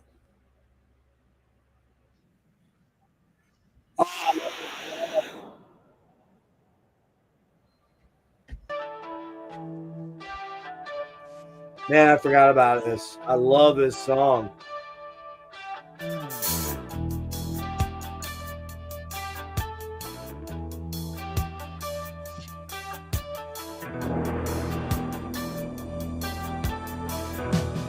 I remember that one. Tim. Once in my holy life, as I woke up dreaming love, the devil with an angel's eyes. She cast a spell over me. It had this poor boy screaming, Oh, fuck. it isn't real fantasy.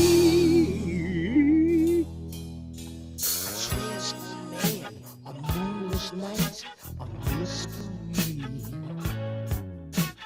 God is of the night.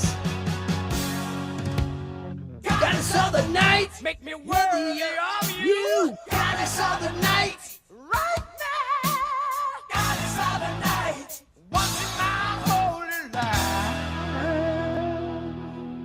Ah, it song's so good. Did he actually say the R word? R-A-P-E? I think he did. Wow. Different times now, man.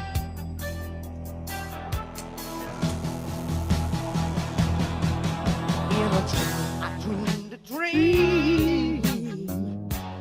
And I don't- that dream was sleeping deep inside the palace of a mystic queen. This is not the song. This is another song on the On album. an altar built of silk and lace, a crimson sacrifice was made. Is it pain or ecstasy?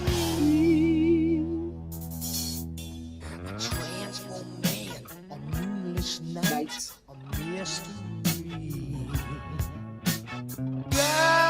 Yes, of the night.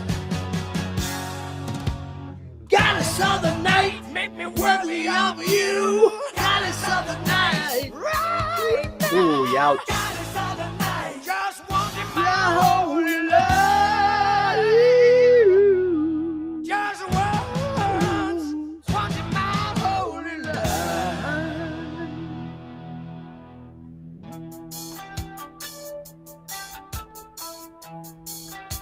I had a chance to see this guy in Houston back in 1980, but I didn't go, and I don't remember why.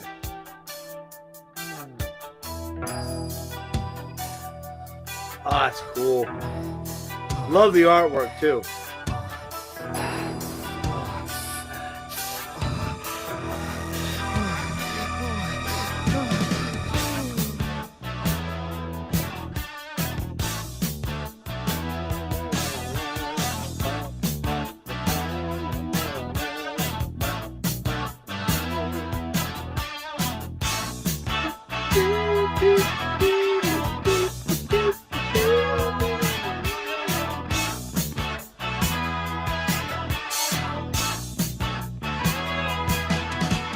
Goddess of the night, make me worthy of you. Goddess of the night, right now.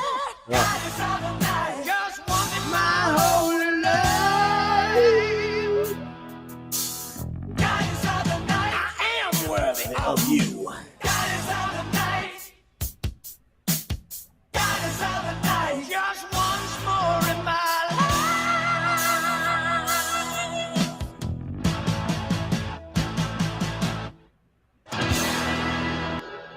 Man, Aaron, I completely forgot about that one, dude. That's killer. All right, what we're gonna do Children of the Sun quick, and then I gotta go to fucking bed, man. I'm wiped. You there, Dennis? Oh, I see you. I'm here. I just can't hear any of the music. Oh, you can't hear it? I can't hear shit, dude. You gotta do something on your side. I can't hear anything. I don't understand that. I don't get it. I can hear you, but I can't hear the music. You can't.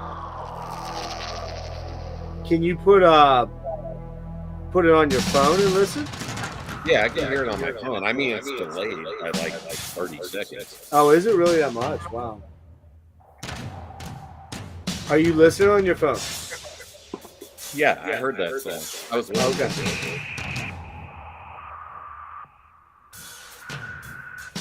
I'm trying to remember. Leland Sklar, who played with James Taylor, Toto, millions of people, Sheryl Crow, Paul McCartney, everybody. He plays bass on this. And I think Simon Phillips plays drums. Is it Simon Phillips? No, it's a black guy.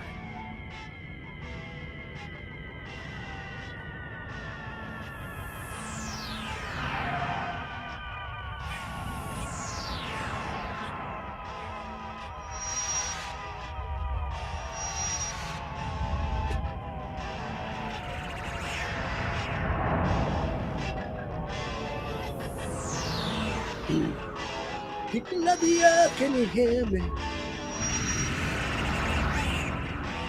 People of the earth, can you hear me? Came a voice from the sky on the magical night. My voice is roached from talking too much last 2 days. In the mountains of 1,000 sunsets, they travel to the world on a silvery night.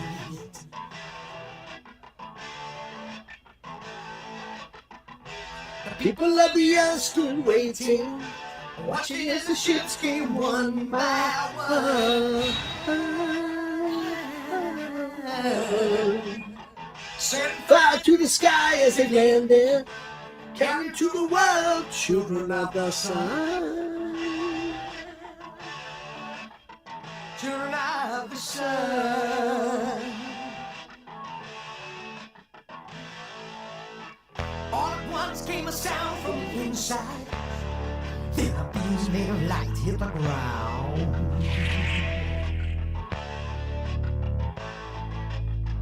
Everyone felt the sound of their heartbeat. Every man, every woman, every child. They passed the limits of imagination to the door, to the world of another time. Yeah, great voice. And on the journey of 1,000 lifetimes, with the children of the sun, they started to climb. Children of the sun.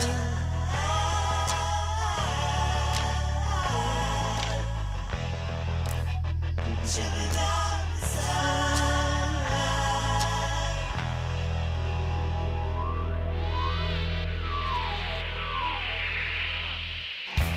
No more gravity, nothing holding them down.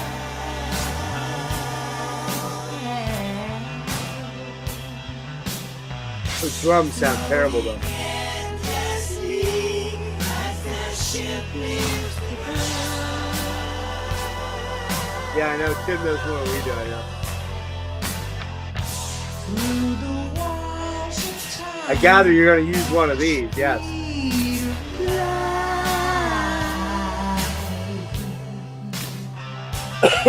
Man, my voice. Crystal shield on the celestial flight. The celestial flight.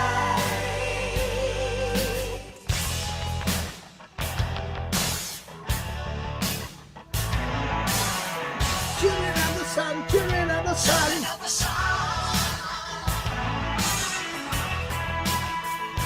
Children of the sun. Children of the sun.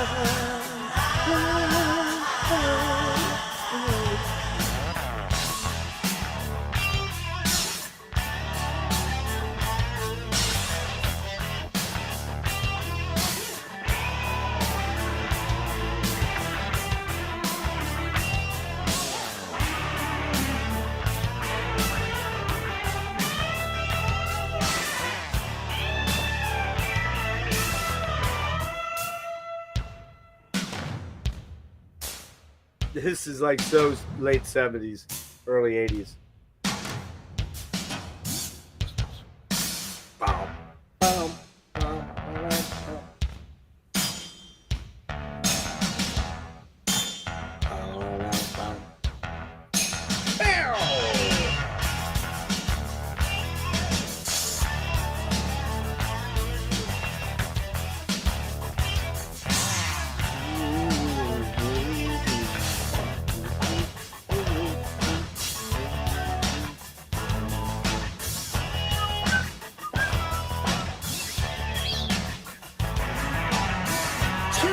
sun, children of the sun. Children of the sun, children of the sun. Children of the sun, children of the sun. Children of the sun, children of the sun. Children of the sun, children of the sun.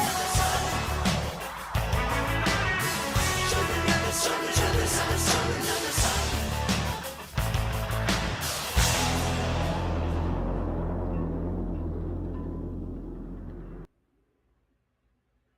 All right, Dennis, what'd you think? You're a little behind yet, right? Yeah, song's still playing. No, What'd I you know think? that. You know that song? Okay, I was gonna say, man, you were around in the late '70s, early '80s. You had to have heard that song. No, I know that. I love that song. I love that album. Believe it or not, it's not, That's killer. huh? It's killer. Oh, it's so good, man. So good. So, all right. Squeeze it dry. Yeah, right. Mistreated. Wait, what? Wait, what's this now? Mistreated. No, Aaron said 10 corny classics. Oh. So Mistreated would be one? Mistreated from Deep Purple? Or is that the name of it? Mistreated Premier Intervention will be on the list. Is that a band? I don't know that one, Mistreated, unless you're talking about Burn, the one on Burn from Purple. Yeah, I'm gonna do. I mean, that's cool, dude. That's a gold thing. I'm gonna do Blood Come, Death by a Clothes Hanger. You know, Aaron, you might have a point here. That might be a fun wheel of tunage. Wheel of corny classics, you know, like something like oh god, I could think of millions, but like something like the song Windy from the Association. Windy,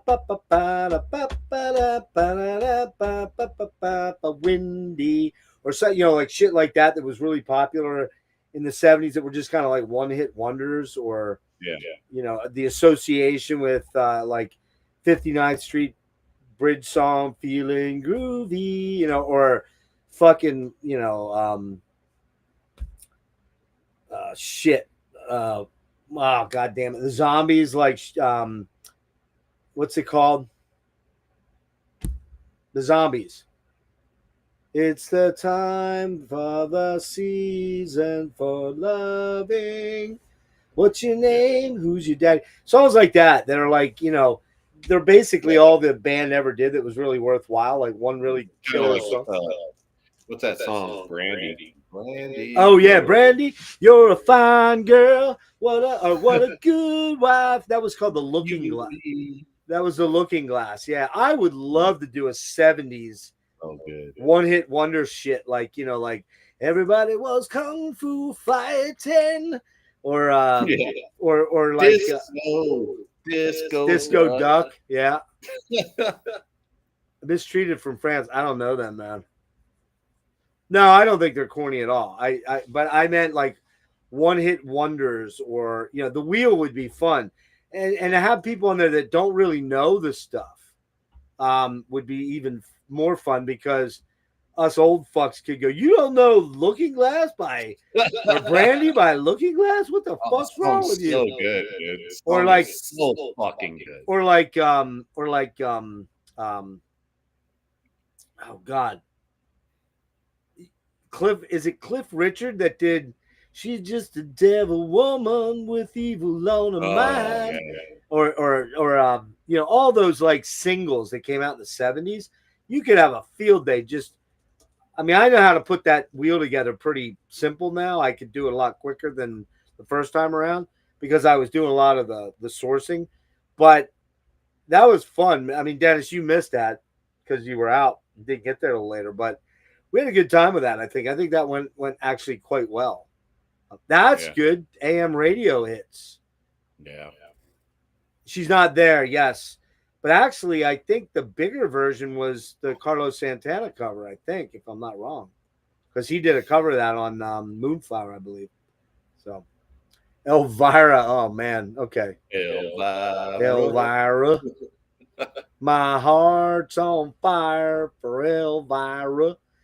You know, there's tons of those things like Amy from Pure. Was that Marshall Tucker? Amy, what you gonna do? I think it was. But yeah, I mean, oh man, we could fucking do endless shows pulling up wheels of AM 70s radio or 80s synth pop, or those would be fun shows to do. I gotta start, if I'm feeling well enough, to put some of those together and round all you guys up and then go, I wonder why no one's texting me back. I thought this was a great idea. I'll be there. I know you will. You and I come from the same era, so I mean, there's a lot of the stuff I know. There's very little of it that you're not going to have some vibe on it, Or here's like the California psychedelic scene, man, like from the late '60s. Shit like I had too much to dream last night, too much to dream, or the or that kind of stuff. That kind of fucking stuff. Billy, don't be a hero. Yeah, that's it. Billy, don't be a hero. Don't be a fool with your life. Yep. Looking lights. The lights went out in Georgia. Yeah. Was that Roberta? Who was that? Was that Roberta? No, that was that chick from Mama's family. The mother? Yeah. I'm trying to remember that song. I don't really remember that song really well. Yeah, Electric Prunes. Actually, the reason I brought that up, Aaron, was I ran across Skip Spence's first solo album. I think it's called Or something like that. Oar. What a weird album that is, man. It's actually very endearing. Like, here's another one, man. A lot of people don't know. Aaron, you'll probably know it, but I don't know if you know this, Dennis, but do you know Gene Clark's No Other? Probably. Also, don't Teddy Bear by Ted Stillvine. What? You don't remember that song? Teddy No. Bear. It was a 1046 trucking song. No, I do not remember that one. Oh my god. I do remember stuff like Convoy. You remember Convoy? We got a great big convoy. More like, you gotta get my Teddy Bear. I don't remember that one, man. Oh my god. Yeah, So that album is really kind of a loss. I don't know. I don't think I'd call it a classic, but there's something about it that's really unique. He had a really unique delivery, and he died very young, drugs and alcohol and all that kind of stuff, and mental illness. But that was good stuff, and that was he was in the Prunes, Chocolate Watch, Incense and Peppermints, all those classic Inagata DeVita, all the weird late '60s trippy, stuff. Are you pulling this up? What? Little Willie, Willie, don't be a hero. Don't be Oh no, that's not little Willie won't go. That's the one, yeah. But there's that Willie, don't be a hero, or Billy, don't be a hero.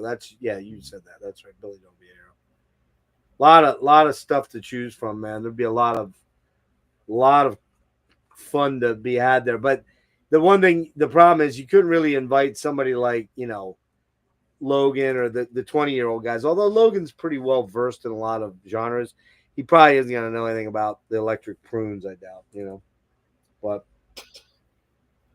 all right, guys, it's 1:00. I'm cooked. I think I gotta get a shower, get a little something to eat, because everything went through me. Not that anybody needed to know that. Paper Lace. Paper Lace. Yeah. I know the title. I can't think of the song, though. No, I know Paper Lace. Was that Phil Collins? No. No. Who did Paper? Yeah, who did that? I don't. Ouch. That's something in my eye. I don't remember that song, Paper Lace. I probably know it. I'm sure I know it. I just don't remember it. But yeah, I'm gonna call it, guys. I'm Night really Chicago sorry. guy. And who is that? Roberta Flack? No, Paper Lace. Oh, that's the name of the band? Yeah. Or the song is The Night Chicago Died? No, the song's The Night Chicago Died. Oh, okay. And Paper Lace was the band. Yeah. You remember that? No, I don't. That one I do not remember. Yes, you do. In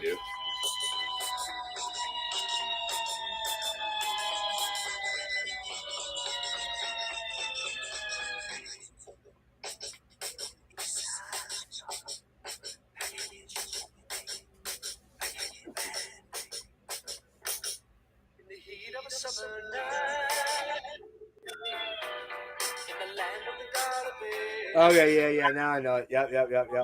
Now I know it, yeah. What was the one? You guys remember? Here's another great one, man. The man,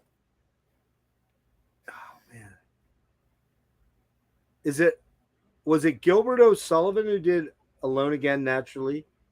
Yeah, dude. We gotta go start crying. I know. About committing suicide, man.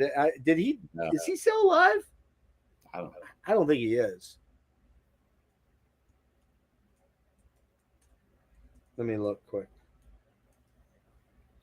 He probably is. Yeah, he's still alive. He's fucking 78, man. Nice.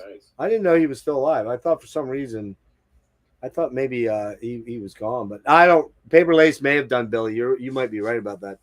So many great 70s fucking radio songs that we could just go endlessly. We could actually do as a name that tune, like you got to sing the song or something like that. Even if you suck and we're terrible, it would be fucking hilarious for all of us if you were terrible. Like, for example, if it was like, say it was something more, we wouldn't put all these super obscure ones, but we'd put some ones in there that everybody would know, like Aqualung or something, or, like Going to California. And then everybody has to sing the song. That would be awesome. Holy fuck. Sitting on a park bench. We got some. Yeah. And then, oh man, dude, that would be fucking funny as shit if we were all pretty loaded singing those songs. People would be fucking, well, they'd probably be reporting us to the FCC or something. They'd be reporting us to Donald Trump so he could get us off the air. But anyway, all right, before we get political, I better go. Dennis, I love you, buddy. Thank you so much for coming last night. I appreciate you coming last night a lot. Although you fucked me up because I was going to get out of there a little bit earlier and then you showed up. I'm like, God damn it. Now I got to stick around. And Aaron, thank you so much for coming, man. I think it was always fun to have you on. Very cool. And we'll talk about this Candlemass thing, or maybe we'll come up with the three of us, a band that we might want to do otherwise that we really are super connected to. I'm very connected to Candlemass. I think Dennis is as well. But if you're not feeling that so much, maybe we come up with something else that we're all a little more in tune with. Like Billy Thorpe. No, just kidding. Anyways, guys, thank you. Appreciate it. Oh, I got the balloons finally. I got them. What the fuck? I got the balloons. Crazy now. He's got balloons. I'm kind of special that way. All right, guys. Good night. Thanks everybody for being here. And Dennis, remind us who's our next set of albums or our bands that we have Striper. Wait, Striper? No, we don't have Striper. What are you talking about? Did you say Striker? Did you say Striker? Oh, you said Striper, you dumbass. We're not doing Striper. We're doing Holy Terror. Lovin'. Lizzie Borden. Lizzie Borden. And your other one. Holy Terror. Holy Terror and Lizzie were mine. And you Lizzie Coven? Borden. Anthem. That was it. Anthem, not Striper. Not Striper. We're too ungodly to do Striper. We'd probably catch on fire during the. And just to be clear, I know Aaron's probably watching this going, get out of here, man. I actually do like Soldiers Under Command. There's some good songs on there. There's some. I like the what's it called? Yellow and Black Attack. Yeah, but not the remix version. Only here's the thing. Here's the problem with every Striper album. Michael Sweet insisted on putting like at least two super sloppy, garbagey, saccharine, terrible fucking ballads on. And like honestly was one that, oh my God. Oh. Like, okay, if I was riding around with my ex-wife who became my wife as my girlfriend, I might put that on. But Too that's late, dude. You already said you were going to put on Striper, so it's already there. What do you mean? You were just like, I wouldn't put that on. Well, yes, I would if I was. I said back when that Yeah. I play honestly when my girl was in the car. That was it. For her, of course. I hated it every second of it. Yeah. I mean, it's Just like good. just like I hated Europe's Carrie because my ex-wife, her name was Carrie.